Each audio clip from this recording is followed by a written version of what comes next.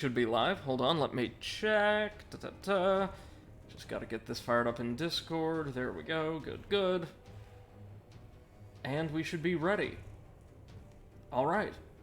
Welcome to the stream. Hope you're all doing well. It's been a few days since we saw each other last, but let's just go on ahead and load up Immortal Unchained, which is like Destiny, but worse, and Dark Souls, but worse, and a little bit of Mass Effect, but worse. But is oddly charming despite all of that. It's a weird, like, kind of budget, third-person shooter, Souls-like, made by a team that, as we discovered in our last stream, kind of specializes in taking, the distinctive, design elements of different, like, popular franchises and colliding them together to make something that legally is a new product. So I've done a little bit of exploration off-screen, not exploration, I've gone back through, earlier stages to, like, grind XP so we could level up and wield some of the elemental weapons that apparently we just need now. And in so doing, I was able to open up some of those treasure coffers that needed more of the keys, the Cerium decrees, in the first two stages, which gave us lots of, mainly just bits, but defensive items and things like that. And I found out that by speaking to the human NPC back in the Grand Hall, with a couple random trinkets we picked up in our possession, we could cause her to give us special gifts, which she did, which were mainly just oodles and oodles of bits. But that's where we are. We've got a few more levels to our name, and we're rejoining VIPER here in the heart of Viridian's burning forest. And you can see right over here there's an armor capsule. And right over there, there's enemies. Great.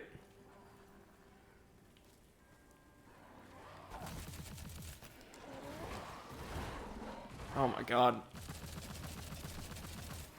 I forgot that the enemies in this back half of the planet are much more resilient than the others.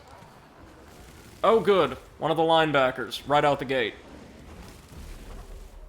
Who, yeah, I guess are just, there's no two ways about it. They are the predominant enemies in this entire stage. Good. We remember how much fun these guys are to fight, right? The ones that never expose their weak point and just fire chain guns at you endlessly. Oh, and one of these guys got aggroed somehow. Oh, Lord. Sorry, but I forgot how weird the design really got after the mid-game. Like, level design was a little strange, but perfectly inoffensive before. Now they're just dumping hordes and hordes and hordes of really resilient high-level enemies at us. Like, challenge, I guess? And what's worse, none of those guys were present. I shouldn't say none of them. Only a couple of them were present when we actually entered that area. The rest of them either teleported in or got aggroed through some really weird mechanic, like they got drawn from over here to over there. I don't know. But I guess we've got to approach this from the other side if we want to do it properly. That's fine. Oh, right. Instead of our sniper in the short term, I've got this cryo assault rifle, since I thought it might prove a little bit more effective against this area's enemies. And it does, very, very mildly.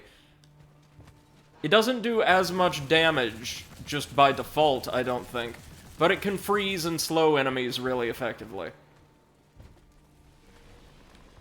Yep, here they come. Okay, so there is just like a horde of them that patrols the ruin. Either patrols the ruins or aggroes as soon as we set foot in the ruins.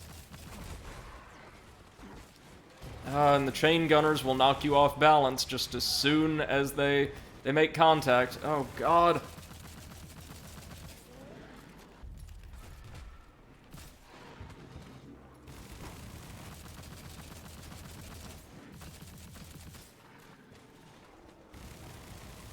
Okay. We can do this without losing all of our bits. Oh, God. Oh, it's you! It's, the boss from Totally Not Hoth. Okay. Okay.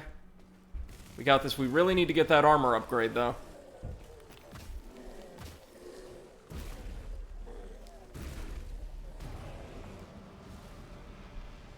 I think those guys spawn there normally, so that's not terrible.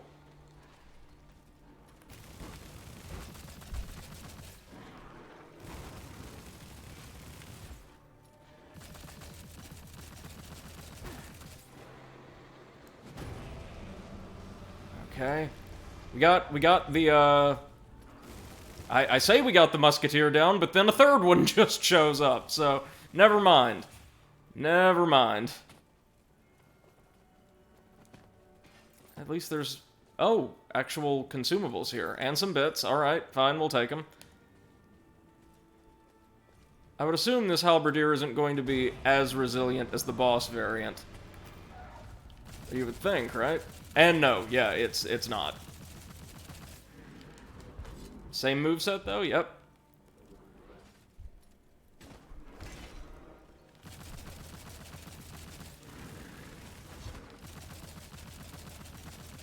Come on. That does have a fair amount of health, though. Oh, a full-on grenade does nothing to it. Yikes. And again, sorry if I'm a little negative today, it's just I hate this style of design. All of the enemies take so much damage, and there's so many of them, and it's the same 2 and 3, like, elite enemies over and over and over again. At least, like, the earlier stages had, like, chaff enemies. Not exactly weak ones, but frailer enemies to break things up and kind of supplement these stronger guys. But here it's just, no, everybody's an absolute tank. Except you, of course.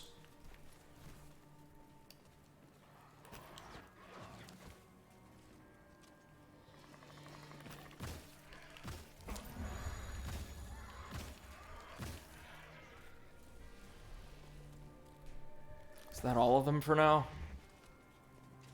Can I get my armor upgrade, please? Thank you. Oh! That's actually really good. Our heals are more effective now. I want to say considerably more effective. That's really good.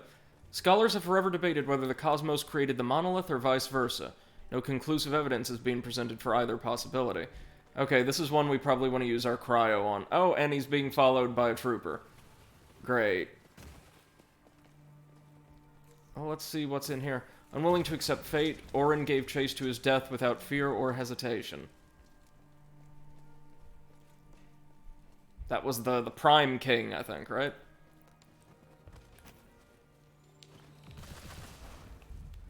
And as you could see, yeah, the elementally effective weapon doesn't necessarily deal more damage, but it destroys their stamina, which is honestly useful.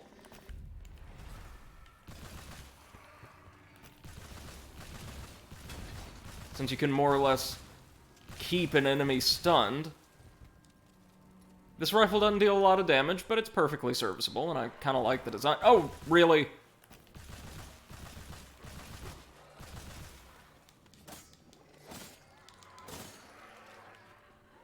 Another one? What is going on in this zone? Seems like enemies are just spawning in non-stop.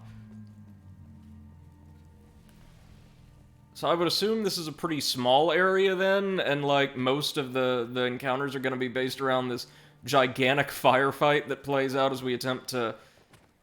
Oh, there's all our heals. Attempt to just make it to the other side there?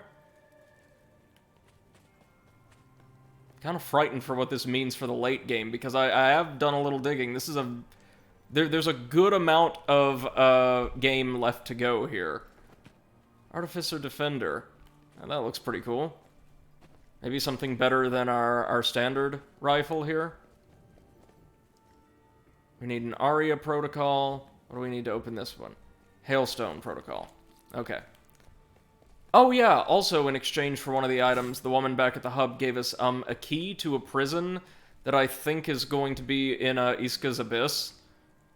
The Prime learned long ago that the naive outlook of the lesser races could easily be used to further their own agendas.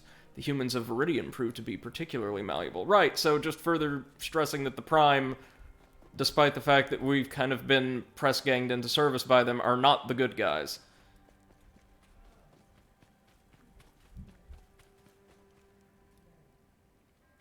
There's another mortar wielder, and I promise you he's not alone. Oh, hello. Oh, we can open this easily, though. The Pyre Executor. We've got another Executor rifle, and I want to say it was really good.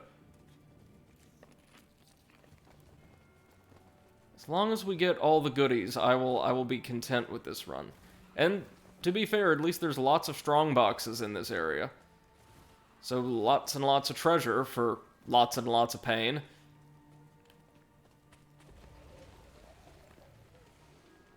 Okay, that's what causes the volatile ones to spawn. No matter what their elemental alignment, these guys always make for a good time, yeah?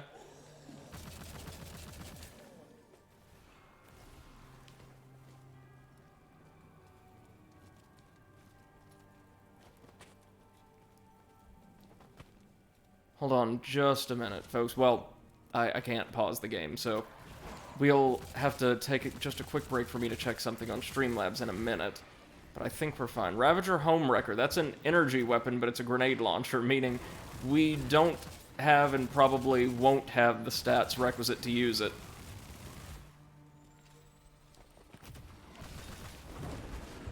Oh, no, no, no, no, no.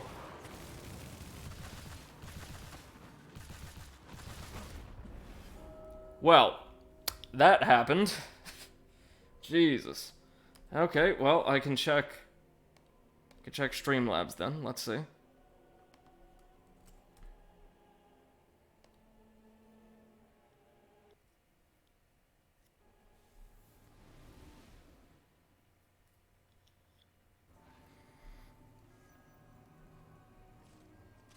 Let me see, let me see, let me see.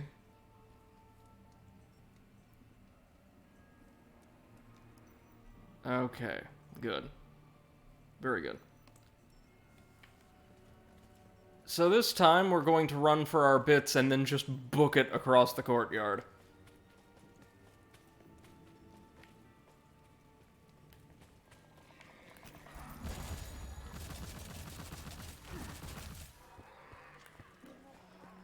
Another homewrecker, huh?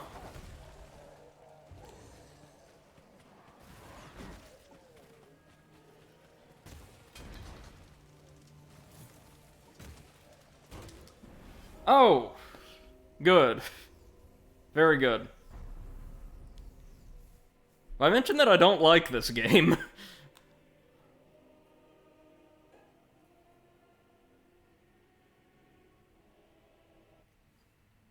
Let's see what we've got. What we can do. See, the issue I'm having, and again, I'm thinking I may have built the character incorrectly or something, is we take so much damage from everything. And if we hit their weak spots, enemies do too. But if we hit them anywhere else, even like in the head, no dice.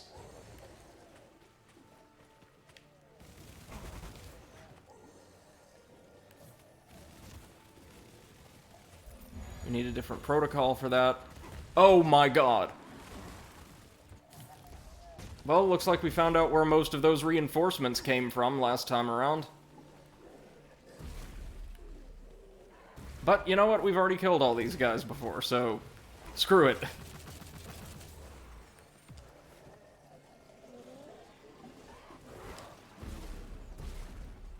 The issue here is there's just so damn many enemies. God almighty. Like, 24 of them. More than 24 of them. 30 some odd. In that one courtyard. It's obscene.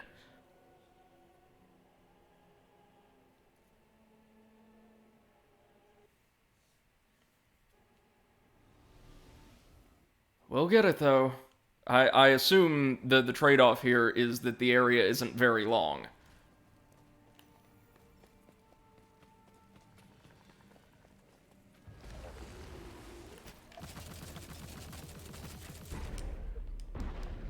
Mm-hmm. Good.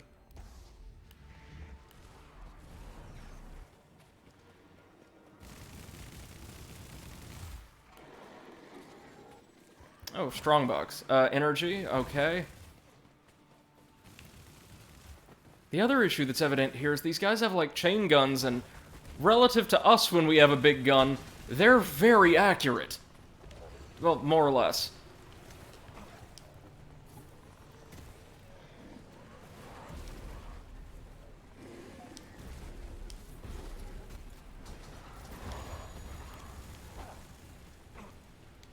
Okay, we made it. Just barely. Are they going to pursue us? Probably. And by pursue us, I mean blow themselves up with grenades. At least they still do that, even in the late game.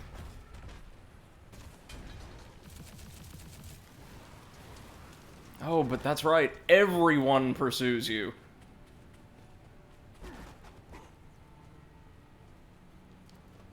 Whoa! Bigor?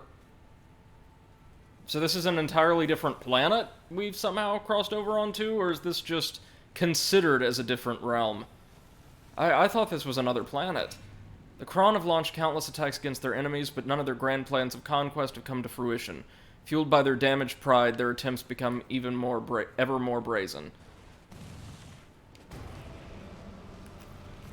Okay, so I assume same planet, but like a different species, a different country, more or less.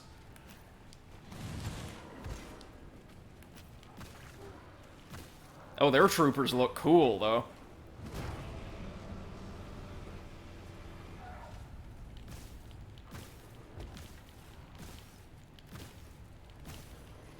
There we go. Well, I can see why Pot said we might want an ice weapon a few days ago.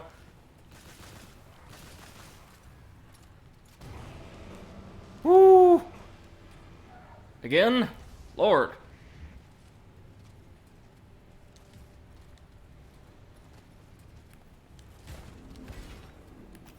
At least these guys are nowhere near as bad to deal with as the linebackers.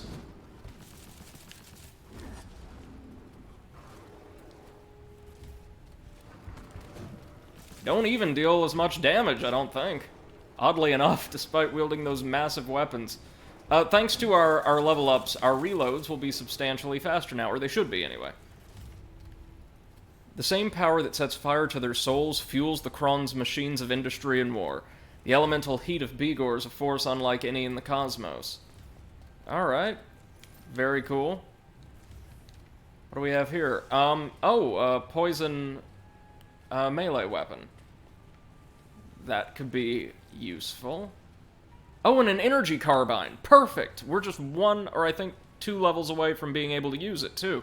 So that's some more coverage for our elemental weaponry.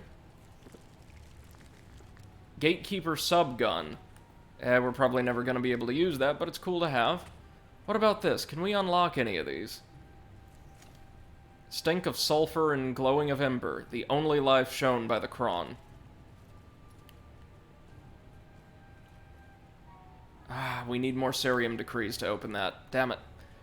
Well, I'm sure we can find some. But we probably want to find an obelisk first, and fast.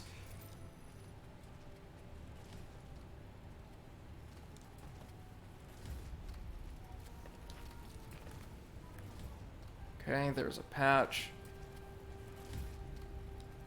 Let's see, can we see any big red glowies that aren't part of the environment? I mean, I'm pretty sure I could see where our destination is, but... Okay. A rare upgrade material. That's actually really good, because we can hardly ever get them from melting weapons down.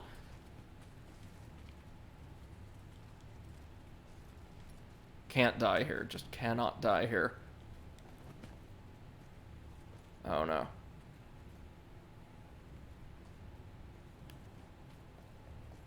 Let's fall back. Let them come to us while we explore, alternative routes.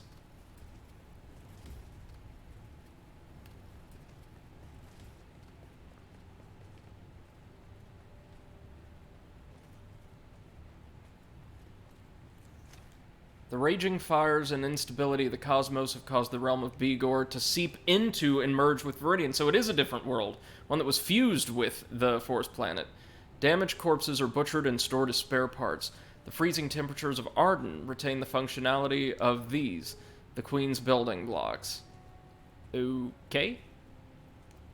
Sure. Seems like something you'd find in the Abyss instead, right? But okay. What's in here? Senator's blade gun. We've already got one, I think. But that's, a poison weapon. Good.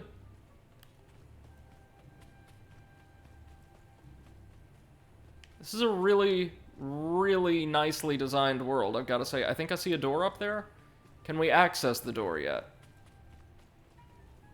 So this is realm number 4, right? Unless they count the core, which they may do. Automated stability controller. The Charnels. Oh, I know this place. I think this is a part of the Abyss? Question mark? So there are portals between worlds as well. Not just to and from the core. Well, we'll have a little poke around. By which I mean find an obelisk and flee as quickly as possible.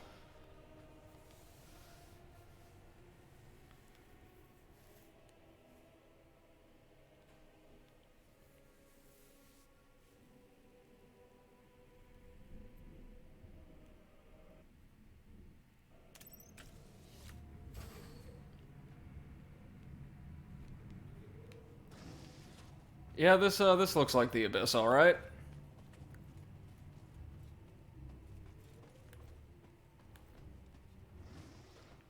I'd say they're easily the most technologically advanced species we've had to deal with, the undead. Azurian souls are rare and highly coveted by the Queen of the Dead. When captured, these souls are used exclusively for the commanders of her army, so those would be like the gladiators we've been fighting, right? Oh god, no, it's one of the snipers. Well, it's a sniper, I should say. I think they've got some of those prime drones buzzing around, I saw. Oh, we can't die here. So far from a checkpoint. So far from a checkpoint.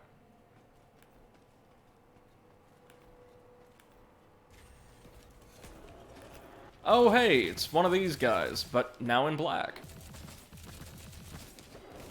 And considerably more fragile than I would expect. Maybe because we woke him prematurely, or maybe because this is a lower level area and we were supposed to come here before the woods? Could be. Do we have any syringes? Oh yeah, we got plenty. And in fact, we'll equip them. No, no, no, no, no. Oh, they're fast. That's the trade-off.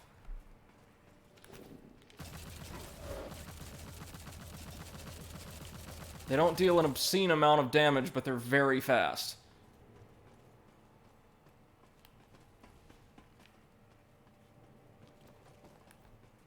Gotta watch out for any of these sarcophagi opening. Okay, what's this? This red emanation, is that heat? Is that... I wouldn't think so. Judging by, like...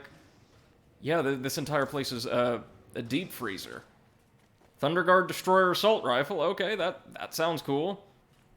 Hey, Blade of Fate, welcome to the stream, man. Hope you're doing well. We're just playing through a mediocre Souls-like, and... Well, I'd be lying if I said having the time of our lives, but we are, indeed having a time. Sprawling catacombs designed to house the empty and unused bodies of the deceased. Rumors say they stretch beneath the surface of this world, from one end to the other. Yeah, so we're deep beneath Arden's crust, or within Arden's crust. I think that's the implication here.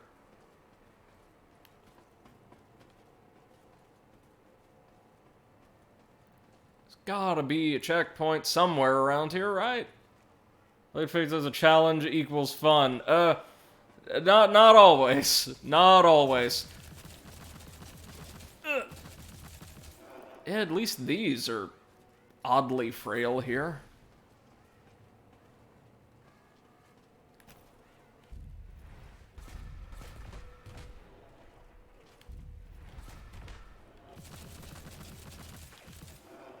very frail, actually. Those are weaker than the red armored equivalent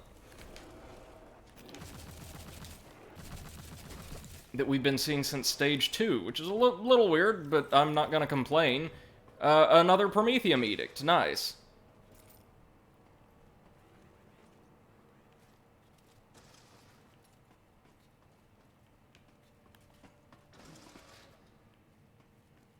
That's where all that flame was before. Whoa! Are there no obelisks here? That would be strange. Okay. So avoid the pressure plates. If we can.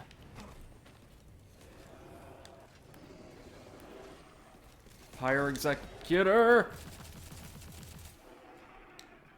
Take another syringe. Don't take a chance. Don't take a chance.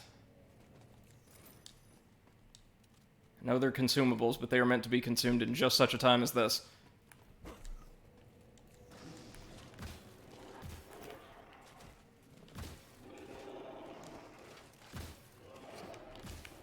There we go. Making our way up and hopefully out. Red glow? Red glow is from the furnace, not from the checkpoint. Okay. This is a very cool area relative to a lot of what we've seen, I have to say. Another long gun.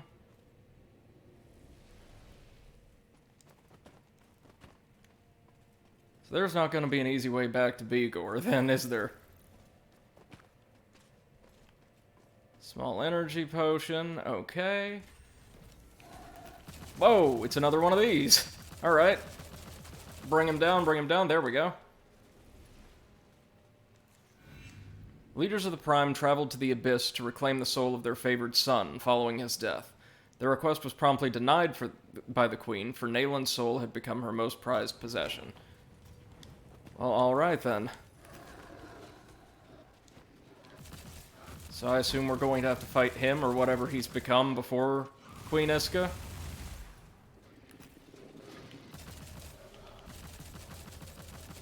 I'm interested to see what she actually looks like, because the image we were presented with earlier appeared like Levidoteran, almost. Blade of Fate asks, are there tough bosses in this game? Oddly enough, no. Not really. The kind of, I guess, gimmick here is everything, as you've probably seen, deals absurd amounts of damage. Not everything you do, everything most enemies do. And that's where a lot of the difficulty comes from, that and just swarming you with enemies. So the bosses themselves usually aren't that bad, which, I don't have a problem with. I don't necessarily equate challenge with fun. I think a challenge can be implemented well, and in some games, Neo, Dark Souls, Sekiro, and so on, it is. In others, kind of like this, it's really not. What is this? Over time, the Abyss has grown into a giant mechanized complex, churning out endless numbers of undead servants. The factories of the underworld never sleep. Okay, that's great. But where in the blue hell is my checkpoint? Like, we've gone through 2.5 areas just looking for one, when in the, I think it was the Cinderwoods, there were 2 effectively back-to-back, right?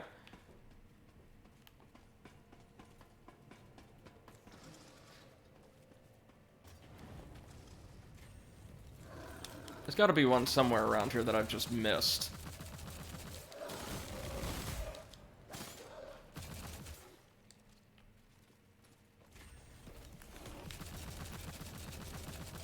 I mean, we did spawn into kind of the midpoint of the stage, I think.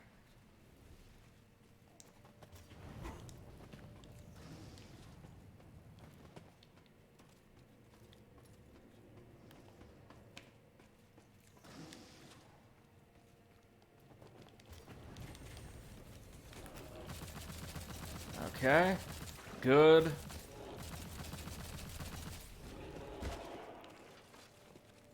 Yeah, I'm fairly certain we were meant to go here before the last area.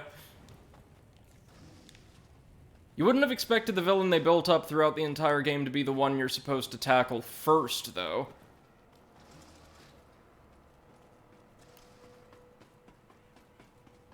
But yeah, this is, on the whole, this is much, much, much easier than the Cinderwoods. So I think we may, in fact, just ride this one out for now. Let's make sure we fully explore these upper areas. Yep, so there's the portal to Bigor.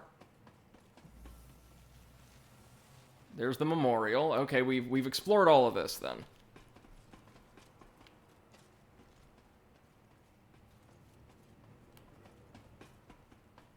Nothing else up here, right? I feel like there was another path I turned away from. No. This is just technically a shortcut, I believe.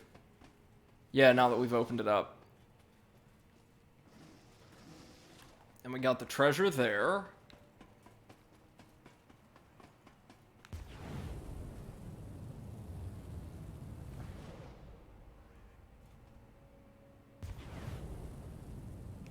Yeah, no, that's the same place, but the flame vents don't pulse like that when we approach from the ground level. Which is interesting.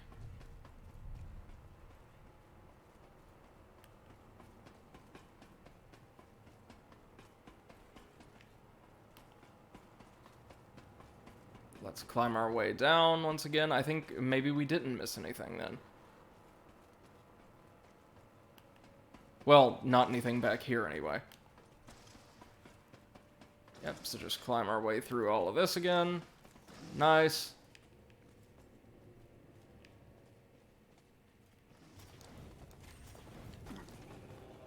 Through all the furnaces. Opened the strong box, right? So we got that.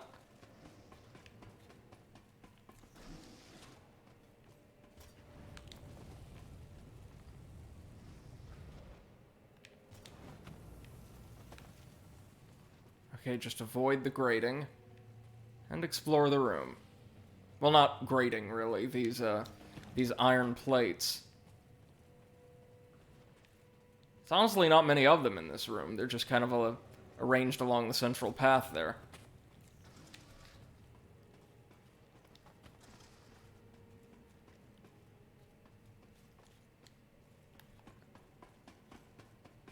Okay, maybe we did see everything and there's actually not a checkpoint in this entire area. Yikes. Well, that's one way to do difficulty, I suppose.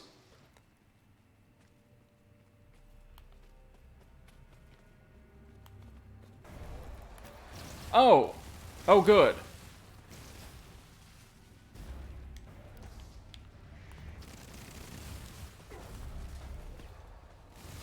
Oh, no, that's cool.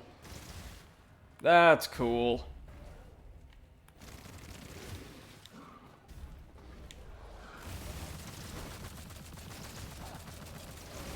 Oh, it doesn't have a ton of health, though.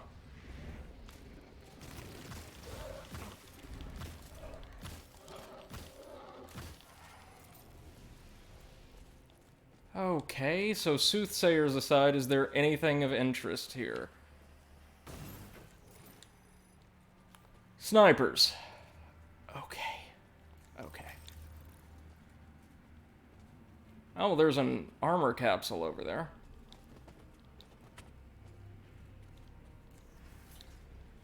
And some upgrade materials. Nice.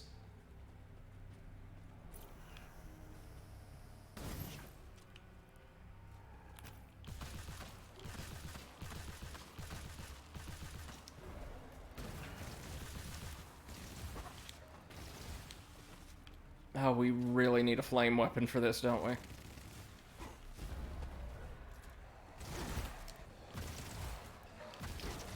Oh, no! God, no!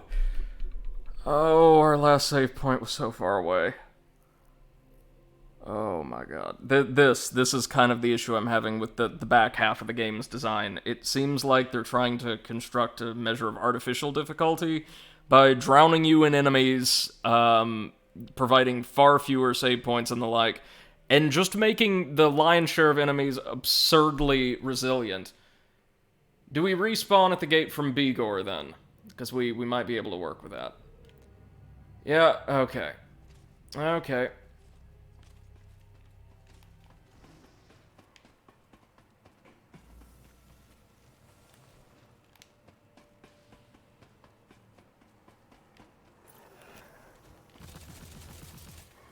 Okay, that's the type of sniper that we saw outside.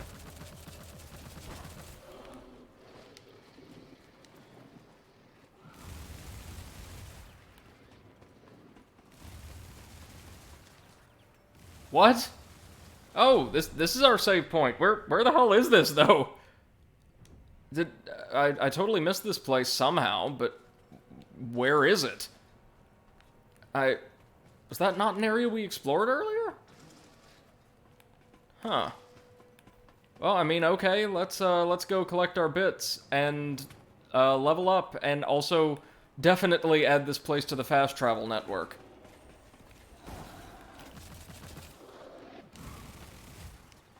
If we can manage a Souls run.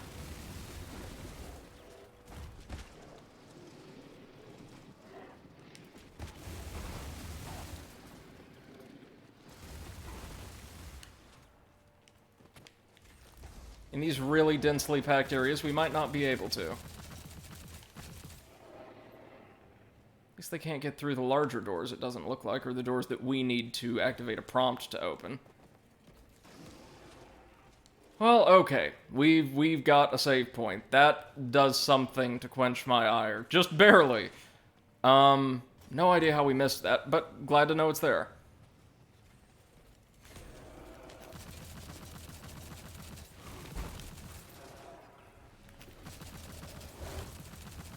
These are interesting enemies. I've not seen anything like them anywhere else in the game. They're using what look like Viridian SMGs. Kind of got a similar drum to the Viridian assault rifle we used through a little bit of the early game.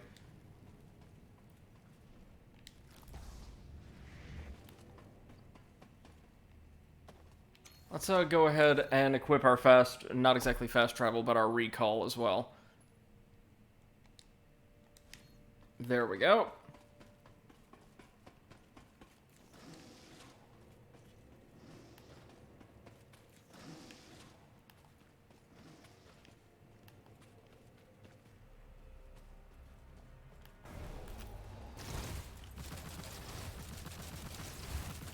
At least those guys or the soothsayers are very fragile.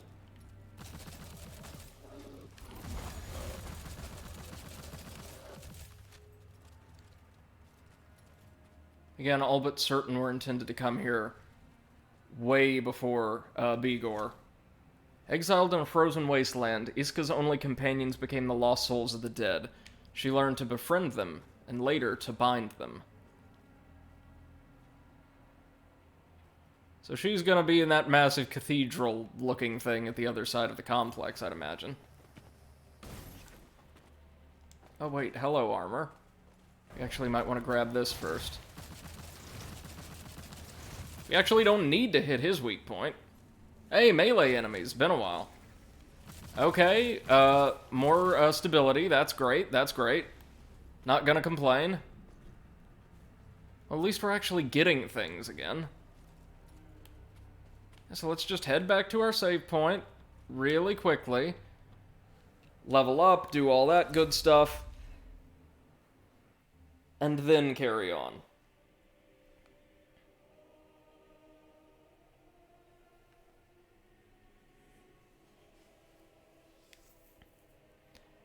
I mean, it is kind of weird that they would send you after what's effectively the game's main villain, at least so far, before the other big monsters that got loose, but I would imagine that the logic is we came to Arden first, then Viridian, then Apexian, so we've got to work our way back through those levels or explore their back halves in that sequence.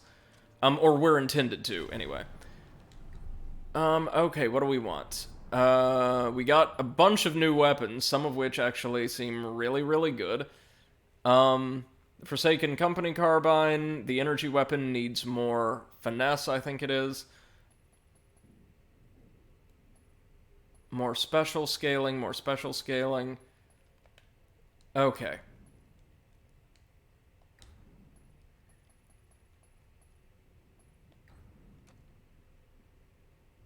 We can also just keep upgrading this shotgun, which I might do, but real quick. I want to see. If we get just a little bit more finesse, we should be able to equip our new assault rifle, right? Yeah, yeah. The Forsaken Company carbine.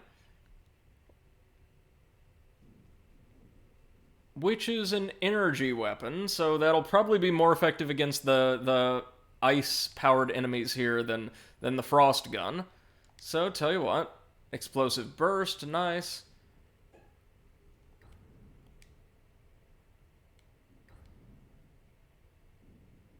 Yeah, we'll go with this. And we'll upgrade it.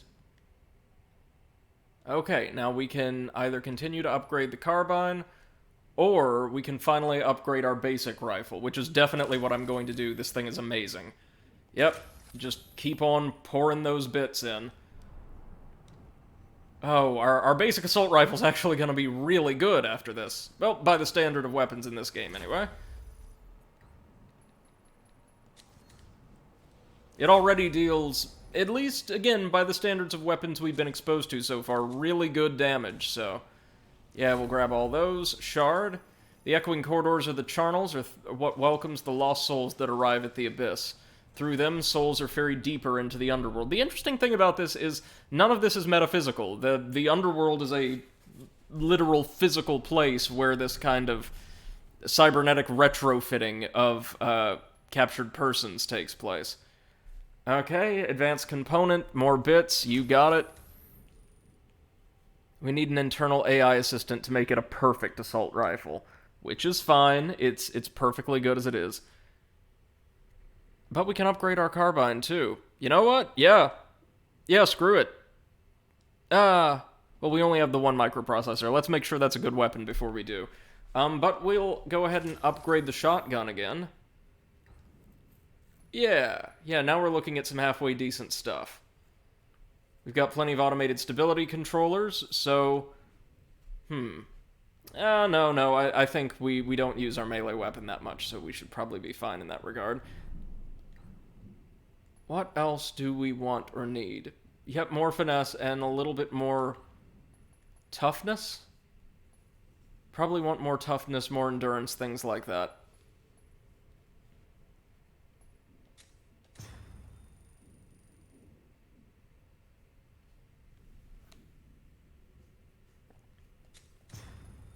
And maybe some agility? Improve that dodge roll a little bit? Let's see, that'll give us... Not quite enough to open up our teleport, so let's hold off on leveling up again. And let's try out our new toy. Down here, which should take us, hopefully, to the entrance of the area, which we've not seen yet.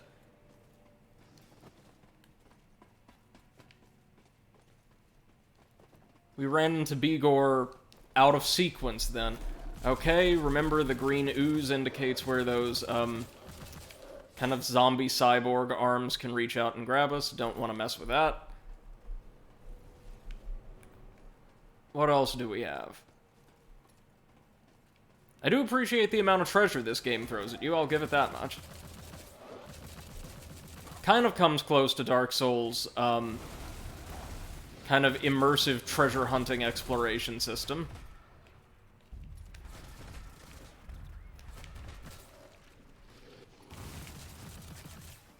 What about our energy carbine? Oh, I was about to say, can we not lock on with it? But we can. And it... Yeah, that looks pretty good, actually.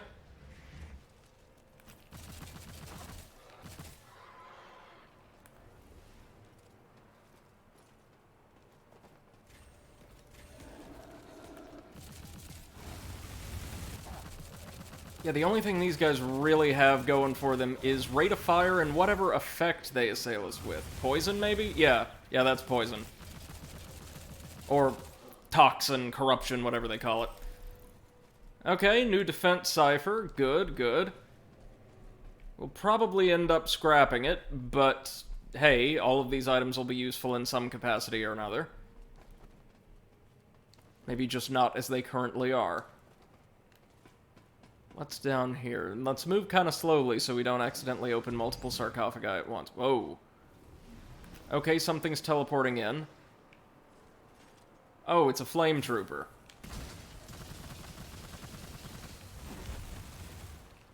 Like the ones from the Ashwoods.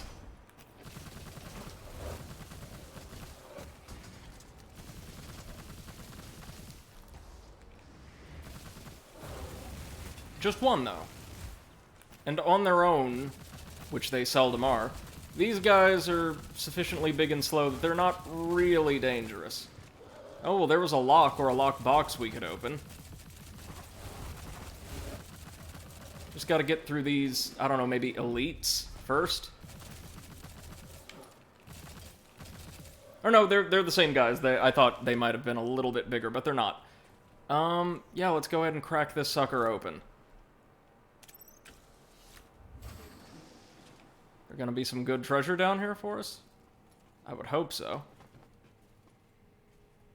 Whoa. Alright. We needed several specialized keys to open this place. Is this maybe the prison that we were told about?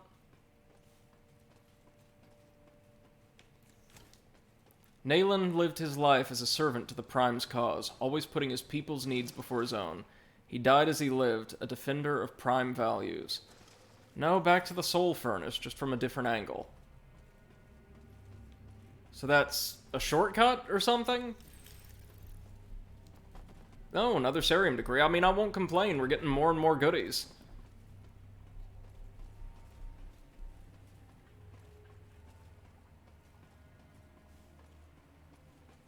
What do we have here?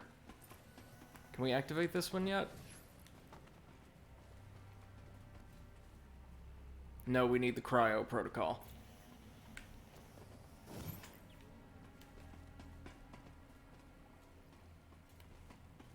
This is looking very Warhammer 40k meets Dragon Age Inquisition, isn't it? The architecture, the design of this place. I like it, though. I mean, yes, it also is evocative of Destiny, but not to the extent that the first half of the planet was, honestly. This is closer to doing its own thing.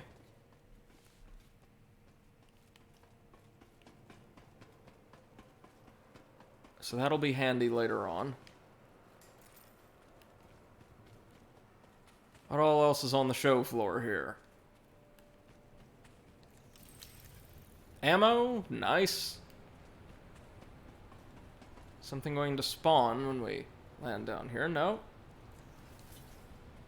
Gatekeeper subgun. We don't use submachine guns, but we can probably get some components from it. Few bits. Nice. Cut into the heart of Arden was a kingdom for wandering souls. The gloom of the abyss is a reflection of the inner darkness of its ruler. Or the fact that it's a kind of dark, cavernous place on, you know, an Arctic planet. Could be that. So for the most part, the Tomahawk wielders don't really show up until the back half of the Charnels, yeah? That's kind of what I'm seeing.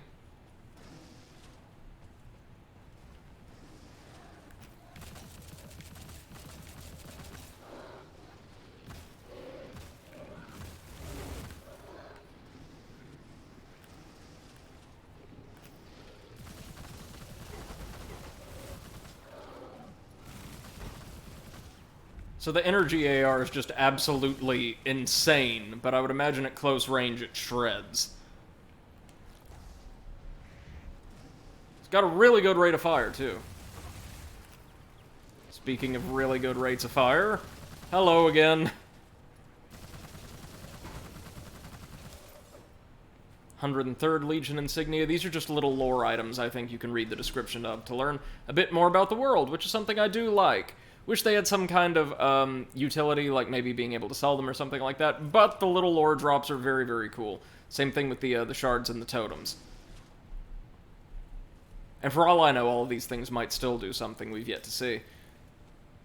New offense cipher. Hey, hey, hey, hey, hey, more armor. Beautiful. Well, first things first, let's crack open the chest. The Great Predator's Lancer, and, honestly looks really good. What shot me a minute ago, though? Did that thing shoot me before its sarcophagus opened? Oh! Nice! Yeah, we got another syringe. Excellent. We are going to need that. We're definitely going to need that. Oh, there he is. I think if you land a critical hit on them, they kind of freak out for a moment. Yeah, like that. Like their implants aren't functioning properly, or due to all those tubes, they're relatively easily disrupted. Something like that. I don't know if that's the first enemy we've seen so far that we can affect by shooting the weak point that way. Like actually stunning them.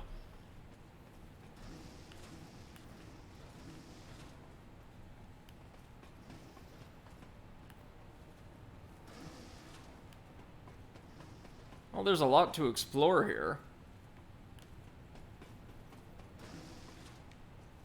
Always like that. Okay, we can open the strongbox. Oh, a melee weapon we can't use, but it's nice to have. And some bits and a portable relay. And I think like some of those defensive consumables, which is something. Not upset about that. More treasure's always a good thing, man.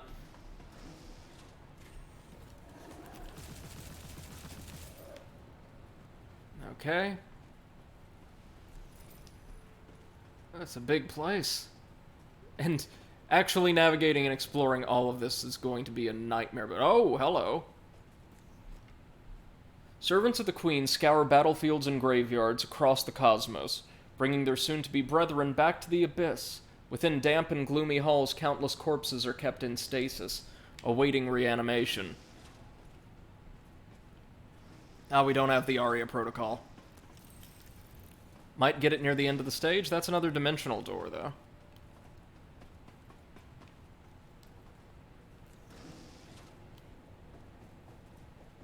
This must be how we access the surface, right? Yep. Yep, that's the door we opened from the boss arena. So now that we know where we are, we can conclude our exploration and head back to the save point to do a little more modification of our character.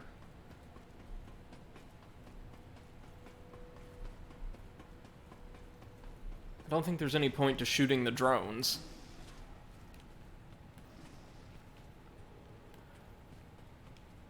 Oh, what else we got? Oh, component.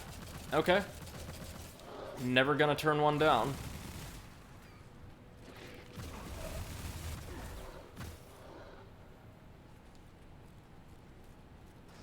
Running low on ammo for that assault rifle, and I really don't want to use an ammo pack unless we absolutely have to.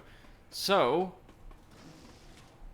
why don't we swap out the rifle for the shotgun for the time being? Oh, shoot! Another obelisk! Well, we're just being spoiled now. And this one is directly inside the gates. Nice, nice. Going to go to that other one, though, since it was a bit more centrally located, and we've already fought through to clear a path to it. Yeah, man, compared to what we were dealing with, this area isn't bad at all. This has to have been the first place we were intended to go, and whatever's on Apexian would just, you know, eat us for lunch right now. Given how difficult that area was the first time. What all do we have? We explored everything over here, I want to say, right? There's just so many little winding passages, it's crazy. Oh, we did not explore this place, though. Okay, get ready for some of these things to open up. The Queen of the Dead wandered the frozen and desolate surface of Arden for decades, exiled for the crimes of her father, betrayed and abandoned.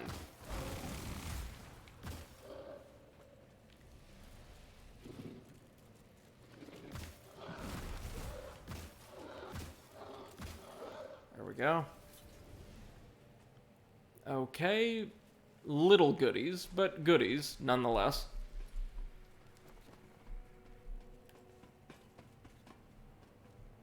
Let's go ahead and use our last syringe. Don't be afraid to play it safe. Play it safe, please, God.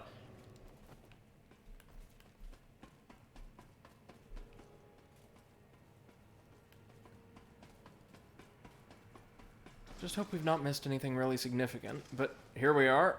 We can go ahead and pay the fee to plug this thing into the fast travel network, yep. Still don't have one for Bagor, which is a shame. But that would explain why Viridian, the Force Planet, looks like a desolate wasteland. There is an in-universe justification for it, so, you know, that's something. Let's see. Well,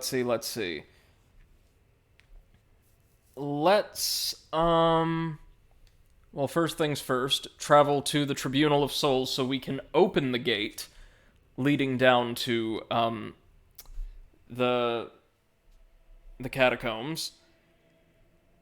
And then let's go through and actually tackle the Abyss. The enemies there, at least so far, haven't seemed too bad. So I feel confident in exploring and seeing what we can do. And also, let's keep our eyes peeled for that special prison that we received the key to.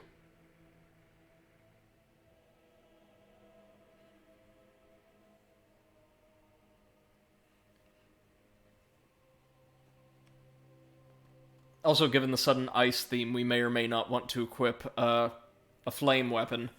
Which I think we have, right? I may have a flame elemental assault rifle. We'll see in just a moment. If we open this...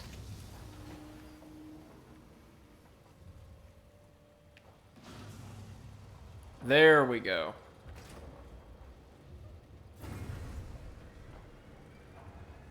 We receive passage to the catacombs. Looks just a little more cinematic from this side, doesn't it? That is cool, though, that to, like, travel to the Abyss, you just plunge straight down into the planet's crust. Actually like that quite a lot. Okay. So, weapons. Do we have a good flame elemental weapon? Yes, we do. The Ashborn Defender. We'll equip this, and we will start upgrading it. Why not? Upgrades are cheap, and we've got more microprocessors. Hell yeah.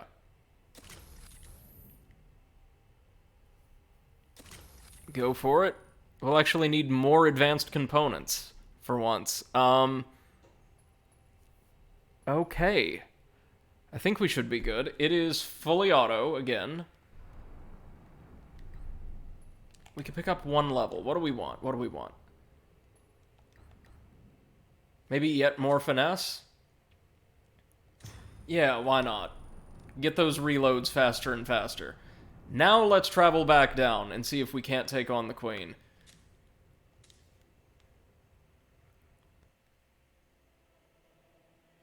I don't think the Abyss is too long. I think it's the Charnels and one more area. Hold on, I've got like a list of locations. I know nothing about the locations, but I've got a list of them that I can pull up.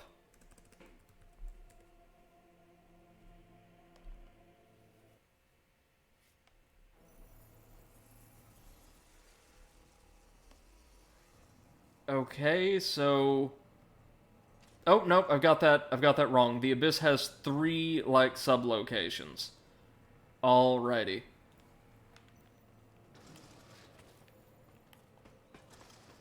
Let's also test out our new toy on the way.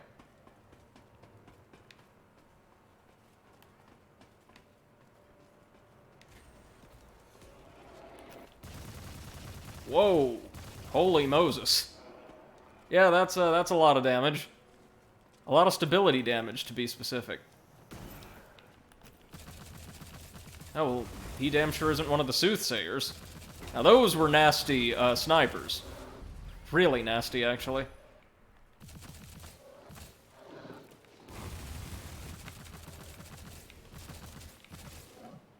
Okay, so this was clearly the wrong way to go.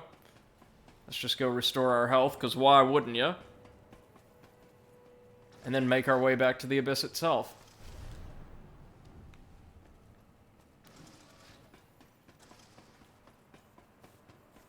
Probably use more stamina too if we're going to be upgrading a lot today.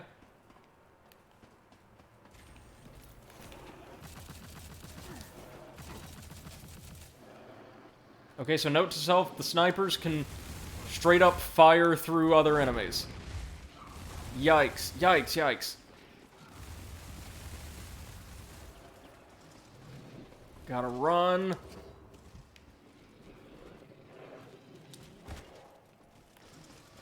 Run.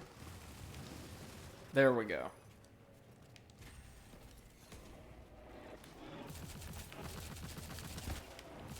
Nice.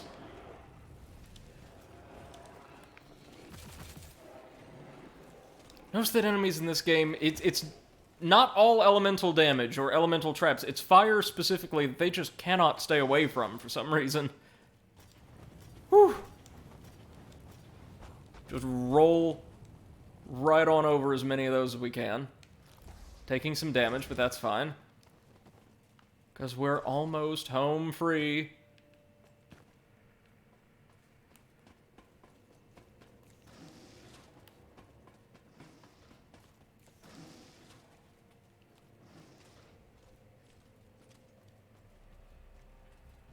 Yeah, this is the last of the Abyss locations listed on my little cheat sheet.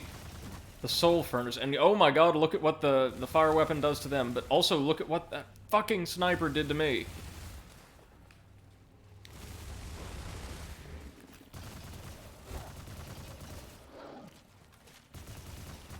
At least this is a really good assault rifle.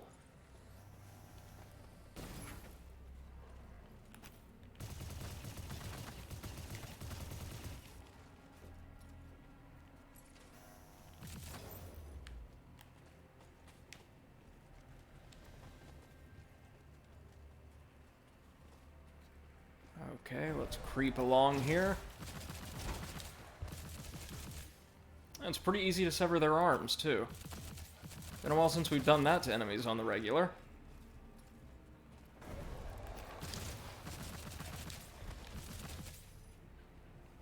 And it looks like they can't... Can they even wield their weapon one-handed? Some enemies can. I don't know if those big guys can. Let's see what else we have here.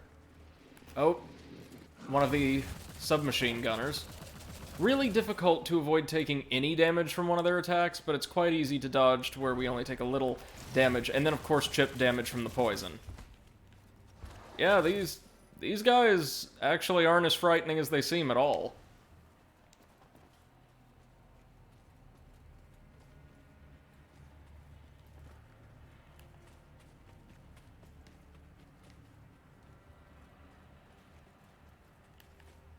What's over on this ridge? Something good? Something secret? Yeah, baby. A support cipher and another armor die. Okay, hey MC, welcome to the stream. Hope you're doing well. We traveled through probably one of the worst design areas I've ever seen in a Souls-like and made it to this legitimately kind of cool-looking place. And is that another obelisk? My god, they're spoiling us today.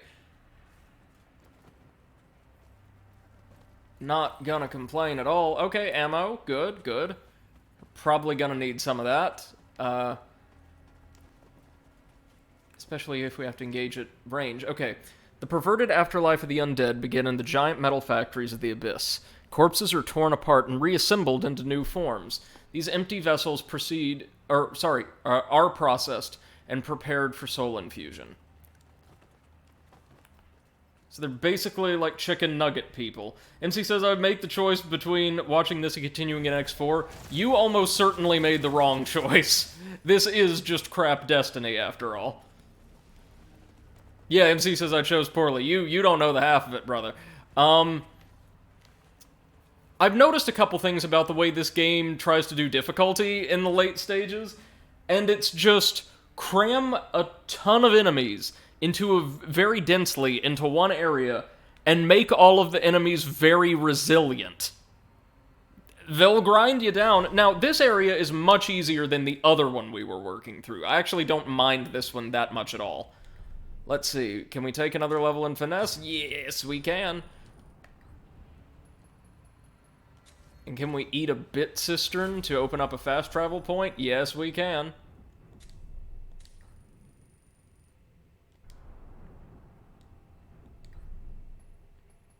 Let's see. Probably honestly want more endurance now, where having some more stamina would be nice. Even if it's just a little. Because we've not leveled stamina, like, at all. Oh, strongbox that we can open. The Imperial Manstopper shotgun and the Kron Trebuchet, both flame elemental weapons. Okay, and we got a knife. Nice. That is not an equipable weapon, so it's used for a quest or lore purpose, I think. MC says cramming enemies in sure is a way to make it hard. Oh yeah, yeah.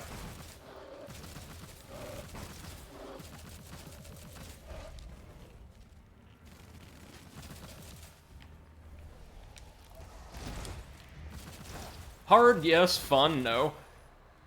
Like, here, I honestly don't mind the ways they've approached difficulty. Like, those big guys deal a lot of damage and can slow you down, but are actually really fragile. And you can blow their arms off and remove their weapons very, very easily. Oh, shit. Oh, that's what happens when you try to read chat. Okay.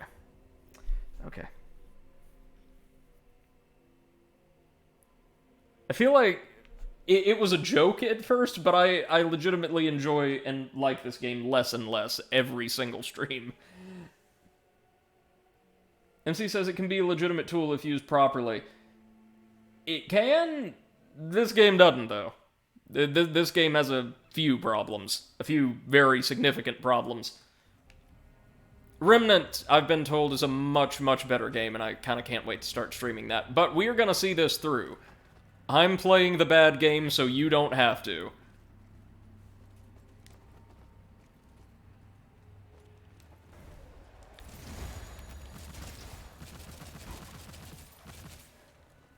Okay, we've got an energy-infused rapier from that guy, which is interesting. Problem is we don't have high strength. We're not that kind of character. So a lot of the melee weapons are more or less just going to be decoration at this point.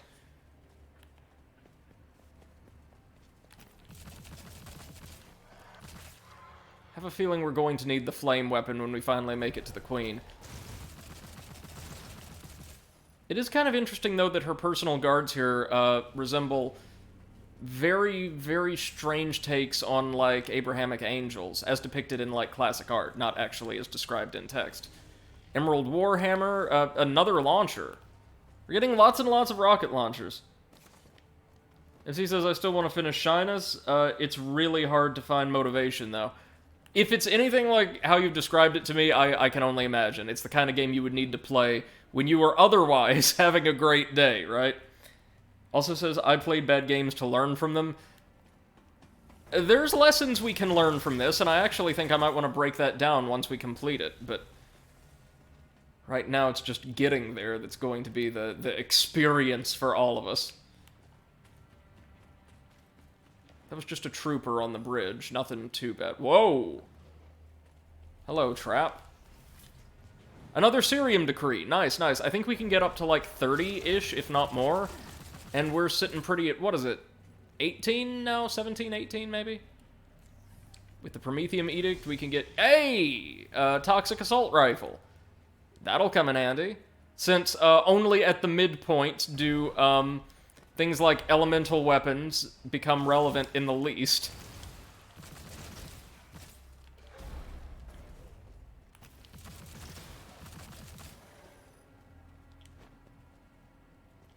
Idle.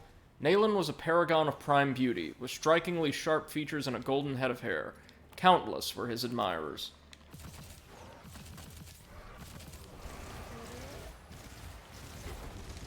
Whoa!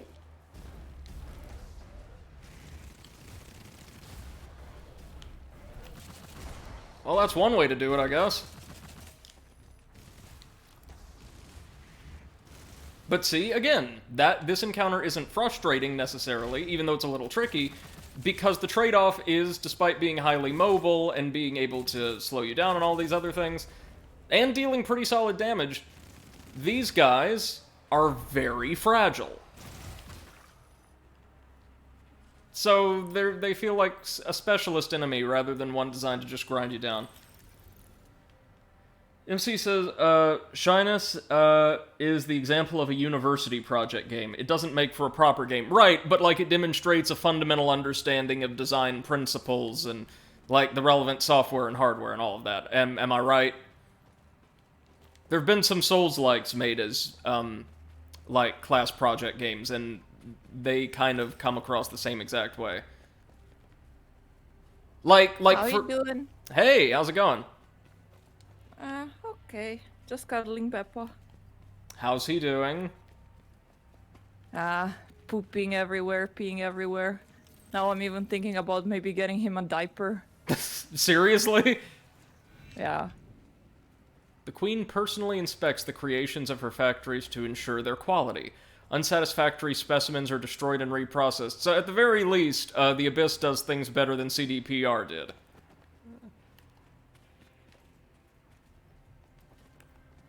Like, that's hard. So I found... Oh, go ahead. Yeah? I just wanted to say my copy of Monster Hunter Rise came today. Oh, nice. Are you excited to dig in? Yep, as soon as I'm done with Bravely Default 2, and that I should be by the end of today. Right on. MC says Hellpoint is a better game.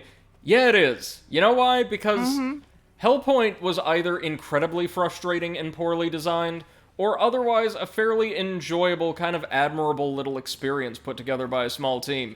This, as we've covered, just feels kind of lazy, more often than not. Oh, and Seth, we learned, turns out that the area we started heading to at the conclusion of the last stream, one of the reasons I found it so difficult was because that was not the intended order of progression. Oh, of course. You remember how the big, like, central villain of the entire game's narrative, the Queen of the Undead, was on our hit list? Mm-hmm. Apparently, we're intended, at the very least, to start with her. Oh, of course. Yeah. Now, I will say, it's a little counterintuitive, but other Souls-likes, or outright Souls games, have done the same thing, where, like, the most active villain in the story gets killed off pretty early on. MC says, I want to roleplay. I play a roleplay where I'm a monster hunter. Who needs games when you have freedom? This game basically is like, oh hey, you have all this freedom to explore, as long as you explore it in this order. Yeah. Yeah. But at least we've got elemental weaponry now. That's something.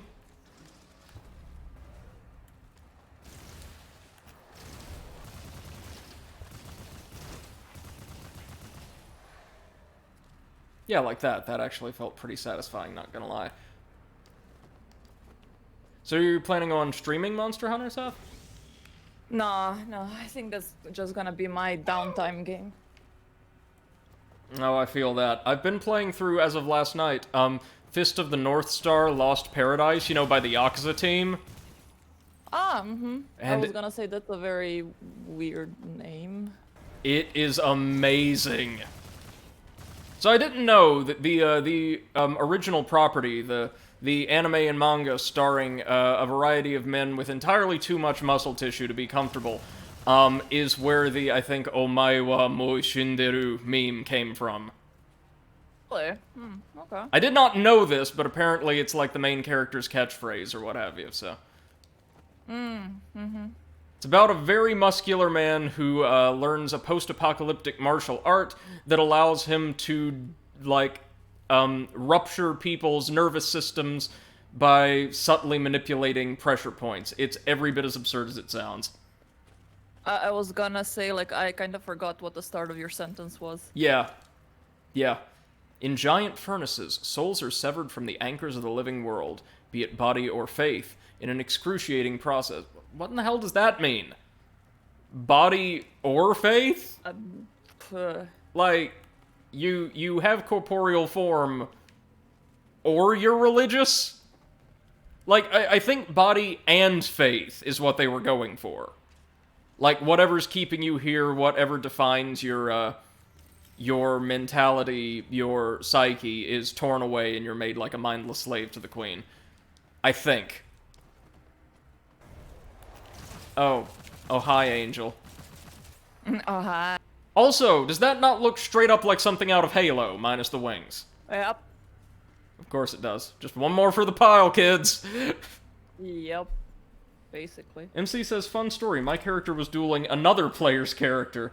They went hand-in-hand combat. I replied with a water whip technique to knock him on his ass, and he rolled on a one... Oh, crit failure. That's a shame. I would generally try my best to never engage in, like, combat with other players, because they would probably kick my ass. And so if your characters, I'm sure, inadvertently, have attacked other player characters, right? I will neither confirm nor deny that. Hey, as long as you hit something, it counts, and you get EXP, so... How was today's session, by the way? Much more fun than usual. We've done quite a lot of things. Nice. So, yeah. Roughly what level are you guys? We just leveled up to level 5. Oh, now you're getting to where you can do the really fun stuff. Yes. I mean, it was already fun, but right. Now we can be even funner, funnier. You can have more fun. Yes. Fun plus 1. I don't.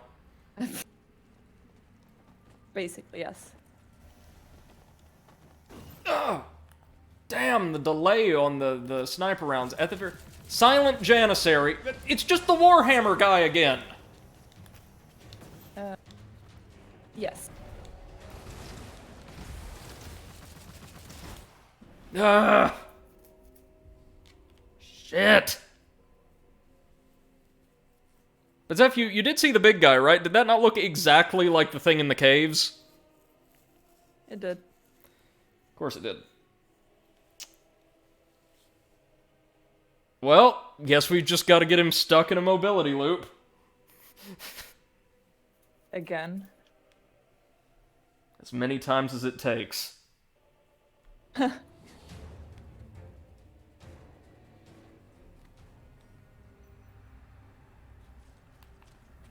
Yeah, it feels like the way to play this game is by abusing its gameplay. Oh yeah, absolutely. No, I'm doing my level best to break this thing in half, like out of spite. These are actually my favorite enemies in the entire back half of the game so far. The little like frozen seraphs. Because they're kind of challenging and they feel really fair. Got a cool design because they, again, just look like they've been lifted from a much better franchise. I love it, though. We found out last time that this studio seems to almost exclusively make games that lift other people's or elements of other people's properties. They are like the pseudo AAA mockbuster kings of the game industry. Great. Remember, what was it that Potato found? Like, one of their other big games was basically just Minecraft meets Fortnite? Yeah. Exactly. Because why not? NC says his character has a kind of a gimmick where anything water-related ends poorly because every time water was involved in his stuff, he rolled a failure. The tradition continues. The dude's just gotta stay on dry land then. He's gotta move to, like, an inland state. And he'll be fine. Yep. A-okay.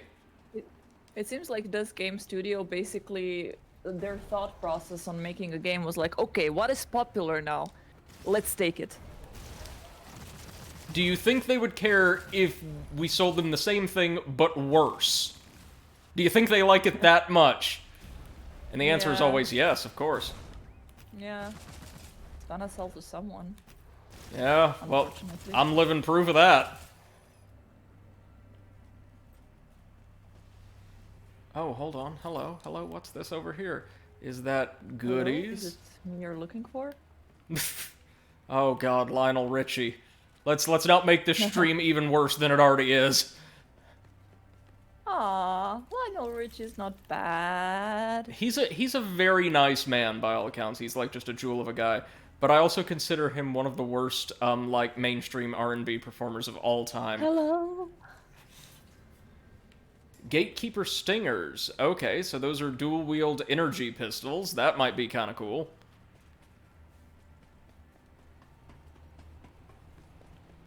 Probably gonna want to switch to our flame rifle for the Janissary. Which is a really strange title to invoke right here. The rest of these guys have been called Huskarls. You know, as in, like, the house servants or vassals of, like, Scandinavian lords. So it's like a housecarl, but a husk. Well, no, I think, like, depending on the way it's anglicized, it's either housecarl or huskarl. I think the actual phonetic pronunciation of the word in at least some places is huskarl. Okay, I thought that it was just like a play with words, like a housecarl, but they're husks. Oh no, that'd be brilliant though.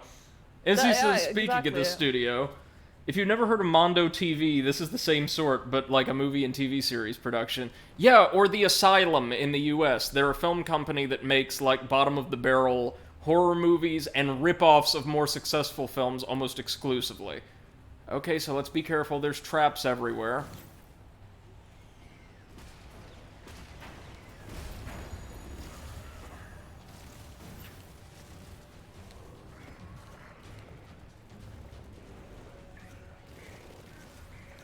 Just retreat so we can take out the small fry and also the seraph.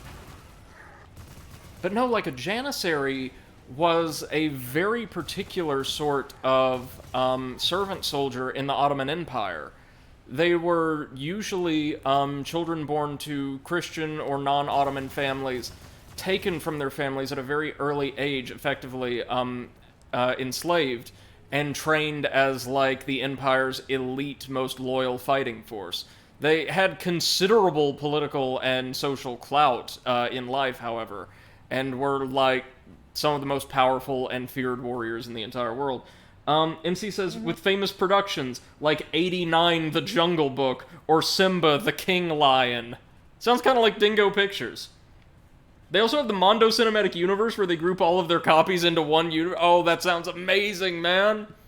Simba the King Lion. Seth, these sound like ideas for bad movie night. Oh, yes. Definitely. I loved the King Lion. Oh, I saw. Tomorrow. Yeah.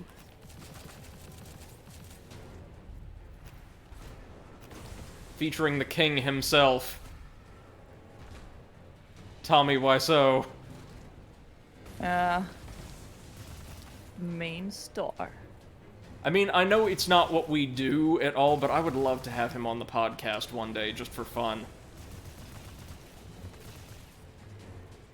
Okay, so this thing actually has a lot of health. And did draining its stamina seem to do anything at all? Nah.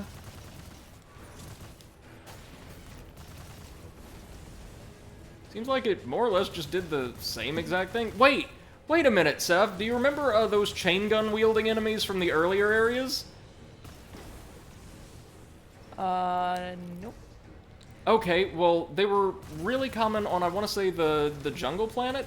This is just one of them with an ice elemental attack, enlarged and with a banner on its back.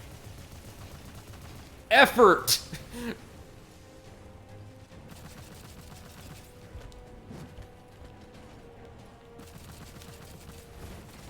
Effort, motherfuckers, do you use it?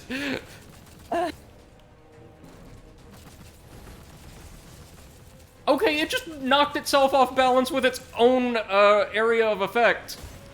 What the hell? Well, at least this is slightly more exciting than the I think it was the Amber Monarch? The other Warhammer-looking guy? The other guy? Here, have some grenades. Or not. There we go. MCS, were you going to destroy the world in D&D with your warlock? I hope so. I mean, if I manage to roll high enough to actually hit something.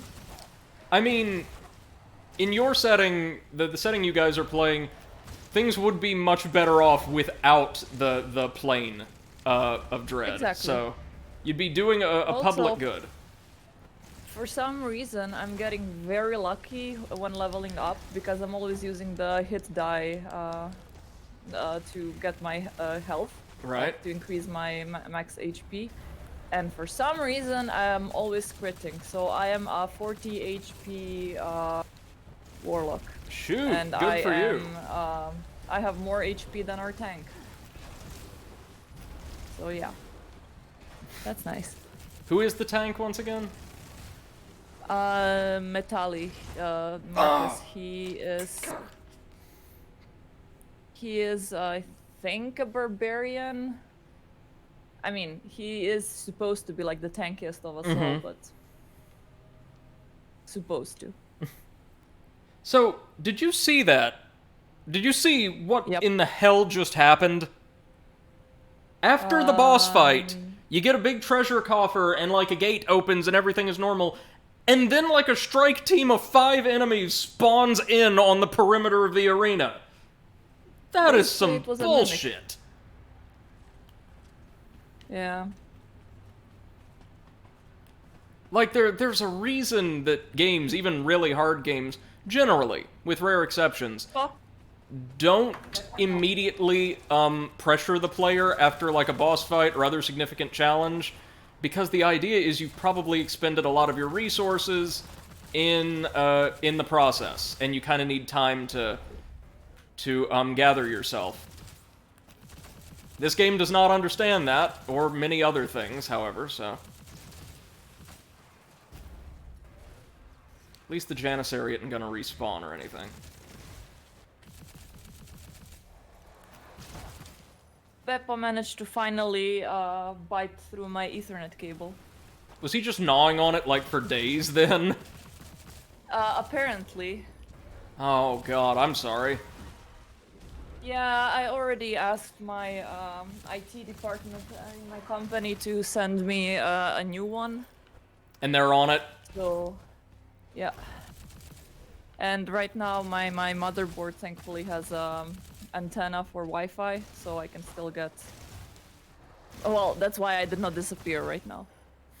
Wonderful. Yeah. Man, okay, Beppo might actually be more trouble than Poppy was when she was very little. Oh yeah. Poppy is now like the adult in here. An adult at all of 12. Yeah. She's basically mature. The same way that we claimed we were when we were around that age in human Yeah, years, exactly. right? Yeah, of course. It's not a phase, Mom. Spoiler alert, it was a phase. Always a phase. It's always a phase. I don't think I went through phases. Like really distinct phases of personality. You're still in one phase. Yeah, I'm a single phase boss. Yep.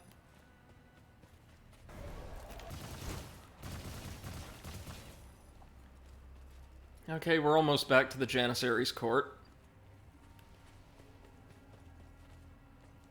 And actually, I think the title Janissary makes more sense for something that was, like, abducted and transformed into, like, this ultimate killing machine, rather than Huskarl. Unless the Huskarls are, like, the natives of the Abyss, so to speak, or the original undead.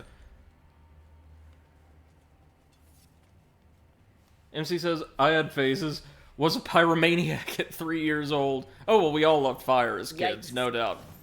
Oh, yeah. I actually managed to burn part of my eyebrow, which now grows upwards. So, yeah. And MC also says Poppy is doing the suggesting now. Yeah. I shit you not, she actually is. I was watching them earlier, and she was, like, just sitting next to Beppo and showing him something, and Beppo would, like, start biting that and destroying it. Ah, good. So he's taking So orders. She is the mastermind. Yeah. The Alabaster Punisher. That's a wonderful name for a weapon. Love it. The Queen of the Dead planted a piece of her heart in the ground, and from it grew the crystals used to bind souls to the physical plane. Unbound souls burn in engines designed to restore the power she lost when splintering her heart. Those would be the engines, then, these kind of pylons everywhere. Oh, sup, homies? The cable is now torn completely completely in half. Oh my god. And I'm sure he's just happily chewing on what remains, right? Oh yeah. He has one side in his mouth and he's like observing me and yeah, chewing. Like your grandpa would do with beef jerky back in the day, right? Like just nom nom nom. Oh, if only we had beef jerky over here. I've never tasted it. It's a critically how it underrated tastes. snack. Oh, well, Pop was right. Look at how much damage elemental weaponry does to these suckers. Well, damn. This is how you use rapiers, right? As he says, you can bap the nose or the butt to punish. Cats are great at complicity.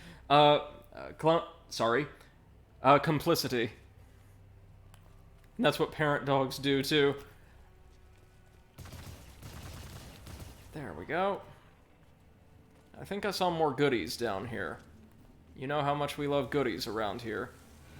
The burning souls of the Kron can easily corrupt the soul amalgam. Therefore, they are harvested and stored separate from others. Those would be the demons from Bigor, I believe.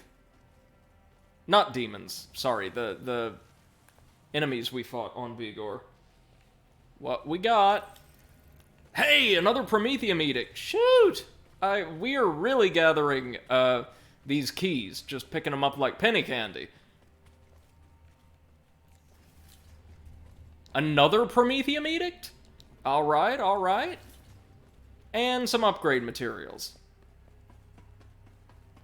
Now, I would assume, not know, but I would assume that the Queen is somewhere in here. So we're gonna travel at least until we find, a checkpoint. Hey, presto. And then we're going to explore the other side of the abyss. The exterior. Yeah, MC, I am flicking his butt or his nose whenever he's doing something mean. But like right now, I wasn't seeing what he was doing until it was already over. So He escaped this time. Let's see.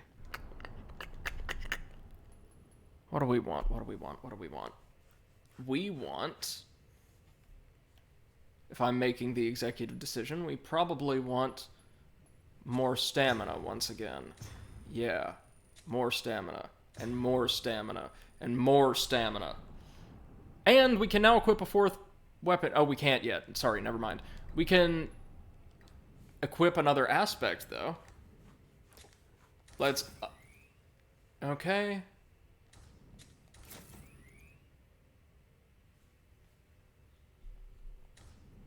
Let's just crack all these. The most zealous warriors find battle itself invigorating. Being able to fire and reload in as smooth a motion as possible greatly increases a warrior's combat effectiveness. Death cares not for wealth. It takes everything from everyone, rich or poor. Few are those whose greed served them in life. Assault rifles, nice. Launchers, nice. Melee boost, nice. Okay, let's have a look-see. Increases damage dealt with... Where's the assault rifle booster? The commando. Yeah, we'll equip that, unless one of the others is really good. Gain energy when an enemy's killed, don't need that. Gain spare ammo when you kill an enemy, no. No. Ooh, gain stability, that sounds pretty good. Become immaterial while rolling, allowing you to roll through enemies. Holy shit, we're taking that one. Dude, can I teleport now? Oh, there's no visual effect. Of course there isn't. But, that's nice. We're here with this unique... Is this a unique obelisk, or is it just the lighting in the room making it look like a slightly different color? Think it may be the latter. But I assume the Queen's in there. So we're gonna explore over here. Let's see what lies along this path, friends.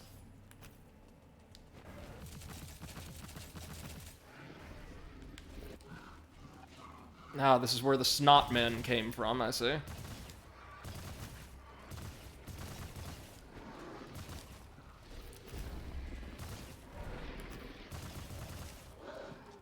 That is just inspirational to see us cut them down so quickly. After how resilient that big one up on the station proved to conventional damage.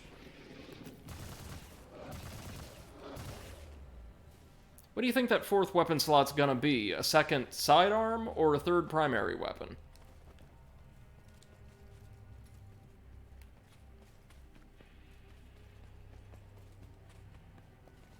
MCS, is the Metro series on your list of games to play? They are, but right now the list is looking really deep. Rez should be coming up before too long. I'm scheduled to buy a copy at some point later this week. Okay, here the drones are hostile. Oh, because the Soothsayer's back. Good.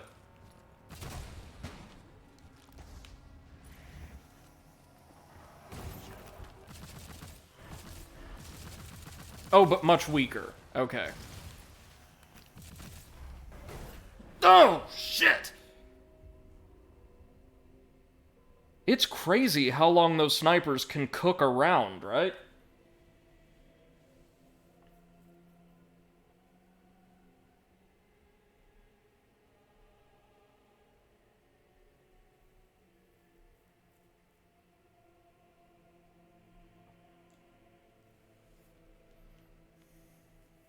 MC says at least Rez will be short unless you go for the true ending. I may do, you never know. You never know.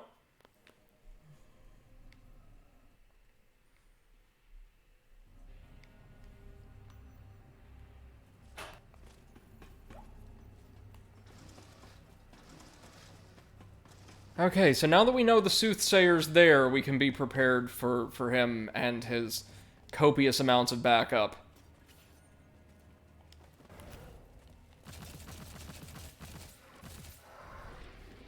Ammo? Nice.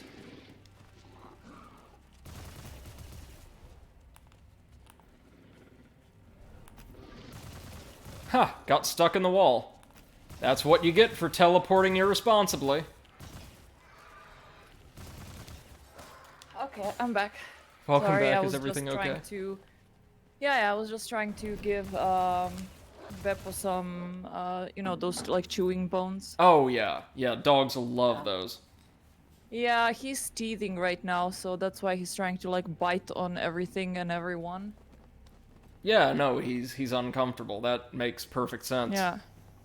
Yeah. And he's trying to bite Poppy as well, and sometimes she takes it, but most of the time she just like slaps him. Well, yeah, But when you try to now- teeth on another living being, that's probably not the best.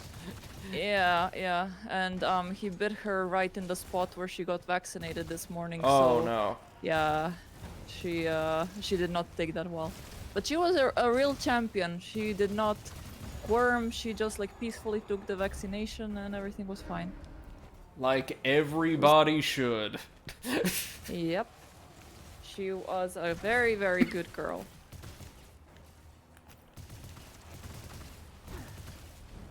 Oh, God. God! See, this, so you're aware, is exactly the kind of issue I'm talking about. The game just dumps copious amounts of shit on you.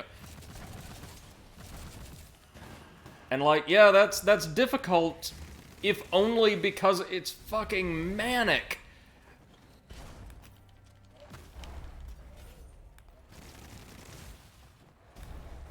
Yeah, and MC says, I mean, if you inject vaccines properly, there is no pain. That's true. That's true. Yeah, of course. I mean, it was just, you know, new people, and she saw the... A new environment, yeah. The needle. Oh, no, it was actually here at home. I got the mobile veterinarians. Like, they're really popular currently. Okay. So they just travel house to house. Oh, that's really cool if you're able to have them make a house call. Another Prometheum edict. Oh, yeah. Damn. Whoa. Okay, welcome to the cauldrons, I guess. We're inside one of those pylons now.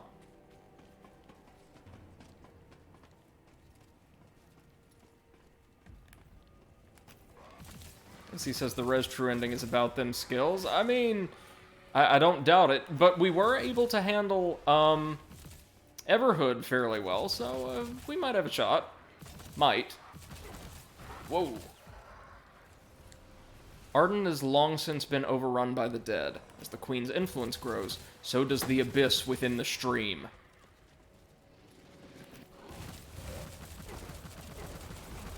Oh, it's more of these crazy gunmen. I actually really like these enemies too.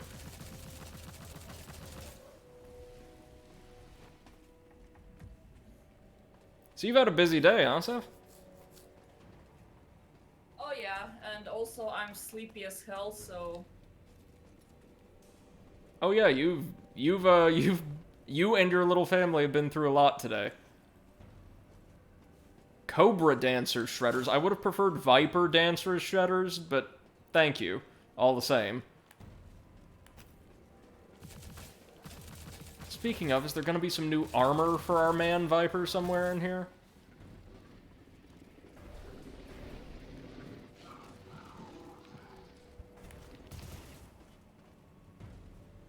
Not entirely sure what the purpose of those lights playing across near the containment pods is, but... Is there anything even emitting the light, or is that just like a glitch? I don't know. I think that... No, that's a glitch! That's a texture glitch! Check it! That's supposed to be soil! Oh my god. Well, that's one for the record books. We need the cryo protocol. Need the cryo protocol for a lot of things, as it happens.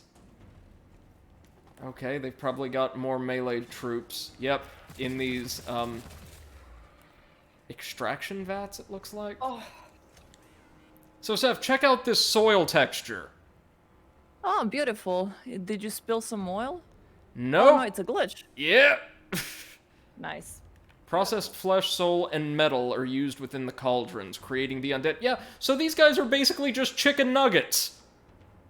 They're a bunch of, like, organic matter that's been broken down into a slurry and processed, then combined with a bunch of unnatural crap, to make something vaguely resembling a sentient being. They're the chicken nuggets of the game's rogues gallery.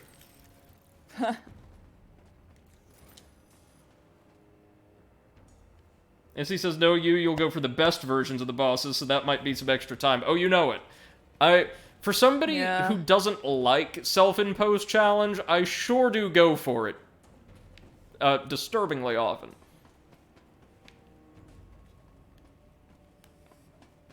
Speaking of, Seth, how are we feeling about the Wind Waker playthrough so far? I'm having so much fun with it. I don't know what it is with Zelda games, but I seem to never get tired of them.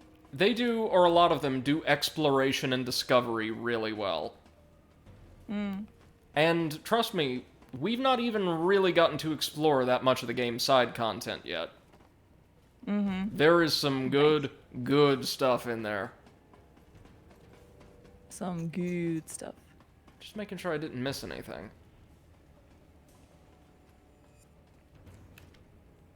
The infinite imagination of their queen provide the undead with ever new forms.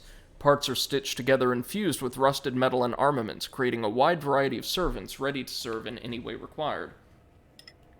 MC says basically there are 3 boss difficulties for each level. Alpha, Beta, and Omega. Depends on skills. I see. We got another support cipher.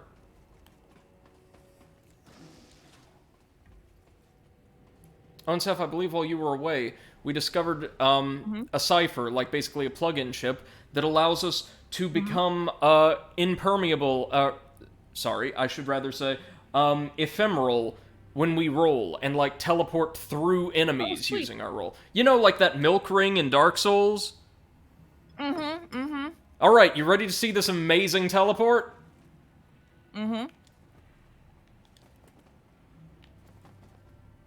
Look at us! We're so immaterial!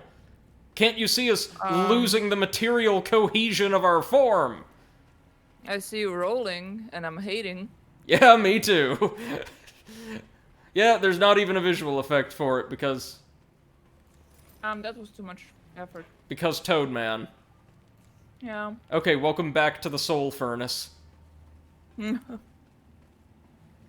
This game is the friggin' Soul Furnace.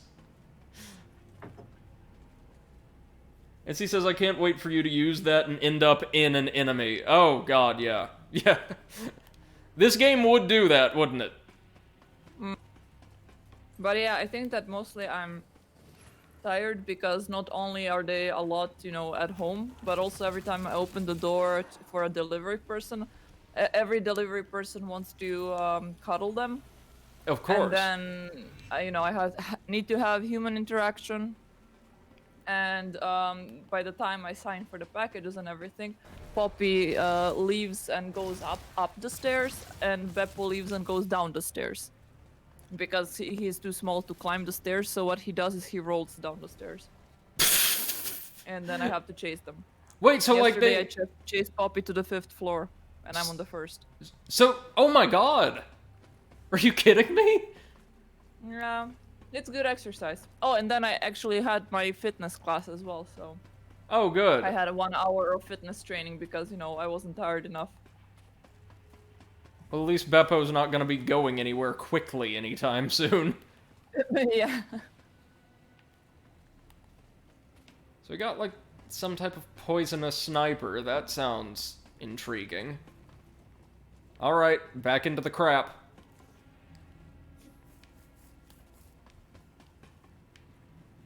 Seth, did you ever play Destiny? Destiny 2, yes. So, it's not just me and Potato, right? You're getting very Hive vibes from a lot of this? Oh, yeah. Yeah, definitely. Do you prefer the designs of, like, Hive enemies in architecture, or undead enemies in architecture? Don't know. See, oddly enough, this probably is yet another unpopular opinion. I kinda like, even though it's derivative, the visuals, and specifically the architecture here. Like, the material culture, all of the, like, little aesthetic embellishments added to a lot of these structures to make them look, you know, kind of gothic and very stereotypically morbid. Yeah. I like that a lot. But the Hive, with their organic motif, were also really cool. And they were in a game that played better than this, even though I don't like its monetization model, so... Oh, it's a toss-up between bad game and bad game. MC says, hopefully they didn't defile Legacy of Kain's design. It looks very Legacy of Kain. This level makes me think a little of Soul Reaver. I am trying to buy something on Amazon, and it's pissing me off because Germans. I'm trying to get dryer sheets. Yeah? And unfortunately I cannot find them because dryer sheets in German are Trockentuch, which is a paper towel. What? So is... I'm trying all the variation, and it seems I don't know if I'm doing something wrong, but... And you said it's Trockentuch? Really? Yeah. Trockentuch, like Trocken is dry and Tuch is towel. Okay, so drying towel. I assume then Trockentuch actually refers to... It's used as like an umbrella term to refer to a variety of products then? Yeah. Good. Yeah.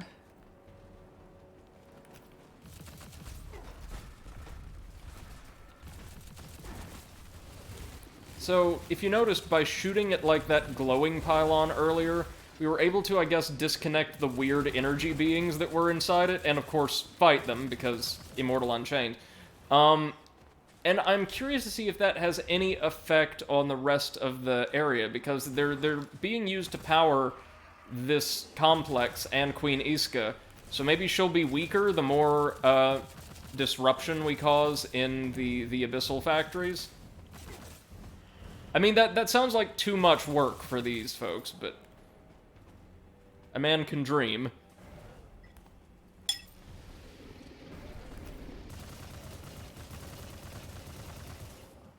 I'm also very excited for your Hellpoint playthrough, Seth.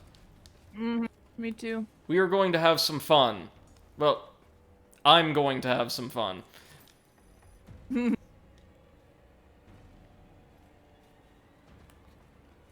Again, it's a good game, and I think you'll have fun, but just... On those rare moments when you're not having fun, you will be wishing for a return, like, say, to the Smoth's Hammer days. Yeah.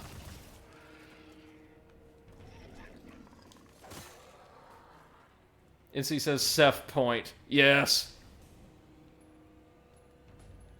Okay, I found them finally. So in German, they're called tumble dryer sheet.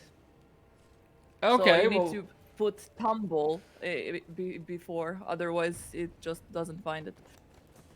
of course. Oh, that took a hot minute.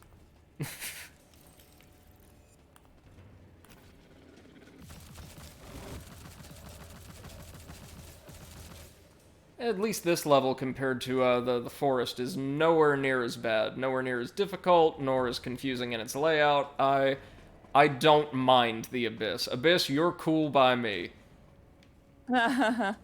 Abyss is cool, thumbs up, +1.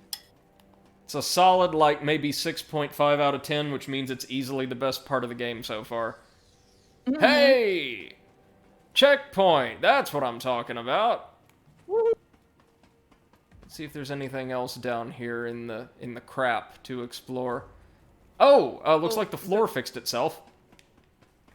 The veterinarian that came today, he was nerding out hard when he noticed my Legend of Zelda Link's Awakening limited edition. Nice. He was like, "Oh my god, I got that one as well, like it's awesome." And then he saw Nintendo 64 and he was like, "Oh, do you have Ocarina of Time for it? I have all of the Legend of Zelda games." And I was like, "Nice. That's nice." Yeah. And I think he wanted to chat a bit more, but he was with his older colleague and she did not seem amused. Aw. Yeah.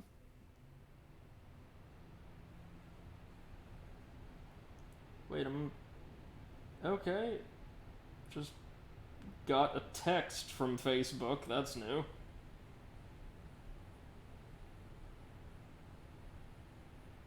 I also don't really do Facebook, so I don't know why I got that. Okay, sorry about that. Hey, Eclipse, welcome to the stream, man. Hope you're doing well. Welcome back to Crap Destiny. Ah, we're in the Narthex. Love me a good Narthex. Wait a minute, Seth! Wasn't the Narthex a location in the Hive stronghold on the moon in Destiny? Like, it's a common term used in the description of religious architecture. Let me see. Yeah. You're right, it is Narthex. A narthex is, I want to say something like, a reception for a sanctuary. Yeah, an antechamber, porch, or distinct area at the western entrance of some early Christian churches, separated off by a railing and used by catechumens, penitents, etc. Yep. My childhood church had something similar that was called a narthex, even though it didn't meet the architectural requirements or criteria. Glib says, "Yay, crap Destiny, woo! I'll give my life, not for honor, but for you." Oh, the ladder was nowhere near long enough to make the gag work. You're not even good enough at being tedious, crap Destiny.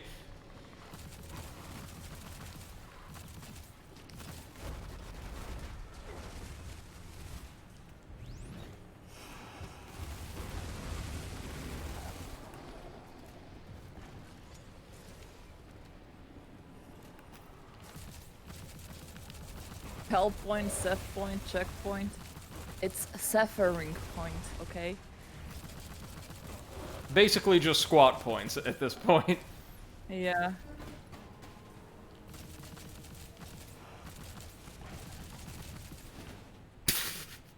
I do like that as soon as this guy goes down, the drones just drop. Yeah. MC says, call it crappany at this point. Yep. Crap Destiny, crappany. Olestrany. Oh my god. Ah! Haribo. As he says, at least it sounds remotely alcoholic. Yeah, but have you noticed that's just the way this game does encounter design? Just start teleporting enemies on top of you over and over and over again. Yeah. Like, that was 3 waves of guys that, like, were not placed organically in the stage. They teleported in sequentially because I guess we need to make it hard. Cliff says, okay, the green guys don't take 5 minutes when you have the right type of damage. Yeah, any type of energy damage makes them actually the most fragile enemies in the entire stage, which is nice. Just wish they had telegraphed or, like, told us that, you know, different types of weapons would have specific uses a bit earlier on. Yeah.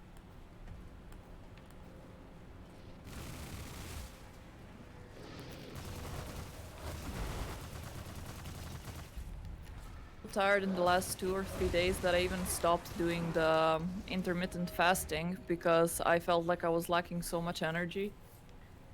Oh yeah, it can be really rough on one's stamina, right? Yeah, I think that right now it's just not a good time to do that. Diet. Yeah. I mean, I still want to do it, but I think I'm gonna do it when Beppo is a little bit older because right now he's taking so much energy, and I need to keep eating. He's like a baby, but more destructive. Yeah, basically he is what a baby would be if it could walk right away. And also had, like, razor-sharp teeth. Yeah.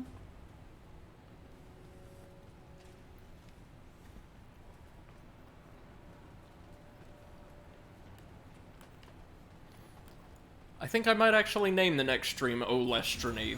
That suits this game fairly well. Oh my god. I will secure some kind of, like, brand deal with Olestra one of these days. Yeah, you can read their reviews, like become their partner. Oh, well now they're used as, like, it's used as an industrial lubricant, so... It sells to a totally different audience. And if there's one thing we know, it's that it's a... Are you fucking serious? That's the other thing, you don't get to run from combat in this game. Enemies just, remain... Follow you forever? Not exactly. They do, though. But they remain incredibly accurate at long range when, you don't. It's like they wanted to apply a Souls-like formula to a third-person shooter, but didn't really know how to. Or didn't care. MC says, when making Death Adder, I take growth into account. I'm imagining a worse version of Baby Adder. Yeah. Yeah. Little dogs. Many reasons I'm a cat person. The demands dogs can place upon their owners, would be among them. I mean, it gets better. Yeah, it gets better as they get older, of course, but... Yeah, like I was sending a friend of mine pictures of Bip and Poppy playing and how they're cute when they're sleeping and stuff like that. And she was like, oh my god, like I envy you so much. You have two babies at home. And then I took a selfie and I was like, are you sure that you envy me? And, you know, with like black bags and like unbrushed hair. I haven't showered in days. Yeah. Yeah, Eclipse has got it, though. Says, your guns have a 50-foot spread, enemies' guns are laser-focused and can curve corners. Yeah, which, again, isn't a problem when you're able to size up an encounter from, like, afar. You can't do that here. Because they'll just teleport in on top of you. Because this game is well made. Well made by the people who have ripped off, at this point, Seth, can we say most popular sci-fi franchises of the past 20 years? Like, I'm waiting for the lightsabers to come out. I'm just waiting for it.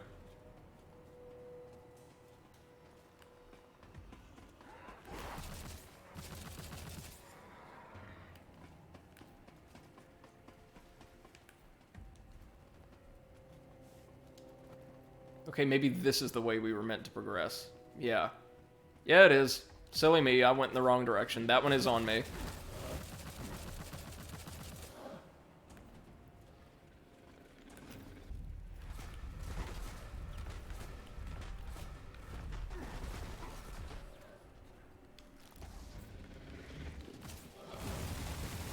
He says, I love how non-functional ladders are. Yeah.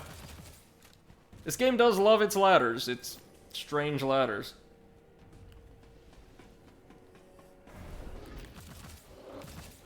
Oh, here come the boys again. They always appear in pairs, I think. Here, anyway.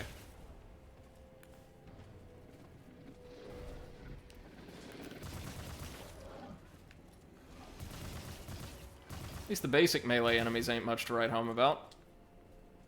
Stream Warden Insider. It's like an SMG thing. Eclipse says, it'd be like if Dark Souls just randomly yeeted knights at you after you'd killed everything. When the waves of knights killed you, spawned a message saying, "Ha, get good." Oh, Eclipse, you missed earlier, and this only happened once in a certain area.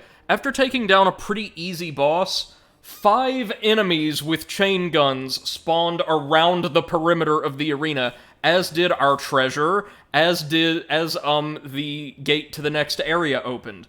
When we returned to that area after obviously getting killed, they never spawned. MC says there's a reason why the ladder step crosses and it's not cut near the end. Yep, stability. And MC says, honestly, a Dark Souls fan-made game with an enemy holding a plaque around their neck with "Get Good." Yeah. Eclipse asks, are they watching us on stream? Probably not. No, if it's anything like Hellpoint, that's only going to happen when we reach the darkest, most frustrating part of the entire playthrough. I hate that that's been my only developer interaction so far. You have no idea. The undead worship their queen with unhinged devotion. For them, she is the center of the cosmos, their entire purpose of being.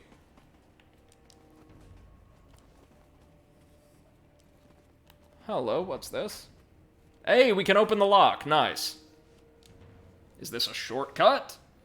Is this treasure? It's both! Haha! Save point. And lore. The epicenter of prime power now holds another force altogether. The untamable beast rules this domain from its prison, through fear alone. Yeah, and that takes us to the Apex Citadel, the back half of Apexian. And we are gonna wait to explore that, believe you me. Cliff says, no, they beat you with a giant plaque that says, "Get good" with 350-degree overhead tracking. It's not 360, so it's fair, right? Yeah, totally. And he says, it was great to meet a dev of Penco Park when playing. Oh, yeah, that game looks so cute. I'm gonna have to check it out at some point. Armor! More armor for the VIPER! Yes. Yes. Oh, that unlocked our second... the last weapon slot, which is a secondary weapon carrying capacity slot. Nice, nice.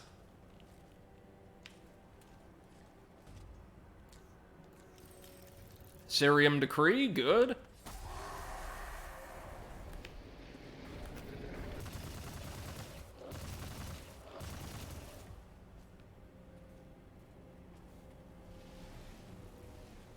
We are slowly cutting power to this thing, I think. MC says they're a team of like 5, and we're so happy to see a person playing their game. Cliff says, I love Dark Souls 2, Brady, but when the giant dudes just yeet themselves around 190 plus degrees in the middle of a downward swing, I gotta raise my eyebrows. Yeah, what? MC, you were with us through more or less the entire Soulsborne playthroughs. What game had the most objectionable tracking? Was it... I want to say it was Bloodborne? Because they really wanted you to dodge through attacks. I feel like Bloodborne had worse, or more blatant, attack tracking than either, the Dark Souls trilogy or Sekiro. Certainly more than Sekiro.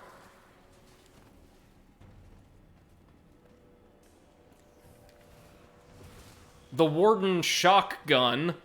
Okay, that is a good pun. I approve.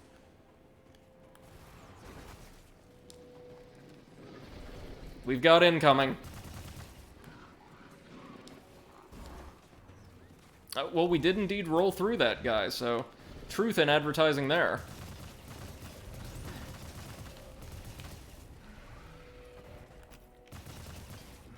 Wish the default ammo capacity of this sucker was just a little higher, but it's a good gun, so no complaints. MC says Bloodborne had a lot to avoid backstabs. Yes, it did. And Eclipse says, the thing I'm finding that's pissing me off about Dark Souls 3, in Dark Souls 3 actually, is when the giant beast bosses do a downward slam, but their entire body becomes a hitbox if you roll under it.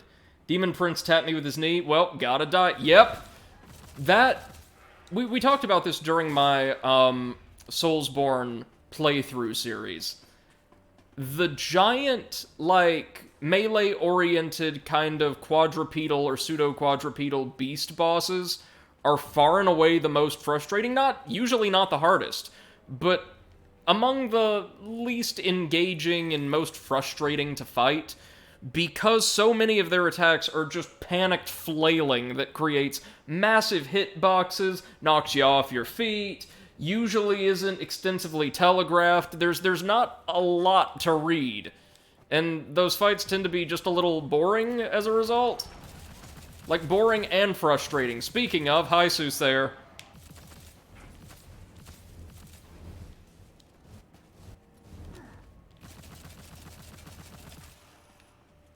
At least these versions have very little health. I spent 10 minutes trying to find my phone. I have no idea where I left it.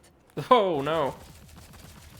Yeah, but I have my Apple Watch, so I'm gonna be able to find it eventually as soon as my Apple Watch is charged so I can use it. Ivzy says, Dark Souls 3 is trash, this game is better. Dark Souls 3 just pampers the fans, this is pure, undignified ripoff. Yeah! No, I know you're joking, MC. I think you have a point there, though. This game is almost proud of how derivative it is. And there's something I gotta respect there. It's like McDonald's, if their slogan was, yes, we serve shit. Most undead and you're loving it. are mindless shamblers, yet some are granted a semblance of self and are tasked with enacting the Queen's orders. Okay. Ooh, lots of goodies. Need the chromatic protocol there. Eclipse says, like as someone who loved the Calamite fight in Dark Souls 1, and who liked Sin, despite him being in the air too much, my two favorite fights ever, I can't stand Midir or the Demon Princes. I was looking forward to Midir, but it's just FML. Yeah, again, Eclipse, I had to use one very specific strategy to not exactly cheese the fight, but to deal any damage to him at all. And I would be happy to share if it's just reaching the point of consternation for you, which I think is perfectly reasonable, because the fight is designed to be a rather boring, bland, giant bullet sponge. It's awful. It's awful. And in fact, I reached the conclusion that Midir is, to me, the worst designed fight in the entire franchise. The whole thing. Aww. Like Bed of Chaos? Yeah, that was a bad experience, but that's bad execution of a pretty cool design. Midir is designed to be that way. That's what they're selling you. MC says, Dark Souls 3 is like entering a restaurant and being served a bucket of chicken nuggets. Eclipse says, it's pissing me off because any opening I get, I somehow whiff my attack, then he's back to attacking. Uh-huh. Mm-hmm. Now, MC, it sounds like your opinion of Dark Souls 3, and you know my own, is not positive. Well, I shouldn't say not positive. Fuck! Did you see that? Did you see me... Angry. Did you see me just get pinned and stun-locked for a good 4 or 5 seconds? Yepers, yep. Fucking hate this game's design. I hate it.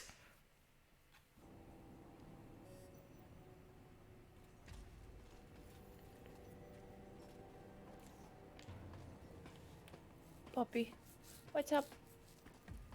But MC, it sounds like your opinion of Dark Souls 3 has become more negative since our initial playthrough. Is that fair to say? Like, looking back on it, you have stronger, more pointed critiques?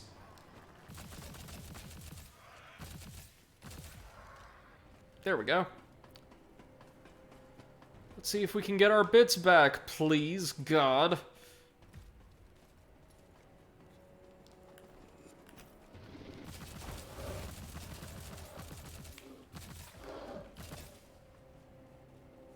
One thing I will give the game, if I'm being fair, and I try my level best to be, is gunplay does feel very weighty and punchy, like your attacks have weight, and even against really bullet-spongy enemies, I admire that. I appreciate that. It's something that, like, Destiny was usually lacking. So one area where Olestrine is better. Clip says, I overall love the game, but to see them fuck the dragon fights up so bad is just, come on. How could you go from Calamite to this? Now, for what it's worth, when you're not doing a challenge run, the King of the Storm is, I would say, a very, very fun fight. But with the challenge stipulations, yeah, it's gonna be rough. Ipsy says, I'm making fun of it but never played it, so any assessment is ultimately unfair. But I dislike strongly fan service to sell a game. So do I, especially after all the cool little quality of life and world-building things that Dark Souls 2 did. Which, if you guys aren't aware, Dark Souls 2 actually suffered the most troubled development in the entire Soulsborne franchise, short of Demon's Souls, which came about as a result of mismanaged production of a totally different project. But it's so good. It's so good. Clip says, I can imagine the King of the Storms being fun, but I think that the camera is dog shit. Every Dark Souls giant boss had that issue. That is true. That is absolutely true. Humanoid bosses, camera works just fine. Anything much larger than the player character, though, you start to see issues crop up.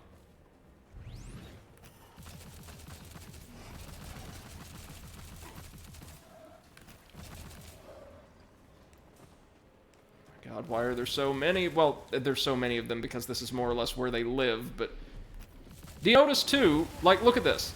Enemies from elsewhere throughout the entire level, who we couldn't have possibly aggroed, start converging on us arbitrarily. Something else that these stages do a lot.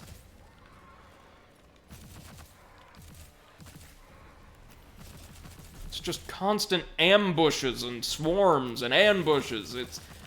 It gets exhausting, right? And I'm sorry, again, that the tone of the commentary today is so negative, but this design is just not even bad, per se. Like, they're executing what they were going for, I think. It's just unpleasant. Yeah. Lord almighty. So what are you doing right now, Seth? I am trying to finish Bravely Defaults 2 so that I can start with Monster Hunter. How near to the end are you, do you think? I should be quite near. I have 52 hours of playtime. Oh yeah, that's quite a lot. Is that hopefully? Yeah. We'll see.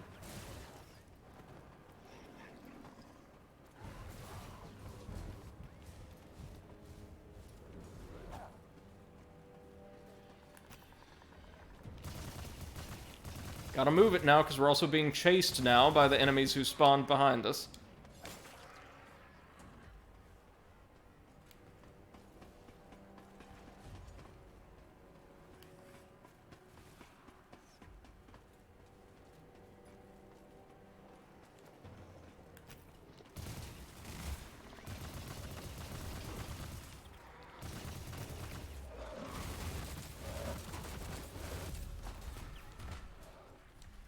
Jesus Christ.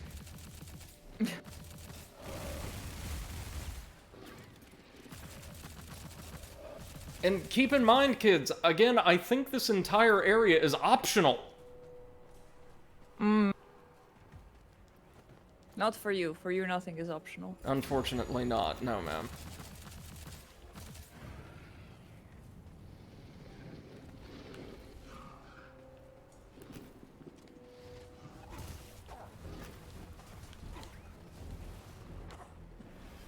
Did you see that? The guy we ran from much earlier in the fucking stage not only stayed aggroed, but launched out a variety of extremely damaging homing projectiles. And remember, as we saw in the boss fight, he fires off like 7 of them in a row. Oh god, fuck this game.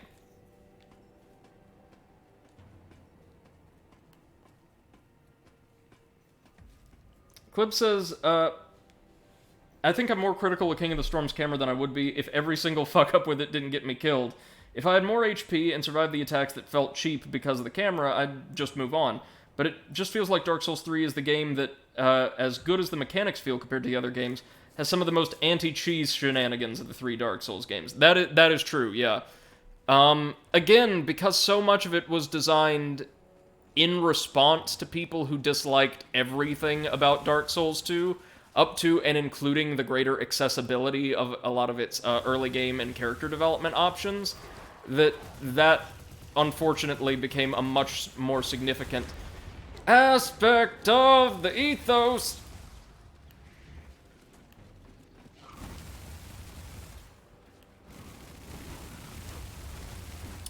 Found my phone. Poppy was lying on it, so I didn't see it. Ah, of course. Yeah. God damn it.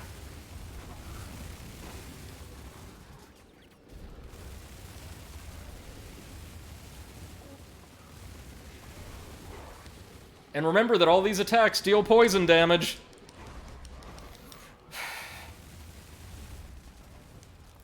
And they'll chase you to the ends of the fucking earth.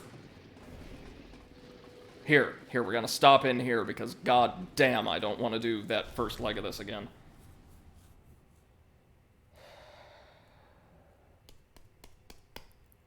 MC says, when you say this game's gunplay feels right, I can't wait for the Metro series. The gunfights in Metro are so good that the rest feels subpar. Ooh, that sounds nice. And Eclipse says, yeah, the quick, almost unavoidable backhand attacks to stop strafing. Yeah, everything gets a backhand in DS3. That's true. The hitboxes that ignore the models to stop enemies whiffing attacks on you when they just straight up should. And the massive HP bars of in-game bosses. Yes. Yeah. I want to say the only caveat, the only thing I see another game in the series doing to increase difficulty or to present a higher overall difficulty than Dark Souls 3 did is this. Dark Souls 1's bosses, even late game bosses, do not have anywhere near as much health, or maybe as much defense, as Dark Souls 3's do, but so many mid and late game enemies in Dark Souls 1 are absurdly tanky, unless you effectively min-max your build. That's one area where the second and third games kind of improve the balance a little bit. But yes, you are absolutely correct. The like ubiquity of backhand moves or AoE moves, short range like close range AoE moves in Dark Souls 3, they're always executed very quickly, as you pointed out, are a little frustrating.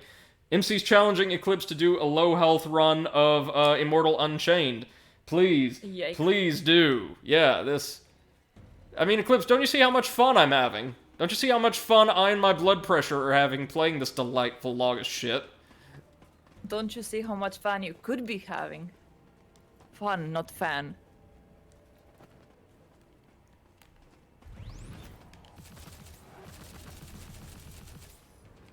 Like, you guys don't need me to tell you about this game. We need to get, like, James Rolfe or someone in here to do it for me. Like, we need one of the experts in bad games.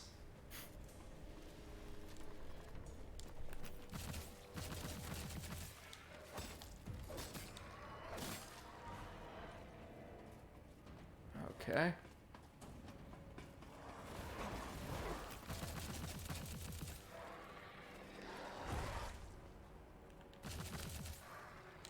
We also, and there is a stat we can upgrade to correct this, at least partially, but we also flinch at the drop of a hat, as I'm sure you've noticed. Hopefully that'll improve as we upgrade, but you never know.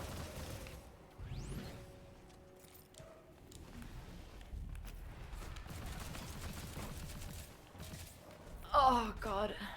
You I have alright? to keep an eye on this, like the green, like, grass mat that I bought for Beppo. It's for potty training. Right. So every time I see him go pee there or poop there, I have to wait until he's done and then be like, oh my god, you're such a good boy. Good job, good job. Yeah, it's exactly like with babies. Like, I have to celebrate his every poop. Like, yeah, you didn't crap on the PC. Woo! Yeah, I don't have to clean after you. Well, at least not immediately. No, but it's good. Positive reinforcement, not just for dogs or Yep. children, but for all living creatures is, you know, a good, Yeah. advisable thing. Yeah, and I'm happy that he understands no. Like, I don't have to say it many times. I just tell him once no and he knows right away. I'm not sure if it's no or no plus the finger. Like when I just show like my index finger, like pointing it at him, he stops whatever he was doing. So yeah, good boy, goodest boy. Could you train my neighbor's dogs, please?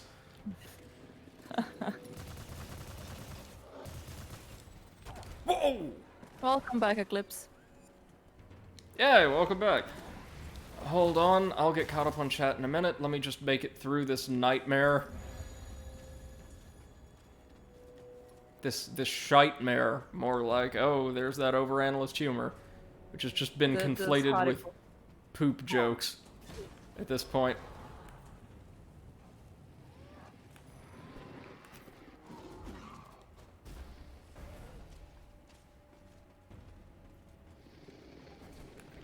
Okay, so we've got some kind of flame traps on a timer down there. That's gonna be fun. Oh, yikes.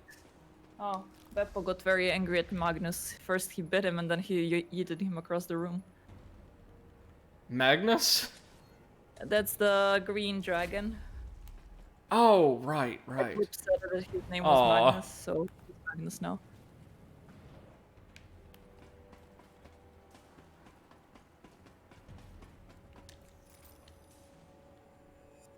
Flip says, really? What enemies are you talking about? And no, Manus has 6,600 and was pretty high for DS1.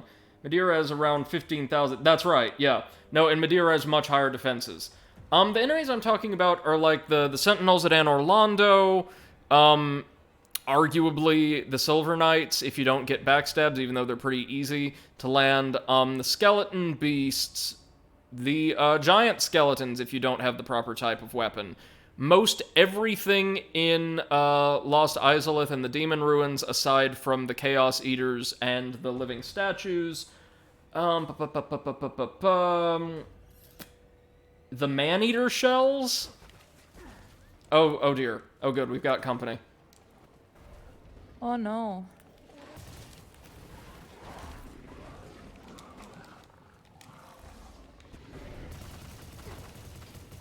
And, as usual, they're accompanied by, teleporting enemies.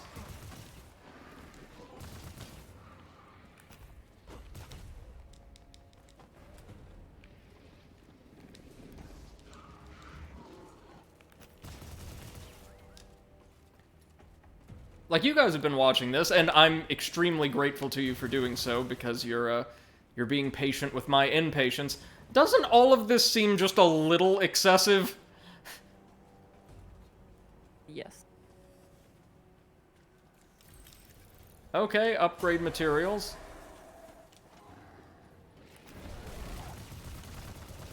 Let's set the monsters loose again.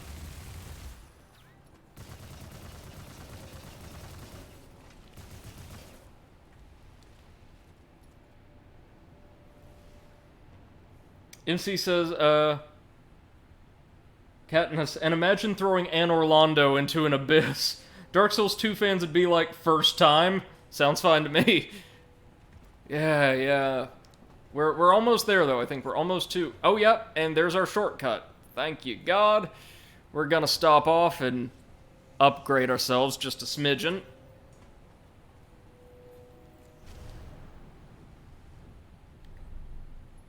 And I do mean just a smidgen, because that's about all we can do. More stamina, maybe? Like, even more stamina or more agility?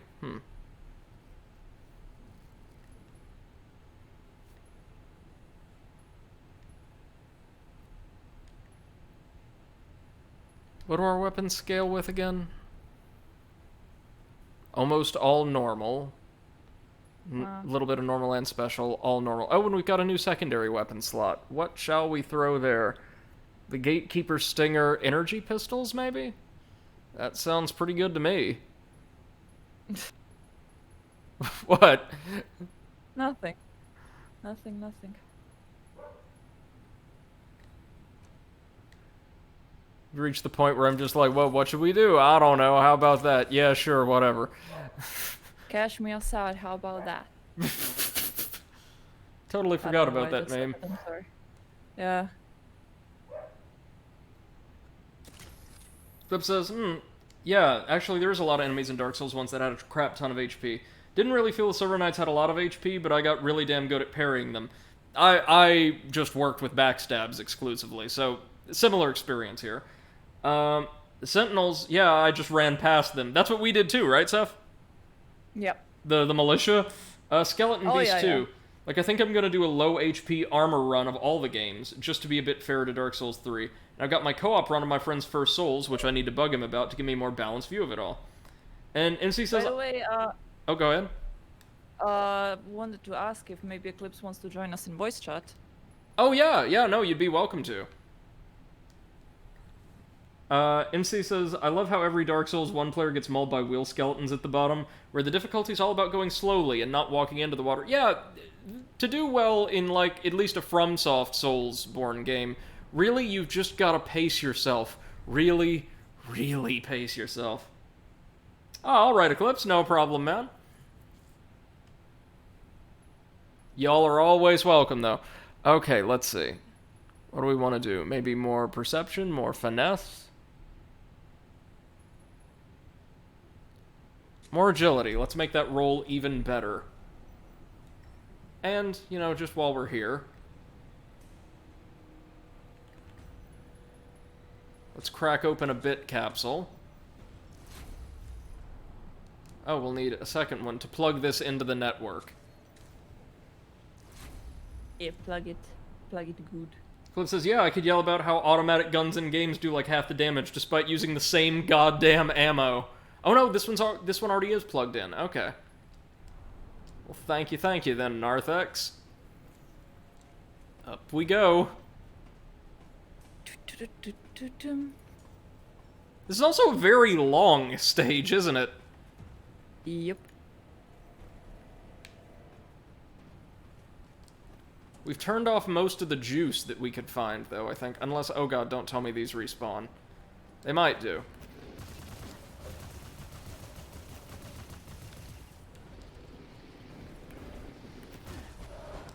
Whoa! What the hell happened? And he says, no, but that water's really interesting because everyone runs into it, triggering all the enemies there. They do. I know, because I had to watch a friend go through that a couple months ago. Those encounters are not pleasant for anyone.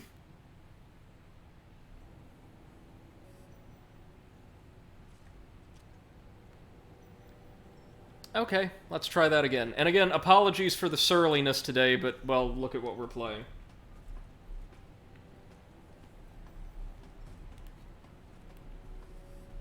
There's one thing that, like, being on the internet about 10 to 12 years ago should have taught you, is that playing bad video games makes people very angry. And occasionally lots of money. Mm.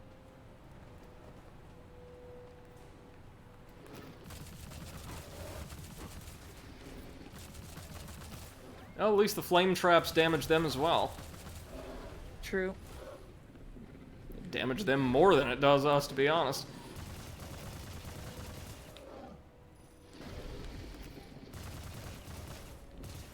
So, Seth, overall, how have you been finding Bravely Second? Really enjoying your time with it still?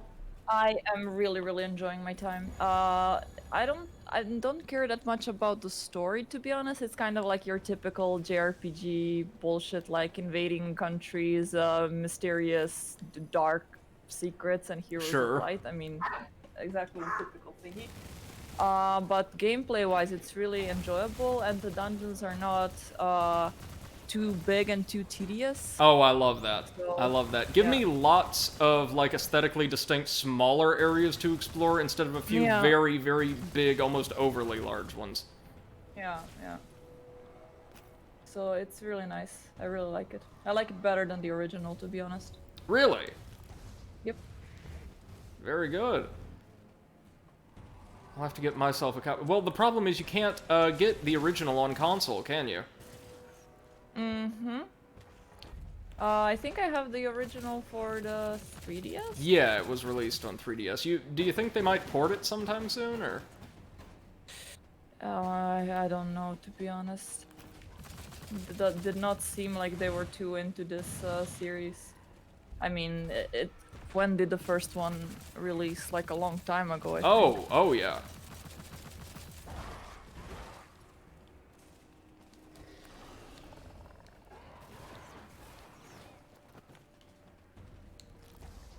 MC says, Internet's all about the anger. I'm probably one of the very few who really liked the water temple in Ocarina of Time. Seth, your thoughts? You're our resident Zelda expert. Sorry, I wasn't listening. MC said I'm probably... Yeah. The first one or the second one? Adult Link or Kid Link? Oh, do you mean the water temple itself or Jabu Jabu's belly? Yeah, exactly. Jabu Jabu's belly was great. I had a really fun time. So we're talking about the one where you have to carry Princess Ruto everywhere. No. I think MC's talking about the adult Link water temple. Like the infamous water temple. Okay, yeah. Yeah, I did not hate it as much. Like, I don't think it deserves to be infamous, but it was definitely more annoying than the other temples. Oh, yeah. At least it wasn't very boring like the Fire Temple was. Yeah. Fire Temple was just straightforward. God damn it. Shit. Yep, there we go. New area. Get, like, a butt ton of teleporting melee enemies on you right out the gate. That's good, right? That's what the people want.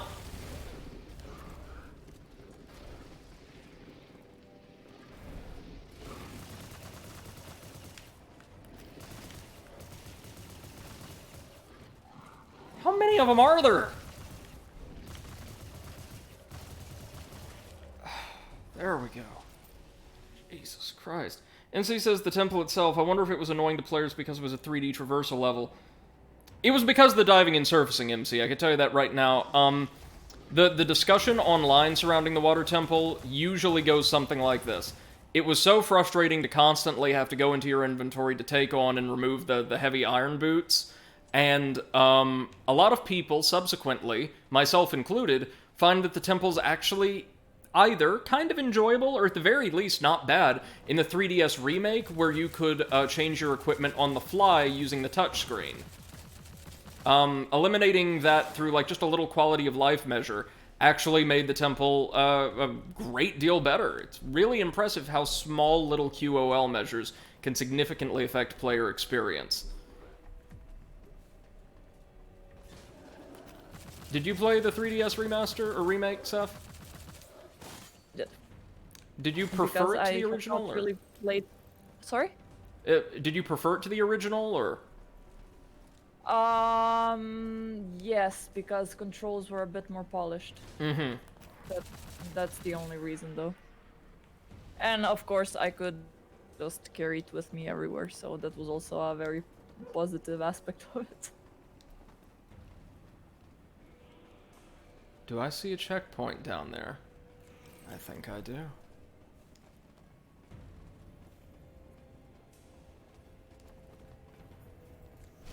Where is this? The Cistern of the Fae.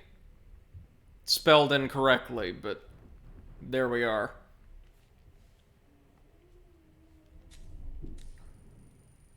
Well, we're unlocking plenty of fast travel points over on Arden, ain't we? Yep.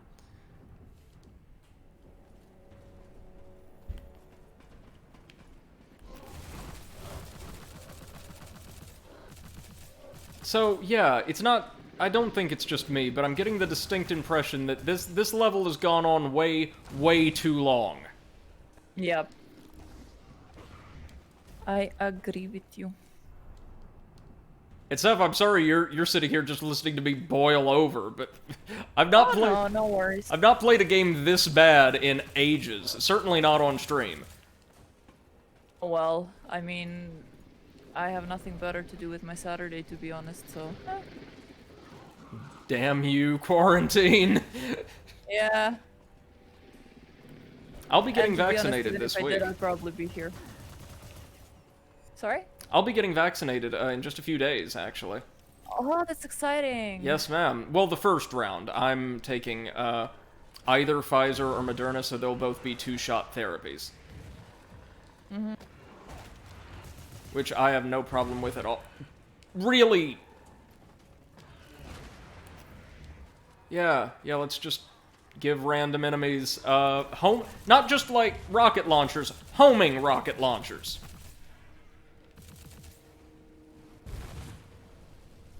Well, no. Okay, I think they might be dumbfire, actually. They're also just rapid fire. Huh. MCS, ever play Metroid Prime? Yes, I have. Have you, Seth? I haven't. Oh, it's so good. Metroid Prime, or the Metroid Prime series, may actually be my favorite shooters of all time, because they put such a premium on exploration, world building, lore, and really interesting fights with unusual enemies for that type of game. Good stuff. Also, beautiful soundtracks. Yeah. You ever heard any of the original Metroid Prime soundtrack? Yeah, I have. I actually had like a playlist of work music, like from video games that I would just put into my headphones when I was working, and Metroid Prime was on it as well. Oh yeah, that soundtrack is so atmospheric, so good. MC says they're the best on the Wii, too. They are. I had the trilogy. I've never beaten the second game or played the third, though. I'll need to when they are inevitably ported to Switch. Please, Nintendo, please. Do something nice for the people. Pretty please.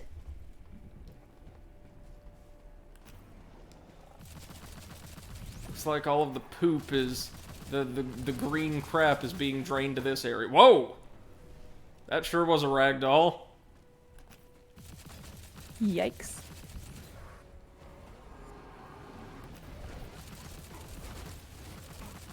Oh, what the shit? You see what I mean about the ambushes? Like, that is 1, 2, 3, 4, 5, 6 enemies that appear directly on top of you.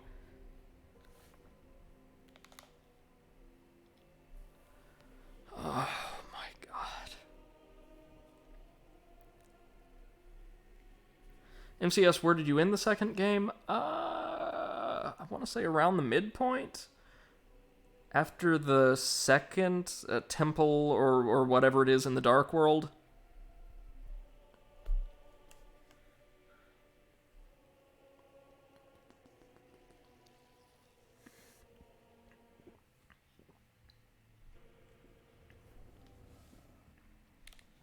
And MC, I totally agree with you at this point. Hellpoint is a much, much better game than this. It definitely is. Like, this is just fucking lazy at this point. Yeah. Just like Hellpoint, it makes these ridiculous, big-ass areas the focus of its world. Like, none of these stages need to be this long. Nowhere near. They do a better job than Hellpoint, admittedly, of, like, including meaningful treasure, so that's 1 point for this thing. But, like, the levels are just non-stop gauntlets of ambushes and teleportations and all of this dog shit that make it to where none or very few of the fights actually feel fair or like you can prepare for them.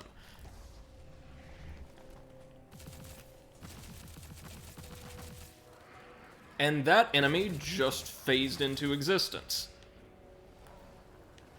Nice. Ugh.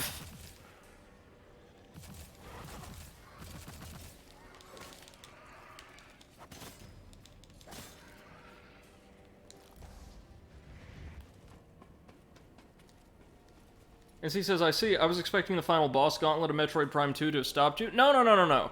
I didn't stop playing it due to, like, hitting a brick wall or anything like that. I want to say I just got caught up in doing something else and never properly returned to the game.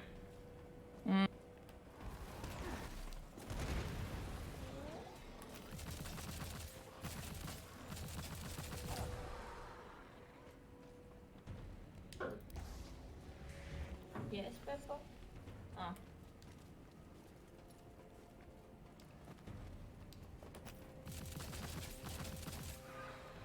Oh my god, I've been trying to find the perfect yarn for like half a day now because I want to try to make those amigurumis. Yeah. And I can't find the perfect colors that I want. What colors are you looking for exactly? The Yoshi green. So Oh, that like nice. brighter green. Like almost a slightly brighter lime green, yeah? Yeah, exactly. Hold on a moment. Isn't this where we got ambushed and killed just a minute ago? Looks like it. Looks like it. And none of the enemies spawned that time, did they? Nope. Just like with the sudden death squad that attacked us after the last boss. Because this is a good game. The first undead were reanimated by the queen herself, a process now automated within the cauldrons. And she says, that sure was a challenge. I did all the Prime series on hard on the Wii, for reference. Yeah. Cool. They actually controlled, as you said, really well on the Wii, and I would actually go so far as to say those are the definitive editions of the games. To date, anyway. Oh god, and look, it just keeps going. Okay, got some goodies. And so yes, I wonder if the level varies in the game. I honestly don't know. I think it might just be kind of janky. Oh, we're back outside now. To the Scar of the Abyss. In the Arden section. Oh! Oh! Yeah, this is a shortcut. Oh, shoot.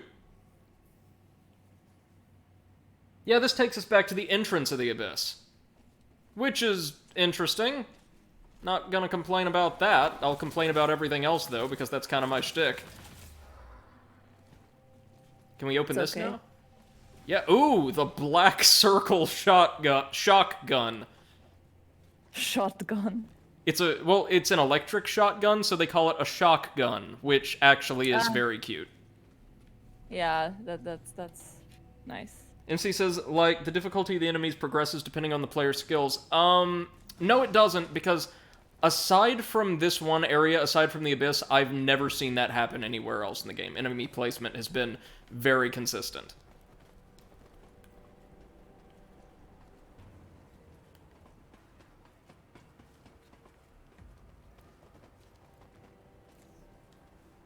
The War Cleric's Defender assault rifle with a massive, like, metal shield just strapped to the front of it.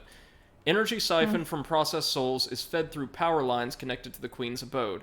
It's what sustains her and grants her ever-increasing might. Yeah, so I'm pretty sure the more of these we destroy, the easier the brawl with the Queen will be. Please, God, let that actually be what's going on here, because that would be really cool design. Dare I say it, even good design. Oh wait, now they spawn in!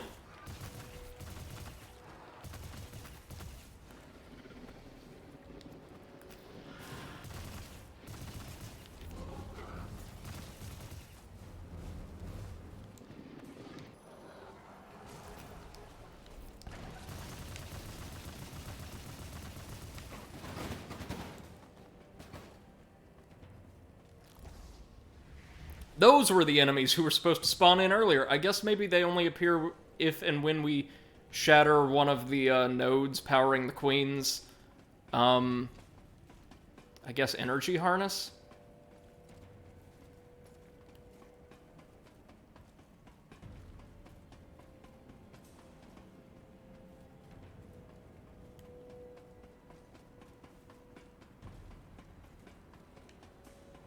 I am more than a little intimidated by this. Imagine how many enemies they can dump on us here. All of these pods.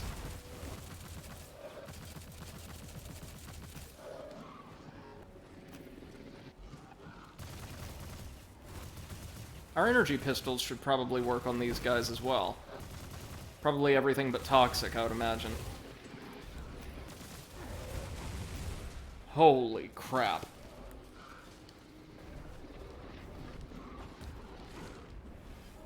Yep. What did we expect? Wow, Well, not that for sure. I've never had a game frustrate me so consistently that we've streamed together. Hellpoint had its highs and lows, and the Bloodborne DLC got me really agitated. This is just like a slog.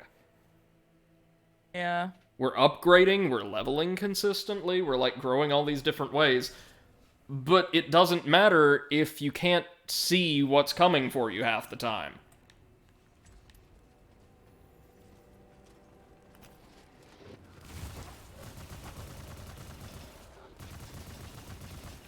And again, a lot of these enemies, admittedly, are fairly balanced in terms of their health and defenses. Some of them even damage output. Like, they're fairly designed, but they've also got the problem, in addition to just ambushing you constantly, of having really weird, as I'm sure you guys have seen, oddly defined aggro ranges. Like, sometimes enemies won't attack you at all. Other times, they'll start pursuing you from halfway across the screen, or the map, apropos of nothing. MC says, I remember Brady versus the Spyro skateboard. That'll be a highlight of my life forever. Yeah, you guys were just sadistic with that one, though. But we made it. Mine is still the fuck you rant. And that's all that mattered. That's all that mattered. There we go. I don't feel bad about getting angry at this game, though, because this is a terribly made game. Okay, now I have to find out who made it, find them, and tell them to come watch the stream. Yeah, Toadman Studios, I think. MC says we were right, sadistic. Yeah. We were joking about Smooth Toadman Studios. Yeah, making our own games that are rip-offs of theirs. Yeah, exactly. Like, 3 degrees of unoriginality. Because we can. That's right. Well, god damn.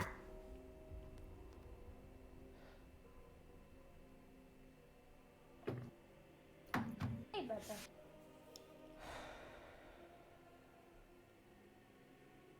What up?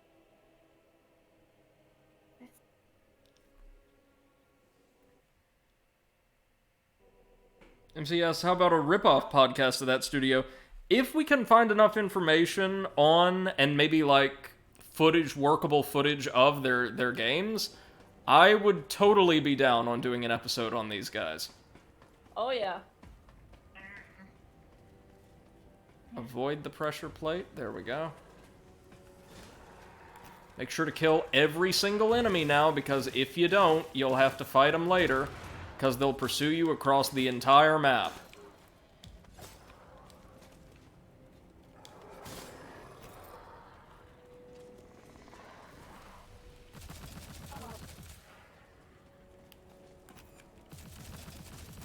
Yeah, kill the dragon, kill it. Is he attacking it again? Yeah. Oh, and let's not forget the enemies who will spawn and, like, shamble along behind you.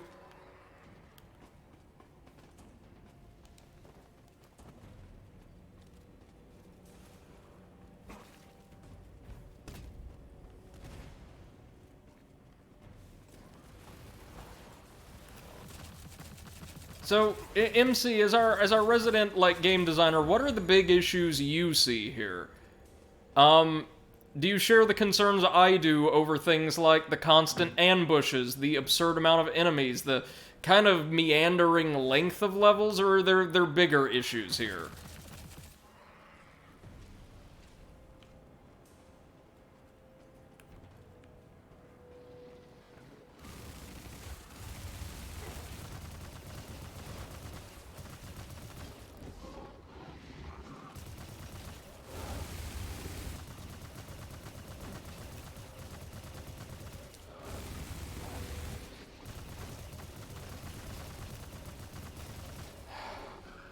Remember now, just by barely setting foot onto that platform, we were swarmed with about 7 enemies. Right out the gate. And there's scores of them still sleeping in pods down there. And he says a lack of audio feedback. That's what I see mostly. And the janky controls, but that one was already mentioned. Yeah. Well, and the fact that, like, again, just the encounter design, for me anyway, isn't so much challenging and engaging as much as it feels really cheap.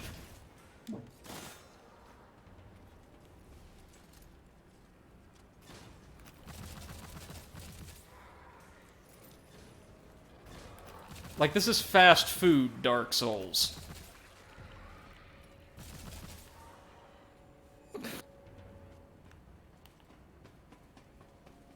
Ooh, I just sold a pair of shoes.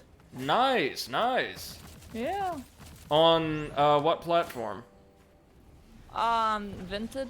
It's like a platform for selling and buying secondhand clothes and accessories and stuff.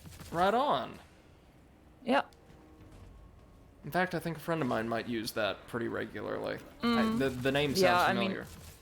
You can buy like really cheaply branded clothes. Like I have a bunch of like I don't know, Hilfiger stuff and I don't know, Prada stuff that I bought for very cheap. So that's pretty good.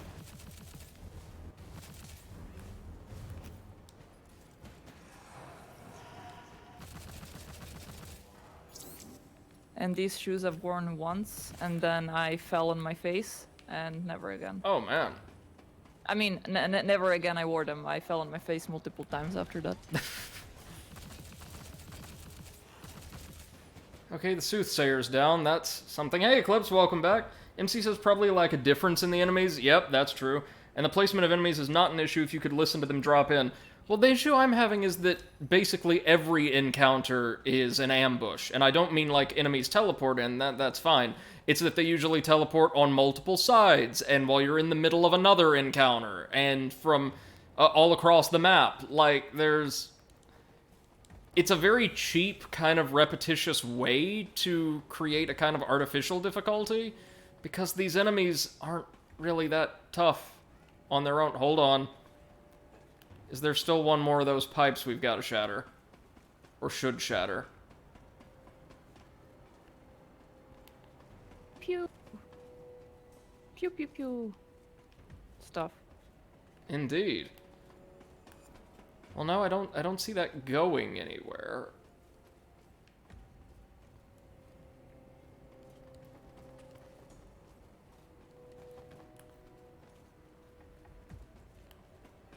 MC says ambush is not an issue here because you're heading for a greater enemy, and as you say, they are not tough individually. So they fight you with tactics. With smarts. Such as... Here we go. I saw that one coming, though. Oh, it looks like one of the flame mortar soldiers from Viridian. If that's the enemy I think it is, this won't be too bad. Yep, that's the one. Oh, and these guys are awake now, because of course. I think we're good with everything else, though. MC says if the controls were better, you could counteract it more effectively. Yeah, if there was, like, smoother dodging, or even, like, a cover mechanic, which is not something I ever thought I'd ask for in a video game after, like, 2009, but here we are. Like, this game feels like some kind of cover mechanic would suit it fairly well. As he says, Bulletstorm did a lot of this, too.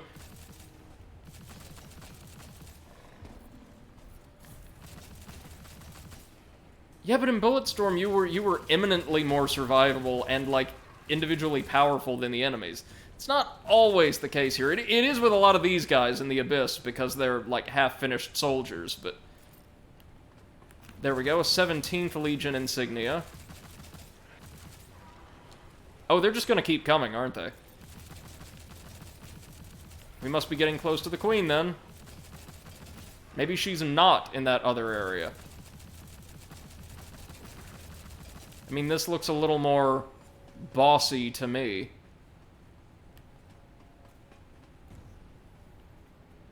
Oh, yeah. Yeah, Seth, this is a boss area, isn't it? Oh no, never mind, I see enemies running around. We're still not done. Yeah, MC says Bulletstorm just worked better around the issue. It did much better. Let's try teleporting back then to, Oh, it was the prison! The prison we could access. We've got a key from the NPC that we can, use to get in here. This'll be, then, where we find, a brand, probably like, a brand new treasure and some optional boss or something like that. Oh. Well, I'm excited to see what this could be, at any rate.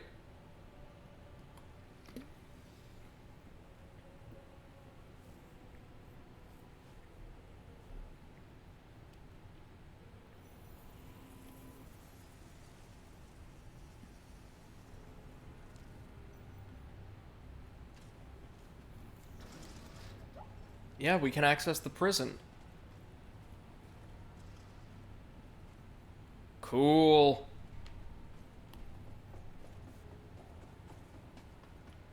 Oh, is it just a chest? That's it? Oh, it's a grenade launcher. A really good grenade launcher, but one we can't use. It's not uncommon for prisoners of the Abyss to lose their minds during captivity as they experience horrendous torture at the hands of the undead. However, one prisoner gradually became obsessed with the notion that this reality was not real, and that whatever happened did not matter. MC says Brady the Overanalyst could become Brady the Overdramatic. Sure, I could and do. But, okay, that was just an extra weapon. Alright. That's certainly not bad, though. Can we drop down there? Or it doesn't look like that would be safe, so no. No. Well, okay, back to the archive as we press on to the Queen. I assume the Sea of Scars is going to be accessed during the DLC.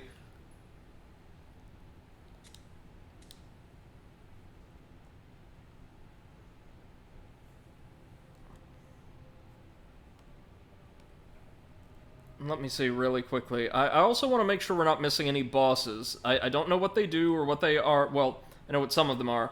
But I want to make sure we're not missing anything yet.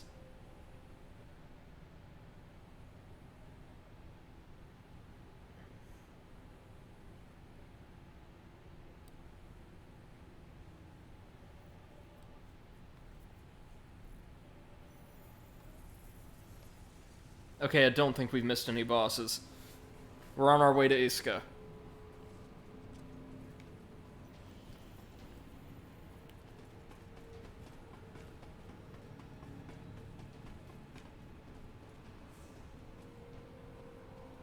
Are they still gonna teleport in now that we're out of the, the Jews? Maybe not.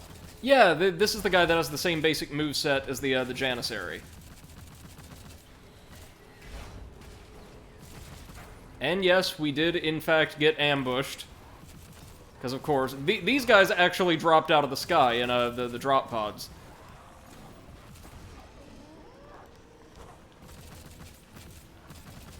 At least they're pretty weak.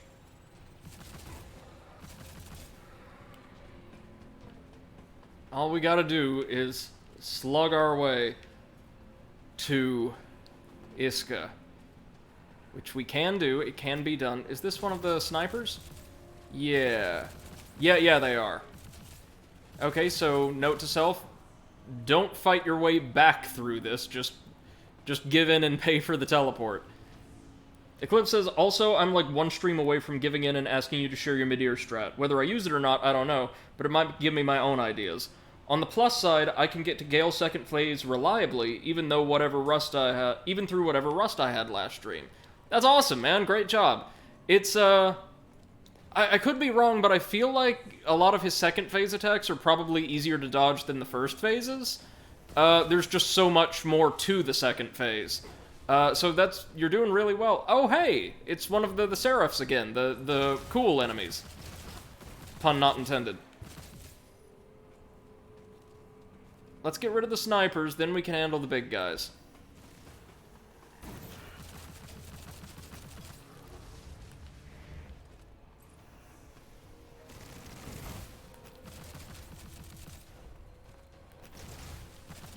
Or let's get rid of one sniper at any rate.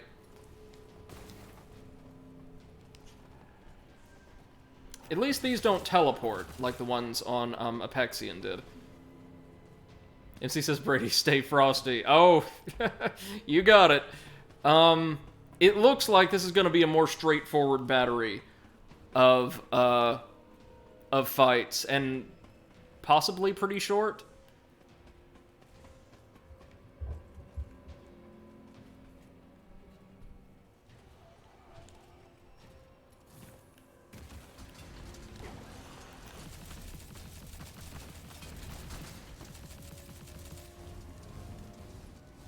At least there is cover on the bridge. I do like that.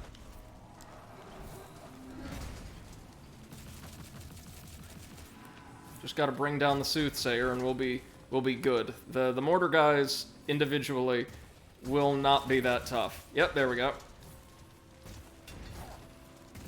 Oh, probably should have equipped our freeze weapon for this. Well, no, they're bringing out enemies of all elemental affinities for this, so that probably wouldn't make too much of a difference.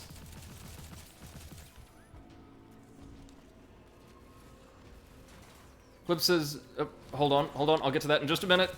We're being pursued very, very slowly. Hey, a syringe, nice. And another checkpoint? Okay, what team designed this area? All of this seems kind of fair and respectable in both its density of enemies and treasure, and... Okay, who did you outsource this level to? You can tell me.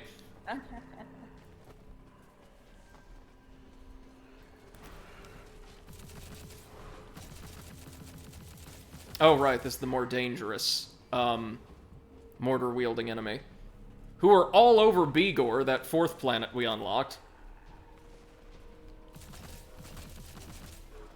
They're the Imperials, the Chrome, I think. Eclipse says, yeah, also Gale feels much weaker against Frost than Bleed from my observations. Really? That would make sense, I think. And MC says, see, they make something straightforward after a maze. They're doing okay in the level design. I still have the same complaint that I did for Hellpoint, which is all of these areas, or most of these areas, feel like they're way too long. Without a boss or a change in scenery or anything like that. And that's an issue, to be fair. It's not just those titles have. It's very common in Souls-likes to have areas that just go on and on and on and on and don't really change things up. And Eclipse says, did they tie up Miyazaki and force him to design this level, but he escaped, so they had to do the rest themselves? I can only assume so. Probably. Poor Michael Zaki. Alright. Yeah, we made it to Iska's Cathedral. Michael Zaki? It's a name used for the director of Dark Souls in a series of very popular fan playthroughs called Prepare to Try and Retry. Originally hosted on IGN. That are actually really good. More... What do we want? MC says, well, the length is a ported issue from Dark Souls 1. This is the cost of trying to make something realistic. Yeah, but I also have a feeling there was a mechanical, influence to the decision-making. They wanted to, they had so much treasure or so many cool things or encounters they wanted to do and wanted to spread them all out across an area, so they kept making a larger and larger area. And we got this. We got this. Yes, he says, or Eclipse says, I was watching Prepare to Try. I was dying laughing way too much. Those are great series, man. Absolutely fantastic series. Every time I plunge something, I need to stop myself from yelling, "Tactics!" Can't tell you the last time I tried to plunge attack something. MC says, you want to make it larger to facilitate, environmental cohesion.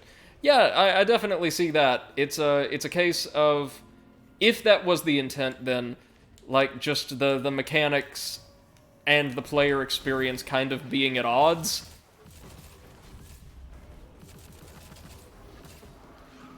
Well, not the mechanics, sorry, the environmental design. And here we go again.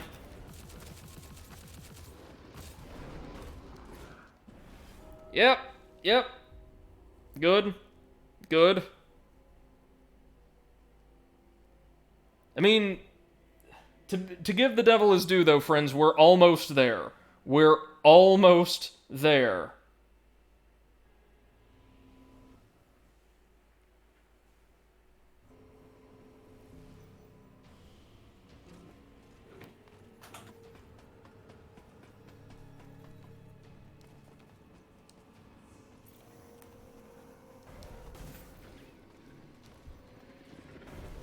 So we've got 3 snipers and a couple of these energy-based legionnaires.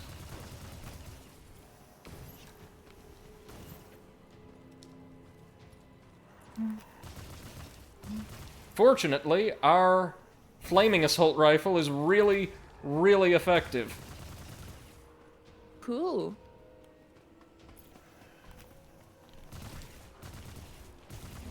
Also, I know it's been a while, but welcome back to Destiny. This is just straight up a hive facility now. NC says, the thing about designing a level that interconnects is that you tend to enlarge it to connect it in a way that makes sense and not feel, you know, like a corridor, too linear, right? I discovered that problem when doing Tomb Raider maps, and it was a tile map, so not nearly as bad. Yeah, I see what you're saying. That's kind of one of the reasons, then, I suppose I prefer Dark Souls 2's level design, because it cared far, far less about making everything interconnected, and more about presenting maybe more not exactly straightforward, often very dense, but, well, just less interconnected, really internally cohesive areas and experiences. And Eclipse says, I wish I'd watched them more rigorously before taking on the Harald Knight Stairway in Ring City. Tactic Stairway. Yeah, that's like the one Harald Knight I'm able to kill reliably. The collected knowledge of the living is kept by the ignorant dead. Memories of the deceased are extracted and recorded within the archives, accessible only to the Queen of the Dead. Okay, so we're raiding her library. Fair dues.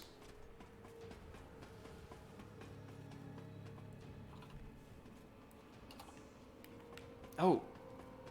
Goodies? Goodies? Ah, we need the Phantom Protocol, damn it. Okay. Well, folks, let's do this to ourselves.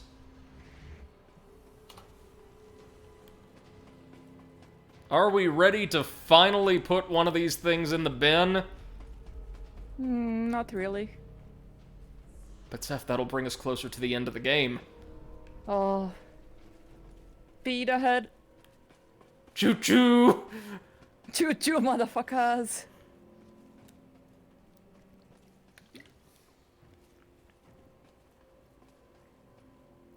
Alright, so roughly 90% of the lore in this game is about the Queen of the Dead. Let's see what she actually looks like, shall we? Pretty. MC says time for the second maze. Oh no, I'm curious to see what kind of BS we're going to get here. Not whether or not we do, just what kind we have to put up with. Oh, wow. Oh. Okay. That is a really cool design. That kinda reminds me of Genova a little bit. She reminds me of Blight from Batman Beyond. Oh, surely, yeah. Oh dear God, look at her health. I don't wanna.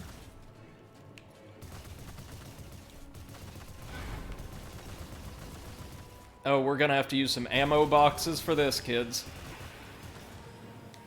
Wait, no! Don't use that! Oh, fuck! So instead of healing, I teleported us back to the checkpoint. Ugh. That one was on me. That one was on me. The fight is not bad. The fight is not bad at all. She's got a cool design. Looks unorthodox by the standards of the faction. I like it. I like it. That is good. That is good. That is as good as things are going to get in this game. Eclipse says, also, I actually didn't realize when MC said do an Immortal Unchained no HP run, that this was Immortal Unchained! Should have called it a crap Destiny no HP rate. Either way, sold. MC says, Eclipse, you now understand the mistake you made. Good luck. Yup. Oh, man. I'm sorry. Yep. Oh. The only thing worse than playing Immortal Unchained is finding out that you have to play Immortal Unchained.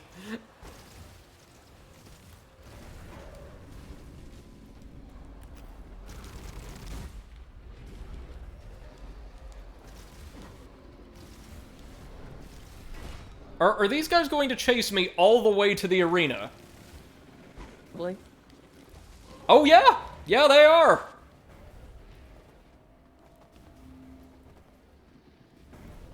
Why? Why do you program your enemies like this? Oh, Lord. Yes. Okay. Also, what we're going to do, really quickly, is we are going to... how do I manage my quick select slots? I guess I can unequip something, right? So if we go down to portable relay, we'll unequip that. This is nice. You've got, like, quick, equip, unequip buttons. Or functions. And ammo packs, because we will probably need them. Flip says, yep, I'm doomed.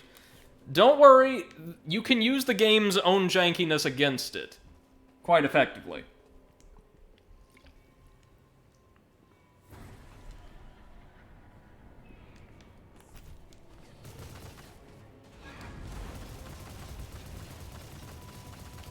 Okay, yeah, so when we're able to empty a clip into her, she actually doesn't have health that's that high. Okay, now comes the spin.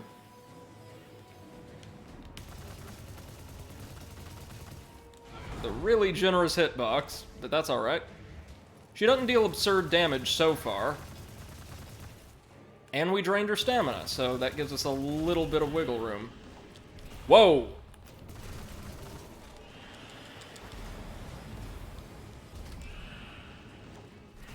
She's not doing much either, just kind of screaming, right?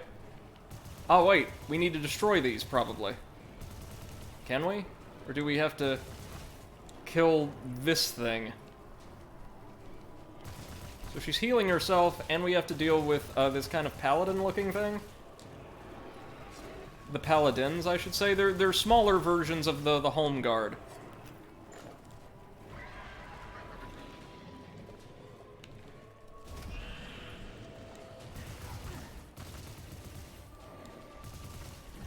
Okay, so I see where the difficulty is going to come from here. She's going to heal herself and do this one more time to drain the second pylon. Unless I can destroy it now? Can I, for the record?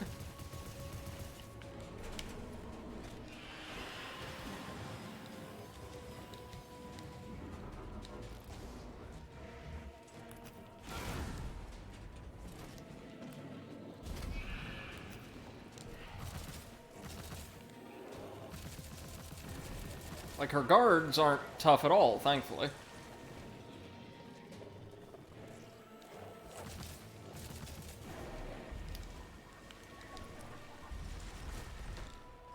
Okay, it looks like we're just going to have to drain her, then.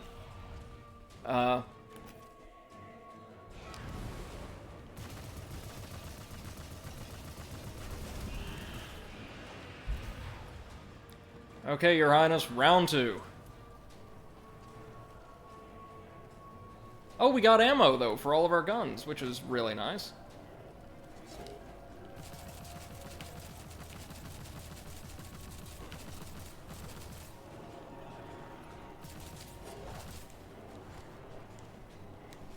So they're going to spawn always in a group of 3. Okay.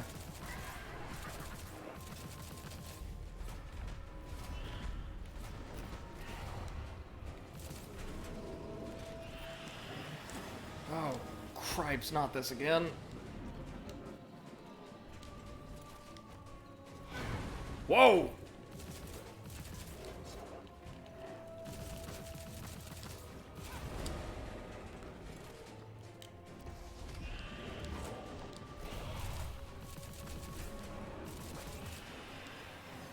Just gotta get rid of the home guard and we'll be good to go.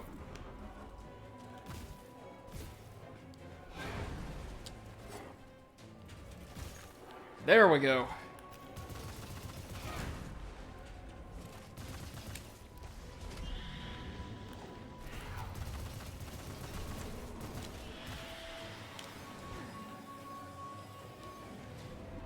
Okay, so if we just dodge around her while she spins the blades, we can evade that. Well, without her assistance, she is done. So much for the main villain. Farewell, Queen Iska. Who wasn't some kind of energy creature. That was all solid flesh under there. Okay. And look at one of her wings just freaking out. That was a bit underwhelming, to be honest. Yep, that's the main villain. Are we done with this game? Nope, she was one of 3 creatures we had to kill. Again, it's weird. There's 2 other totally unrelated creatures that, like, are technically her siblings that we have to hunt down and kill on the other planets that are just, like, around. Oh, we got a legendary sniper rifle from her, the Silver Spear.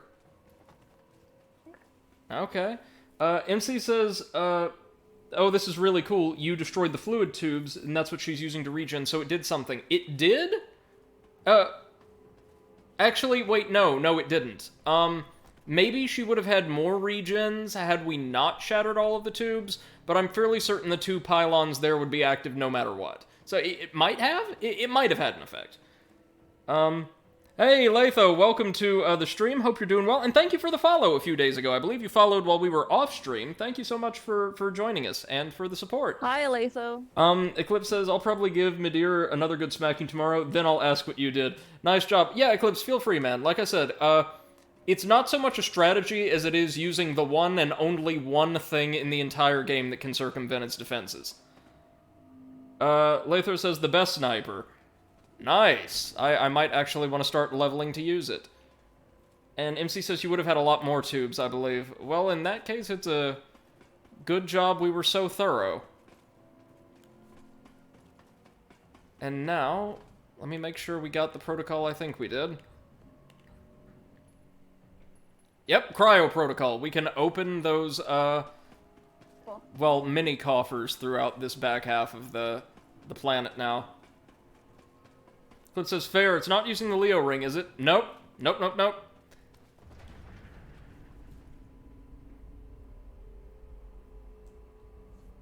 I never would have, figured it out, given the way I normally play. Latho asks, are you enjoying the game? It's an enjoyable experience to stream, like, with all of our friends here, but do I like the game itself? It's a little janky for me. It's not the best Souls-like we've played, but I'm having fun just seeing what it has on offer, if that makes sense.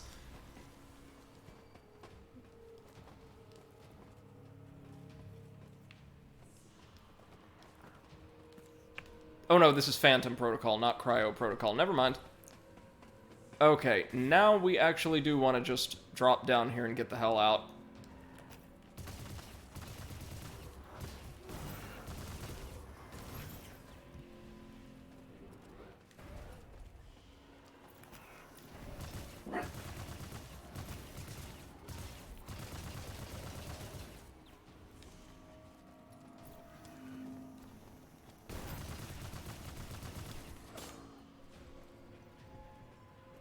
Latho says it shouldn't be compared to Souls, just another RPG.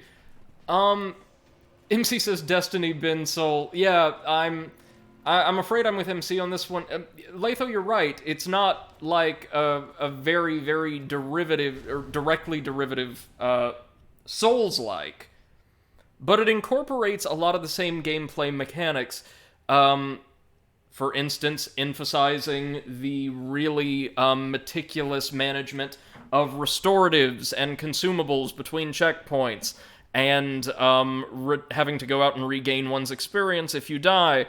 A lot of the fundamental systems, right down to the attributes, have direct analogs in those kinds of games, and that isn't a bad thing. It's that for a third-person shooter, Souls-like game, I don't think it's very good. I think it's a fun time to play through. Like a lot of like B movies, a lot of old B movies are a lot of fun to watch. But the area design is sprawling and meandering. The game relies overmuch on ambushes and extremely wide-ranging enemy aggro. Extremely broad enemy aggro ranges. There we go. And a general proclivity for adding too much space, too many encounters to any given area without diversifying therein. So like you'll be fighting the same 3 or 4 enemies over and over and over and over and over again inside of a very lengthy area. And I'm not saying that other Souls-likes don't do this. Many of them do for logistical or mechanical reasons, but their areas then tend to also be shorter in relation to the game's scope. If I have fewer like treasures and fewer enemies, then I'm probably going to scale back the size of my areas so that I can like experiment with diversity within what space I have, using the range of assets I have. This game doesn't quite do that. And it feels really rough. Not bad persistently, but rough. MC says it's an action game with RPG elements. Yeah. And Eclipse says fair. I'm using the wolf sword right now, but I did try a thrust weapon because he's weaker to them, and it did sort of the same damage, maybe a tad less. So the Leo ring is something I want to try. Please do and let me know how it works. I know it's really effective against most enemies. Midir's special, though. He's designed totally differently. Latho says, I agree, they did focus on environment a lot. They did. They really did. Again, though, for what it is, I'm having fun just kind of playing through and seeing what's on tap. That's kind of the purpose of this channel, is just to explore or experiment with different games, and I and the rest of my community here, I don't think one of our regulars is enjoying the game, but we're all enjoying just seeing what's coming next, if that makes any sense at all. Yeah, basically. I mean, Latho says this was originally designed as an open world. Oh lord. Oh, yikes. Yeah, both of us are just, oh no! Oh, hey, we could probably open some of these strong boxes, right? Yeah. Got some energy SMGs. We don't use SMGs, but the other items are useful. An offense cipher. Seth, I don't know about you, but my experiences with games over the past roughly 10 years have made it to where when I hear open world, or like a pseudo-open world, I kind of instinctively, like, draw back. I'm like, oh god, this isn't gonna be good. Gonna have a lot of open space, a lot of dead space.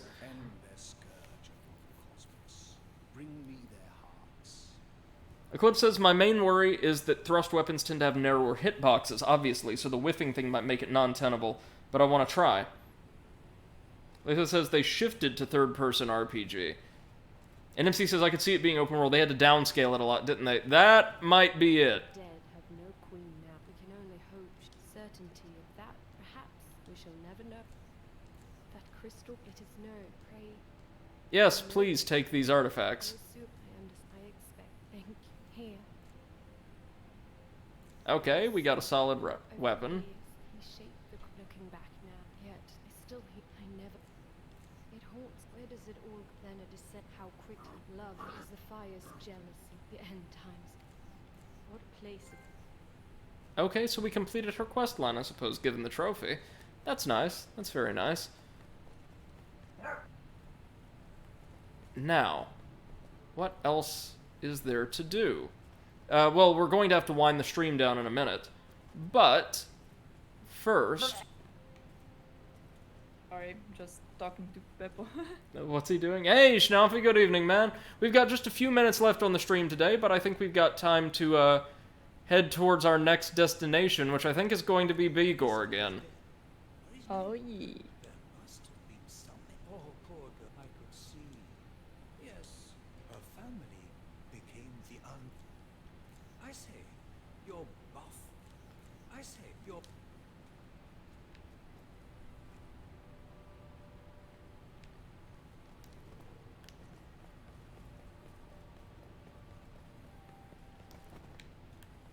let's get a move on then. I believe Bigor is where we're meant to go next. Then the Apex Citadel. So, send us on over then. To... I want to say the nearest one would be the Catacombs. Yes. Duffy says, "Oh, I'm late today." No worries, man. You're really not. I just got started unusually early. Latho says, "I can understand why the press compared it to Souls, affected the game's expectations. Game similarities are everywhere today." I mean, yes, but a lot of games, kind of like GTA did for open world games in the early 2000s, with a couple other like early luminaries, true crime games like that. Or Doom did for the FPS in the 90s.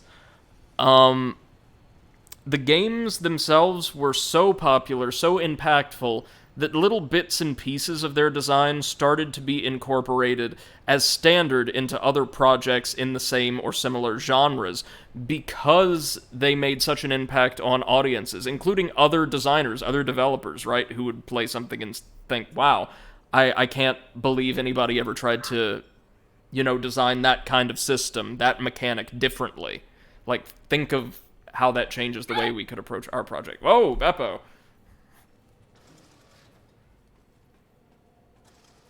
He doesn't like that Poppy jumps up on the chair. I suppose not. That was a very high-pitched little bark. Yeah.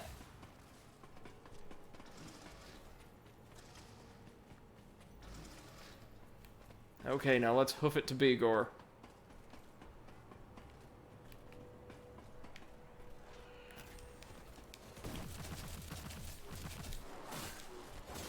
Now, the good news is, from what little I've seen of it, Bigor does not rely excessively on ambushes.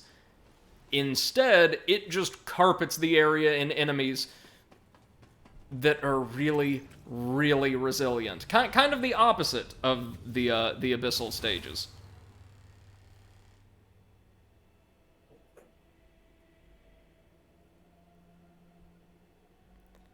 Oh, so Seth, you missed in the first half of, or the first portion of today's stream, we actually did get an in-universe justification for why the forest planet is like this hellish red from orbit. Uh-huh. It got, through inexplicable processes, merged with this lava world. Obviously. Alright, Eclipse, thank you, man. Take care. Always a pleasure seeing you. Hope you have a wonderful rest of your evening. Bye-bye. So, Seth, is most of your free time just spent, like, watching Beppo like a hawk now? Like, no matter where you go, no matter what you do, you've just gotta, like, keep one eye on him at all times? I mean, it's crazy. Honestly, he is a good boy during the night now as well, but I still, like, wake up every couple of hours and just check up on him. So, just like, okay, he's still there. Okay, nothing is destroyed. Okay, I can go back to sleep. Oh, man, that's rough. Yeah. It'll get better as he ages, no doubt. Yeah. MC says, basically when a game is picked up here, we try to find differences. But all games start with a similar base, and that's acknowledged as well. Yeah, one of a series of similar premises, sure.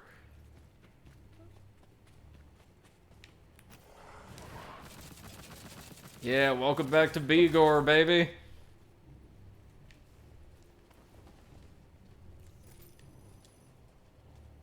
This entire stage takes place inside of a PS4 attempting to run Cyberpunk 2077. Hey, another Cerium decree, nice. Always love getting those, and some fairly advanced upgrade materials. That is good stuff. Now, from what very little I know, Bigor is, compared to, especially what we just went through, a very, very small stage. And I am okay with that. Oh, hi again, Home Guard Commander. Oh, hi. We got a Huskarl's notebook. Nice.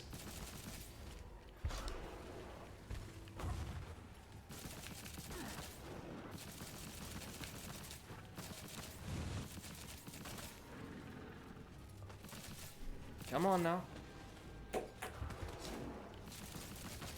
That's it, baby. Drop that shield. Oh, it's the mortar guys, right. I do really like the design of these Imperial husks. If she says Doom area. Yeah, basically. Yeah, or like something out of Star Trek, actually. Yeah. Peppa. Peppa. Oh, we can crack this now. Where is this going to teleport us to? Looks like... Is that Arden? Oh, the music even sounds like Star Trek. Jesus. Oh, fuck's sake. What's he doing? He was jumping after Poppy and she did not like it because he was trying to chew on her. And I told him no, and then he looked at me and took my slipper off my foot and left. So, yeah. He's so petty. Yeah, he is. He knows exactly what I mean when I tell him no, and then most often than not, he just like growls at me and like turns around and he's like, huh, I'm not talking to you anymore. Oh, wait.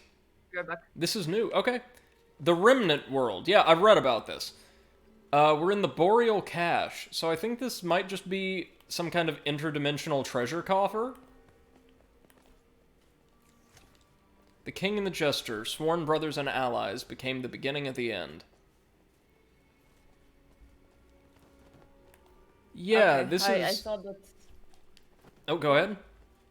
I was gonna say I thought that Beppo was hurting Poppy, but as soon as I tried to scold him, Poppy snuck behind him and slapped him on the ass and ran. So I think they're okay. They're playing, maybe? Okay. Hello, rogue fallacy? Really? That's what they're going with, yeah? Interesting. Holy Moses!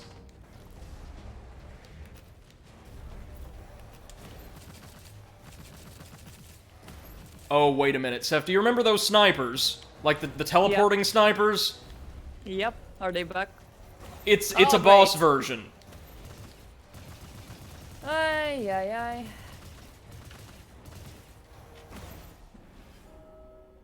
Oh, I hate this. It's our least favorite enemies. Again. But at least this is like an optional path for bonus loot. I can respect that. This is doable, I'm sure. We're just going to have to unload on its weak spot. On its vent.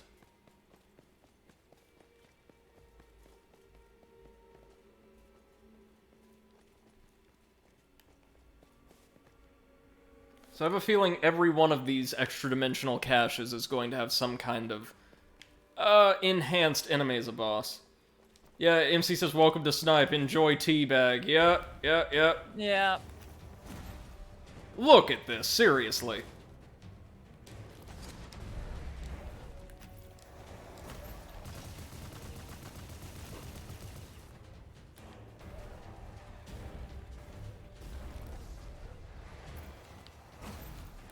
There's no safe place when they can teleport. How many of them are there?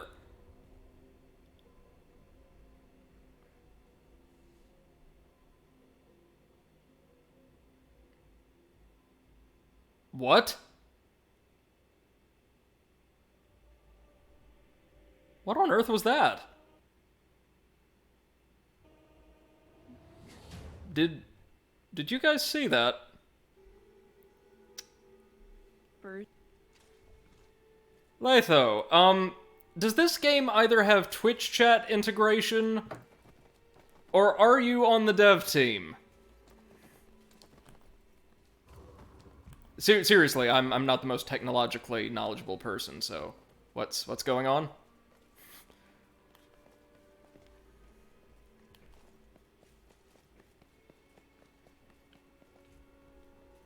Okay.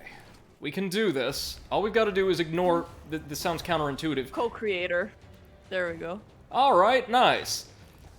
What are you guys... if you would care to share, what are you guys working on now? Are there plans for, like, continued support of this game? I saw there's DLC, which I do own. Yikes. Or do you have another project currently in the fire? Anything you could share with us right now?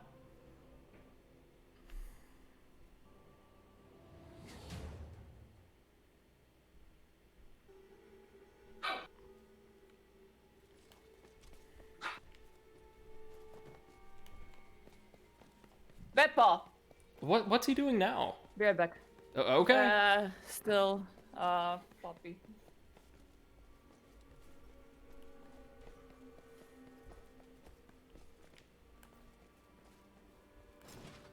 So maybe it's entirely possible we're just not ready for this yet, but... There you are. I want to say there's 4 of them? Not the little ones. 4 enemies total.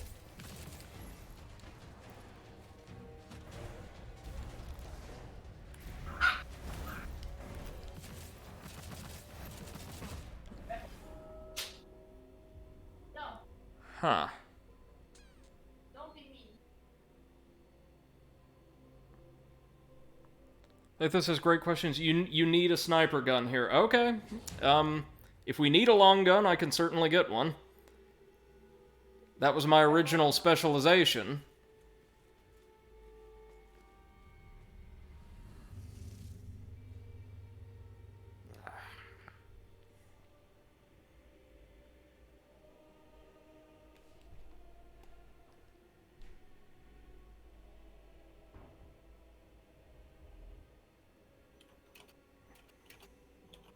Latho says, we're working on a few things, nothing I can share yet. Alright.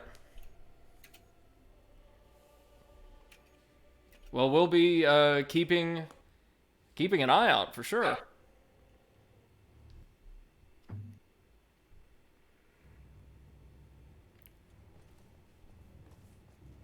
Lisa, I don't know if you were here earlier when Brady had the issue of a bunch of enemies spawning post-boss battle and just wiping him out and then never spawning again. Yeah. Is that, like, intentional?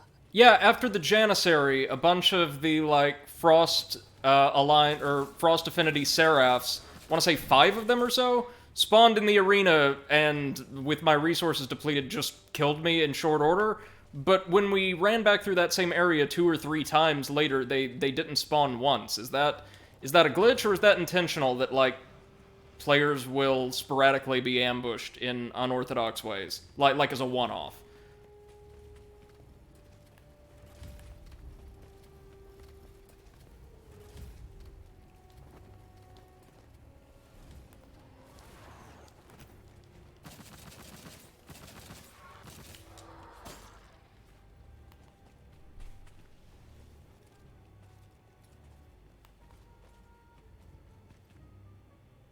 Latho says I need to look at that. What location?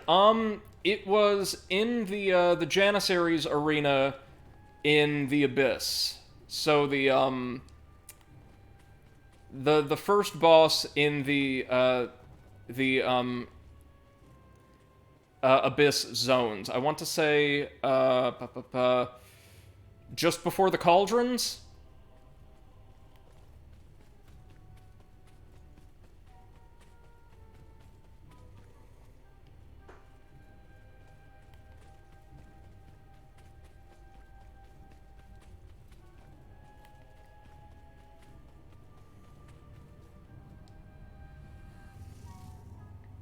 Hey. Hey, Potato, welcome to the stream. How you doing? I'm fine. I just beat that game I was playing with Pot.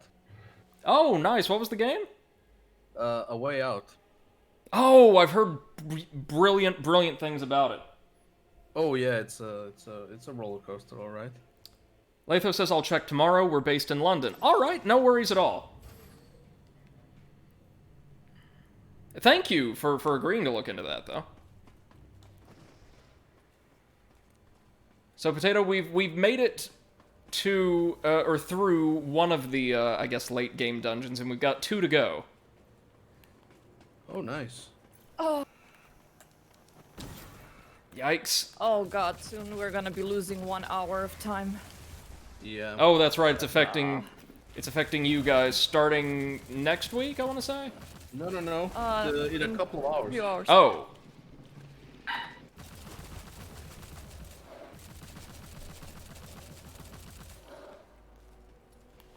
Sorry to hear that, but we'll be on a properly synced schedule once again then. Yeah, until October. Yeah. Okay, so we'll need a long gun here. Fortunately, we've got a fair few. Let's have a look. See, I have a feeling this isn't going to be too useful in the hellish lava world stages, so... Schnaufy says, oh shit, I almost forgot about the summertime change. And MC says, who needs sleep when you have work? Oh, that's the official graduate school yeah. motto, my friend. That's basically our motto here in Germany.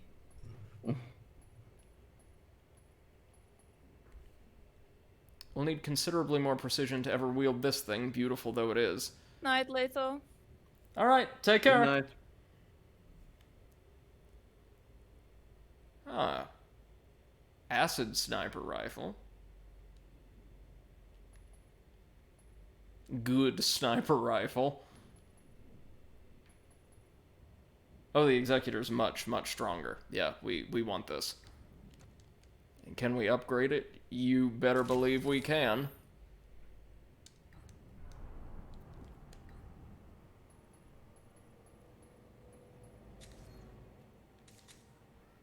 Schnaufy asks, in the US you don't change time, do you? No sir, we already did a couple weeks ago. They just do it on their own schedule because they have to be special little snowflakes. And by that you mean wrong in most ways, all the time.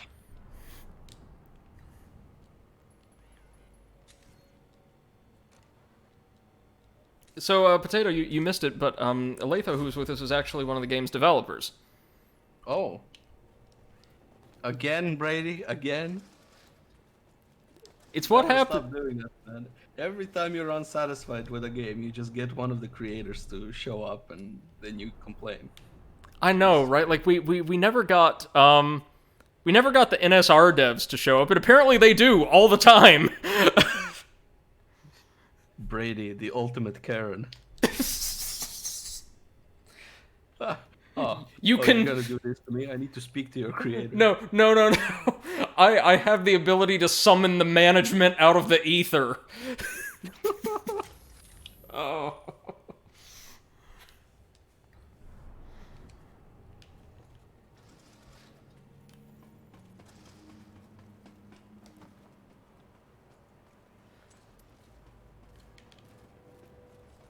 How's Deponia coming along, Potato? Oh, well, we finished the first game. Oh, And nice. I was gonna stream the second part today, but I ended up finishing the A Way Out with bots. Was that your... How many sessions had you guys played? Oh no, one. Just straight up, a little under 6 hours. He says, you didn't get any devs for Spyro or Avengers. Consider yourself 2 out of 4 on that one. Well, Avengers didn't get any devs either, so I don't consider myself special in that regard. Yeah, and at this point, like, you'd only get the devs on the remake of Spyro. I doubt there's any still working that actually were made the first Right. Oh.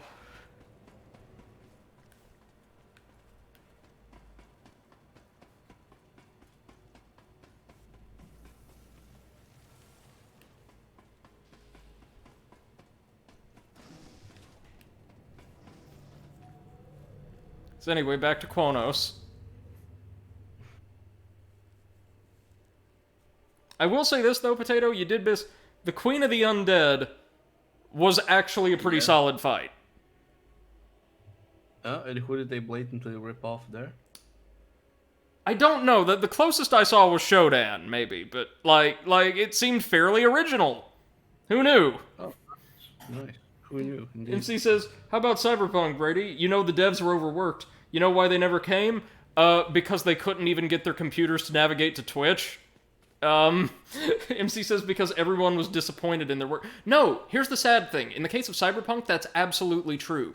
The devs were constantly telling their management, oh my god, we can't make this game this way. We need more time. We need more resources. Why are you taking almost 2/3 of our budget and investing it into marketing? Like, this is not going to be a good game. From the very beginning, they were telling the studio heads this, and they never listened.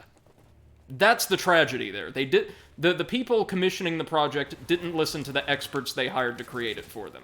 And that's just not good. It's not good business sense. It's not good PR skills. It's not good being a human being, honestly. Yep. Yeah, I saw that in that What Happened episode. Isn't that a great series, by the way? It is pretty fun.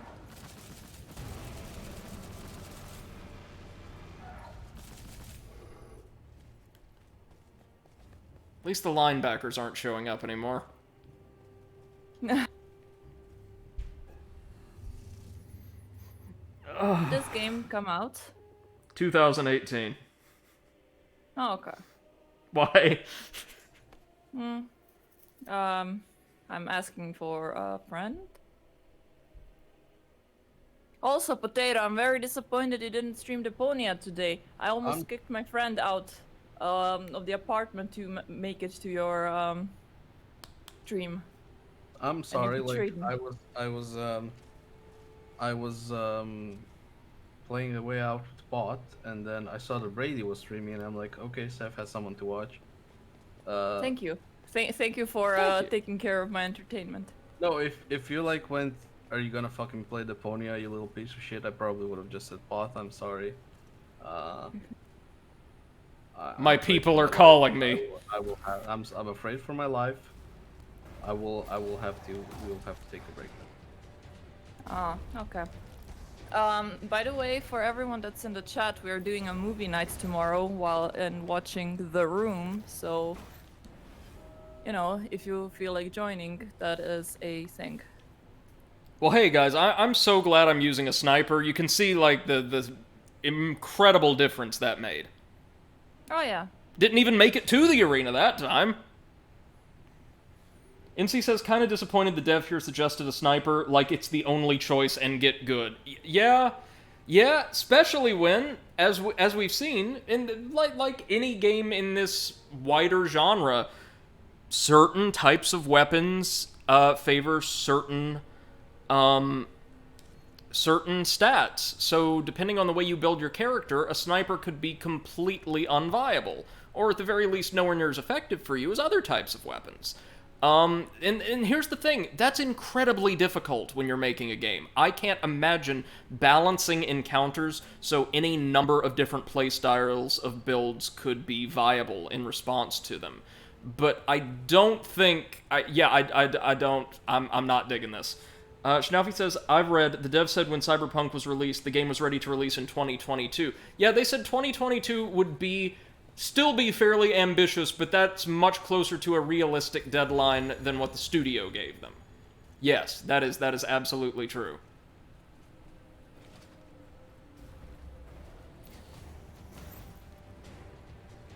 What's the matter? Don't you guys have sniper rifles? Oh, hey wait, it's an armor shrine. I'll just go ahead and take that, thank you. Like you took my money. Uh-oh. Yeah, so this boss, Potato, you remember the snipers, right?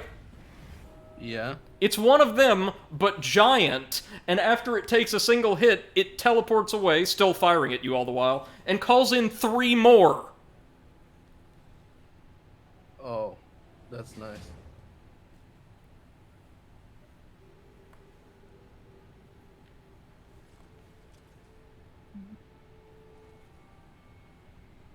MC says can't cram all that content. Also, the get good pastel message is apparently because you lost a lot of cash or souls. Oh, that's nice. That's nice of them. Aw. He said, boiling on the inside. Mm-hmm.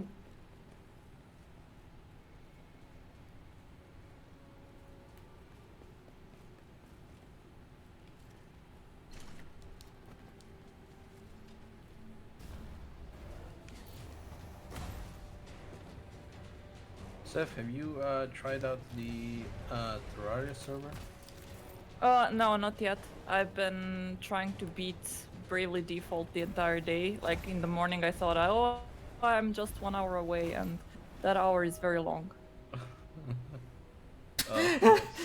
MC says, also, dev of the game says it's unfair to compare it to Souls, but why is this game about Souls then? But I hate to be that guy, and I really appreciate one of the devs coming here and speaking with us and like being very receptive to our critique. But I will say, no, I didn't use the author's I did words. not hit her. No, word for word. I didn't plagiarize, Professor. Really now. Brady, so good at finding plagiarisms. Yeah, we found so far 12 hours of it.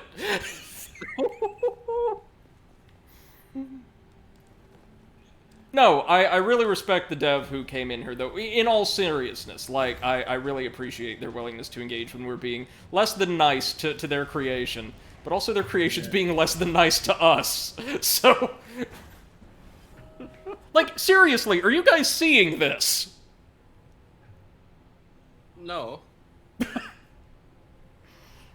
As in, you're not watching, or no, as in, due to the snowstorm, you can't see shit? Due to the snowstorm. Wait! finally, I beat him. Oh, Hey, congrats! Wait a minute! I'm sorry! oh no. Y'all remember a little game called Metal Gear Solid? Yes. Do you remember? I don't know. I don't know if anybody's ever heard of this, if this maybe was like an influence for certain pieces of interactive media, but... there's this boss fight in a snowfield against a character called Sniper Wolf. And it's Yes, we're listening. basically this, but if the people involved in its creation didn't hate you and also wanted you to become emotionally invested.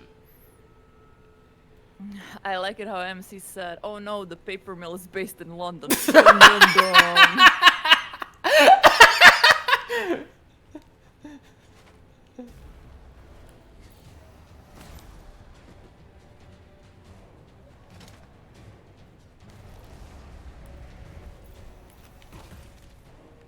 Like, see, every time you get hit by the fucking sniper, you hit the ground, so what are you supposed to do?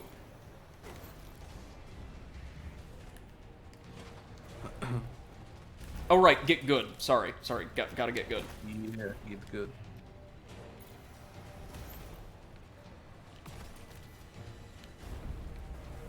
Oh, precious Lord, please forgive my scrubbiness.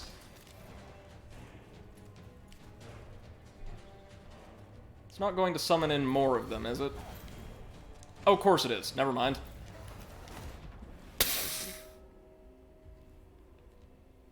MZ says, unfairness is the cost of creation, but it's nice to at least try to communicate. Yes, it is. I respect that. I respect that so much.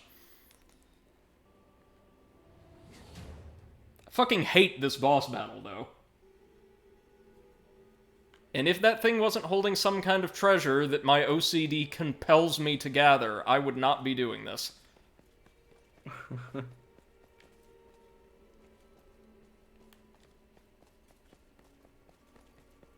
Turns out I was not at the end of the game. Now the final chapter begins. Oh, the final chapter. The final fantasy. It's the final chapter.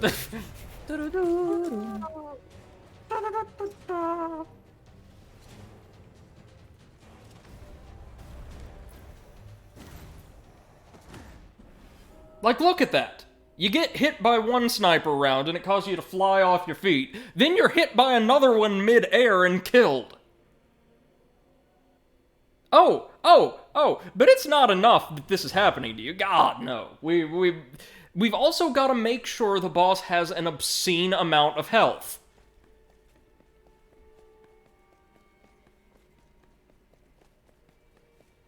But are you using a sniper rifle? Yes. Well, then you're good. Right, of course, no.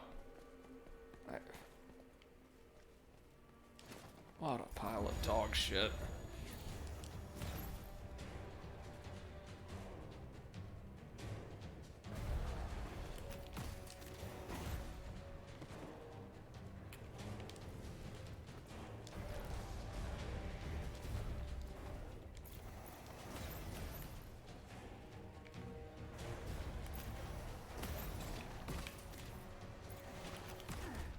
Fuck! See, the problem I'm having is, like, we can use those natural barriers, those rocks and the like, as cover, right? But the sniper enemies are hard-coded to teleport around your cover to get an angle on you after every shot, which makes sense. Here's the problem. The boss is just a larger version of the sniper enemy, like same texture and everything, I want to say, like same palette, same model. And that means there's 4 of these snipers dancing around your cover between every single shot. So you can't. MC says, you know where I've seen this before? Halo. Oh no, I've never seen anything like this in Halo. Oh, snipe pile was a strat. Oh, okay, yeah, no. I've seen this. I've just seen this done better. Imagine that.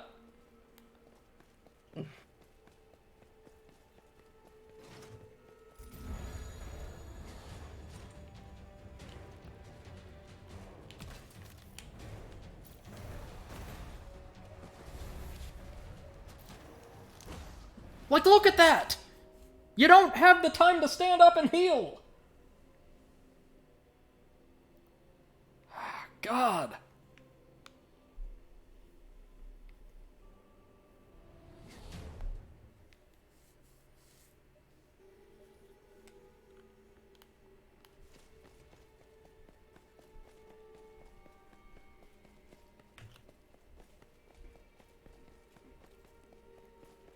This, friends, is what we call antagonistic design.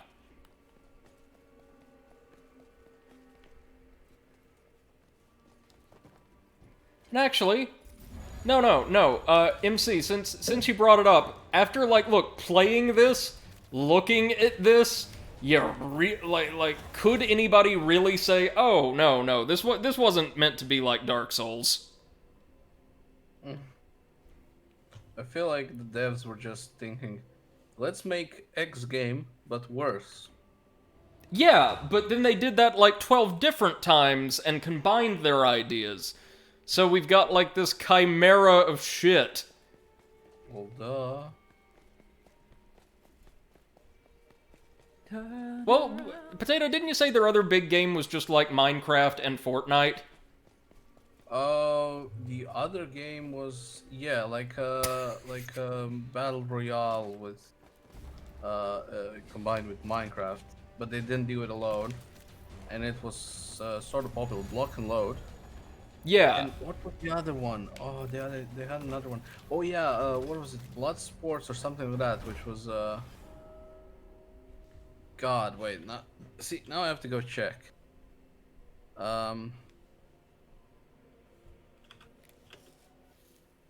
I hate this fight. I hate everything about this. This is the worst boss fight we've ever seen on this channel. Yeah, worse than some of the shit in Hellpoint. Worse than last boss of Hellpoint. If the last boss had, like, the textures and, like, color palettes load properly so, like, I could have navigated it, you know, by sight, yes. As it was, you're right. No, that's a little bit worse, but goddamn. Oh yeah, Bloodsports TV, co-op hero defense set in a deadly post-apocalyptic Sweden with the sort of Borderlands-style graphics filter. Of course.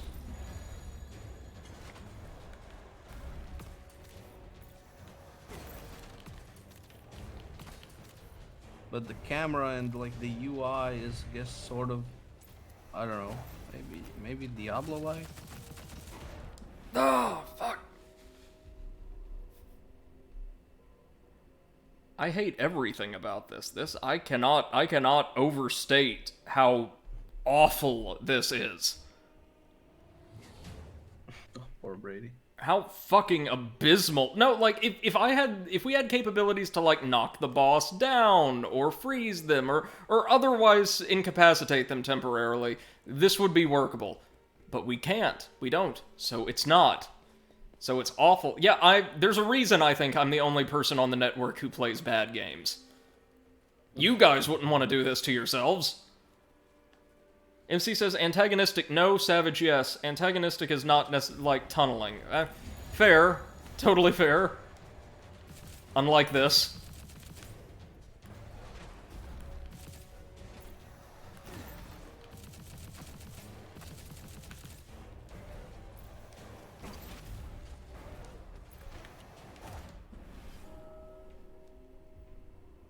Unreal.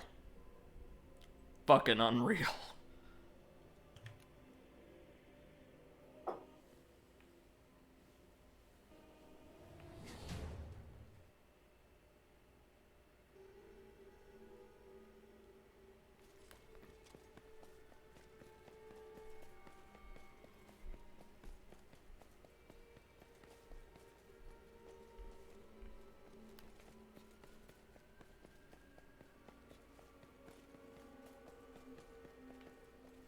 And she says, but yes, I see why sniping is better here. Yeah, just the range. Just the range. Just deranged? Well, yes.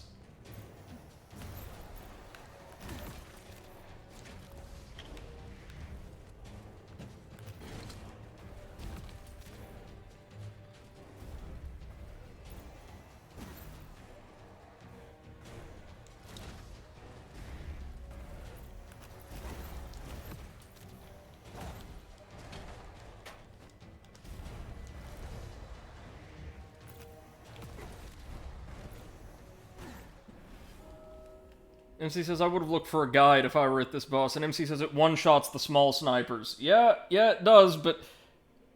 And I don't think I'm wrong here, guys. It keeps summoning them. Let me see. Let me see what the wiki has to say about this, because there's no way in hell I'm putting up with this.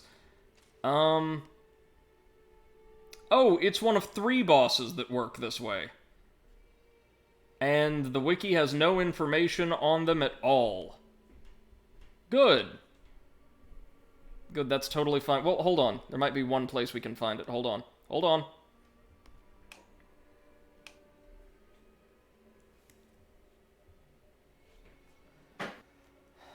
Hold on.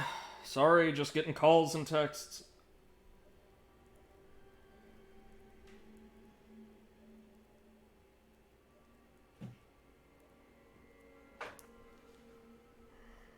Okay, we're at Boreal Cache. The wiki has nothing on it.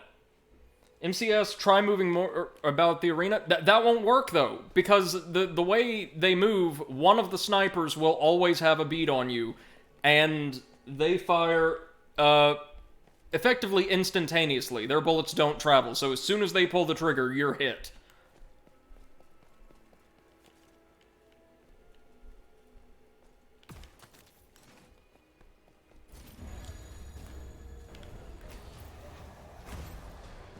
See?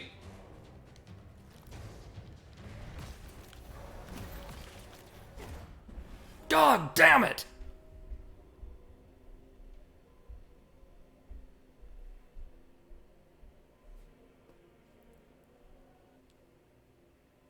Do you guys see anything that we could be doing differently? Anything at all? Like, I am truly at a loss. No idea.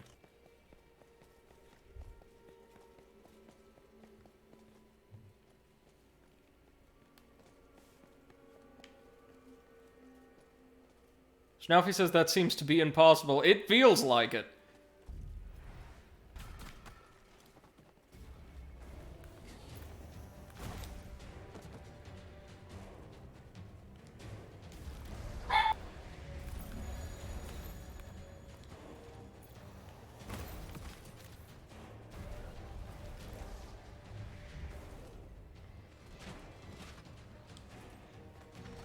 Easy. Easy.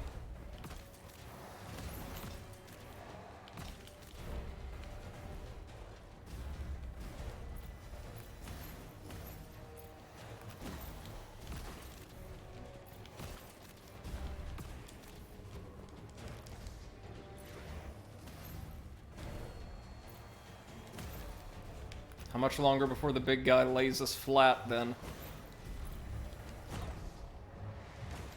Yep, there we go! Fucking hell! So, he doesn't spawn an infinite, amount of support. But that's why we don't move around the arena. The one, ad he had just stun-locked us. Because, of course, like everything else in this game can. And again, I'm sorry. I'm sorry I've been so negative today, but this game is just awful. Like, it's not incompetently made or anything. Far from it, just kind of like Hellpoint. A lot of the design choices are fucking baffling. Understandable.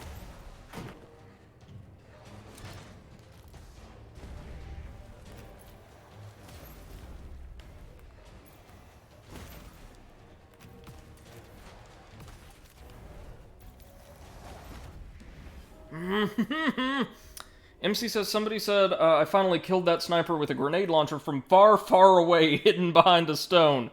Yeah, but see, we don't have the stats to use grenade launchers. You know what I think a lot of this is? Because, like, I've noticed similar hiccups in Hellpoint.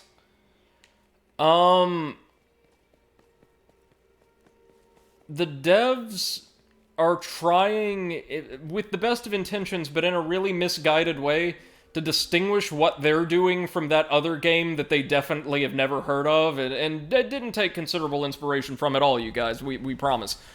To,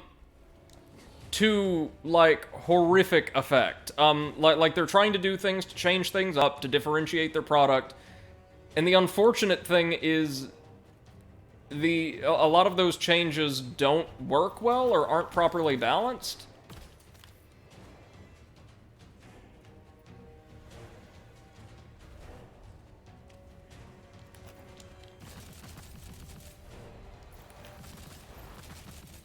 Well, this is one way to draw out the ads, anyway.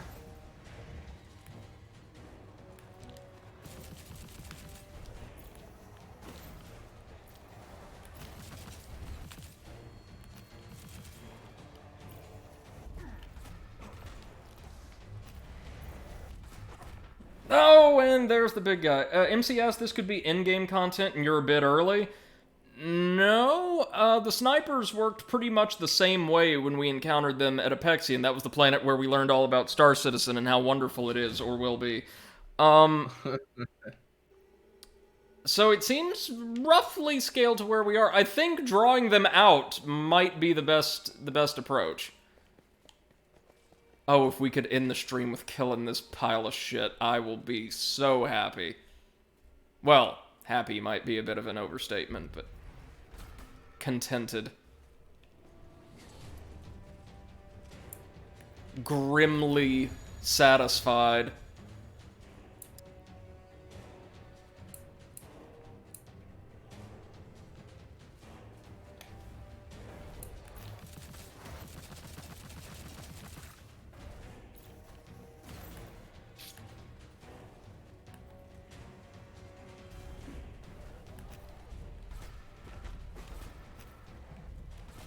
At the very least, they have, like, absolutely no stamina. So our gun magic can pick them off pretty easily.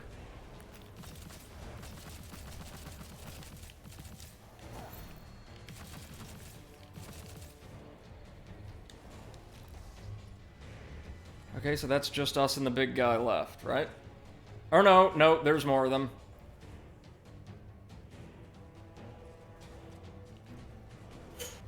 Oh, it does keep spawning them. Good.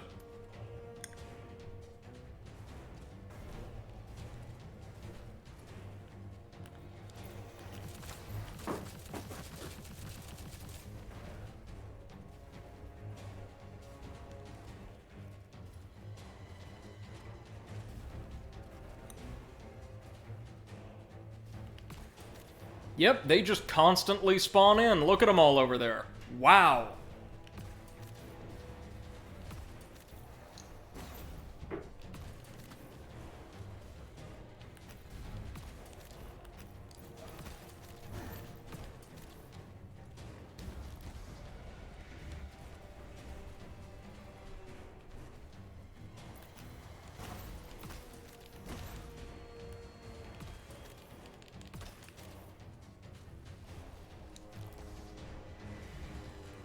Well, we can do damage to it, at least. Never mind.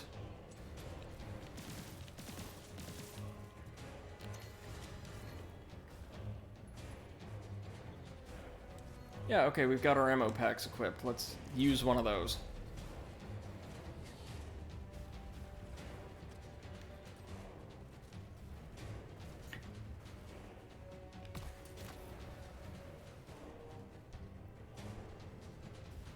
Okay, I think I'm finally done with running around with chores and stuff.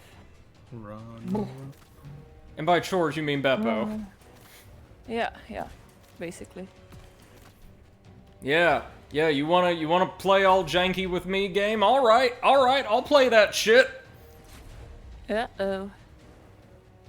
Y'all might want to get that clipping function ready. Nice. Come on now. I'm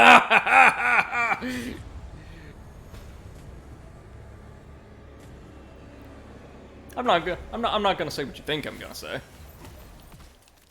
Fuck you. No, none of that. No. More specifically, fuck this game. Fuck this game. Fuck the way it's designed. Fuck the 1,500 snipers on this stupid-ass rock. Fuck what they expect me to do. Thank you, Schnaufy. I appreciate that. This is the worst boss, as designed, I think I've ever fought on this channel. And to win, we actually had to not engage the fight as intended, and instead kind of trap the boss in its own arena. And thank you, MC, for sharing the strategy about tackling the boss from a distance, because that's what I eventually had to do. And just take pot shots at the boss. I am baffled. That was abysmal. The worst part, though, was the constantly spawning ads. Like, without them, you could construct a defense for that.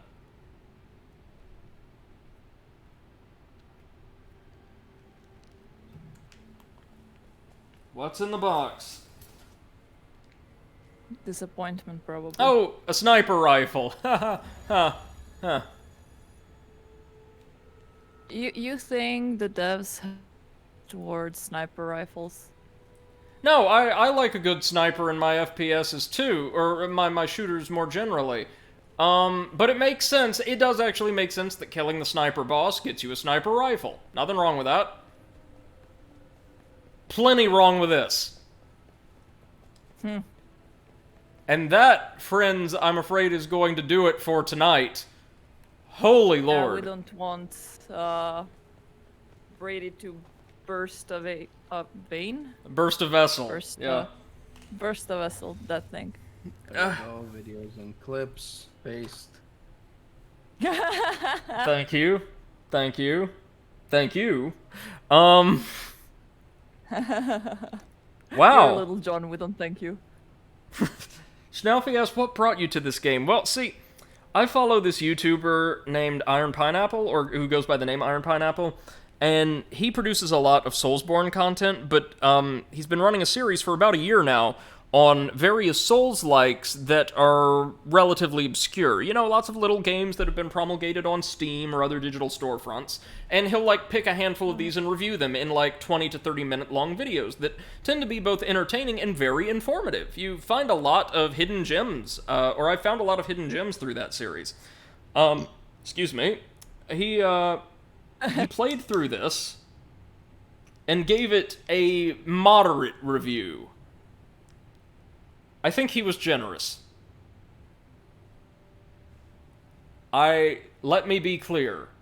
This game has slightly better, actually considerably better world design than Hellpoint, as far as, like, you know, level layout and the types of treasures there are and how you can access them and all of that. But holy shit was Hellpoint's moment-to-moment gameplay better. This is... Oof. Okay, that's going to do it for today, though. We are over 4 hours in. We've got 2 more beasts to bring down. We'll probably see them next time. And I want to thank you all so much for your remarkable patience with me today. I know I've been a little testy, and I don't like bringing that to the stream.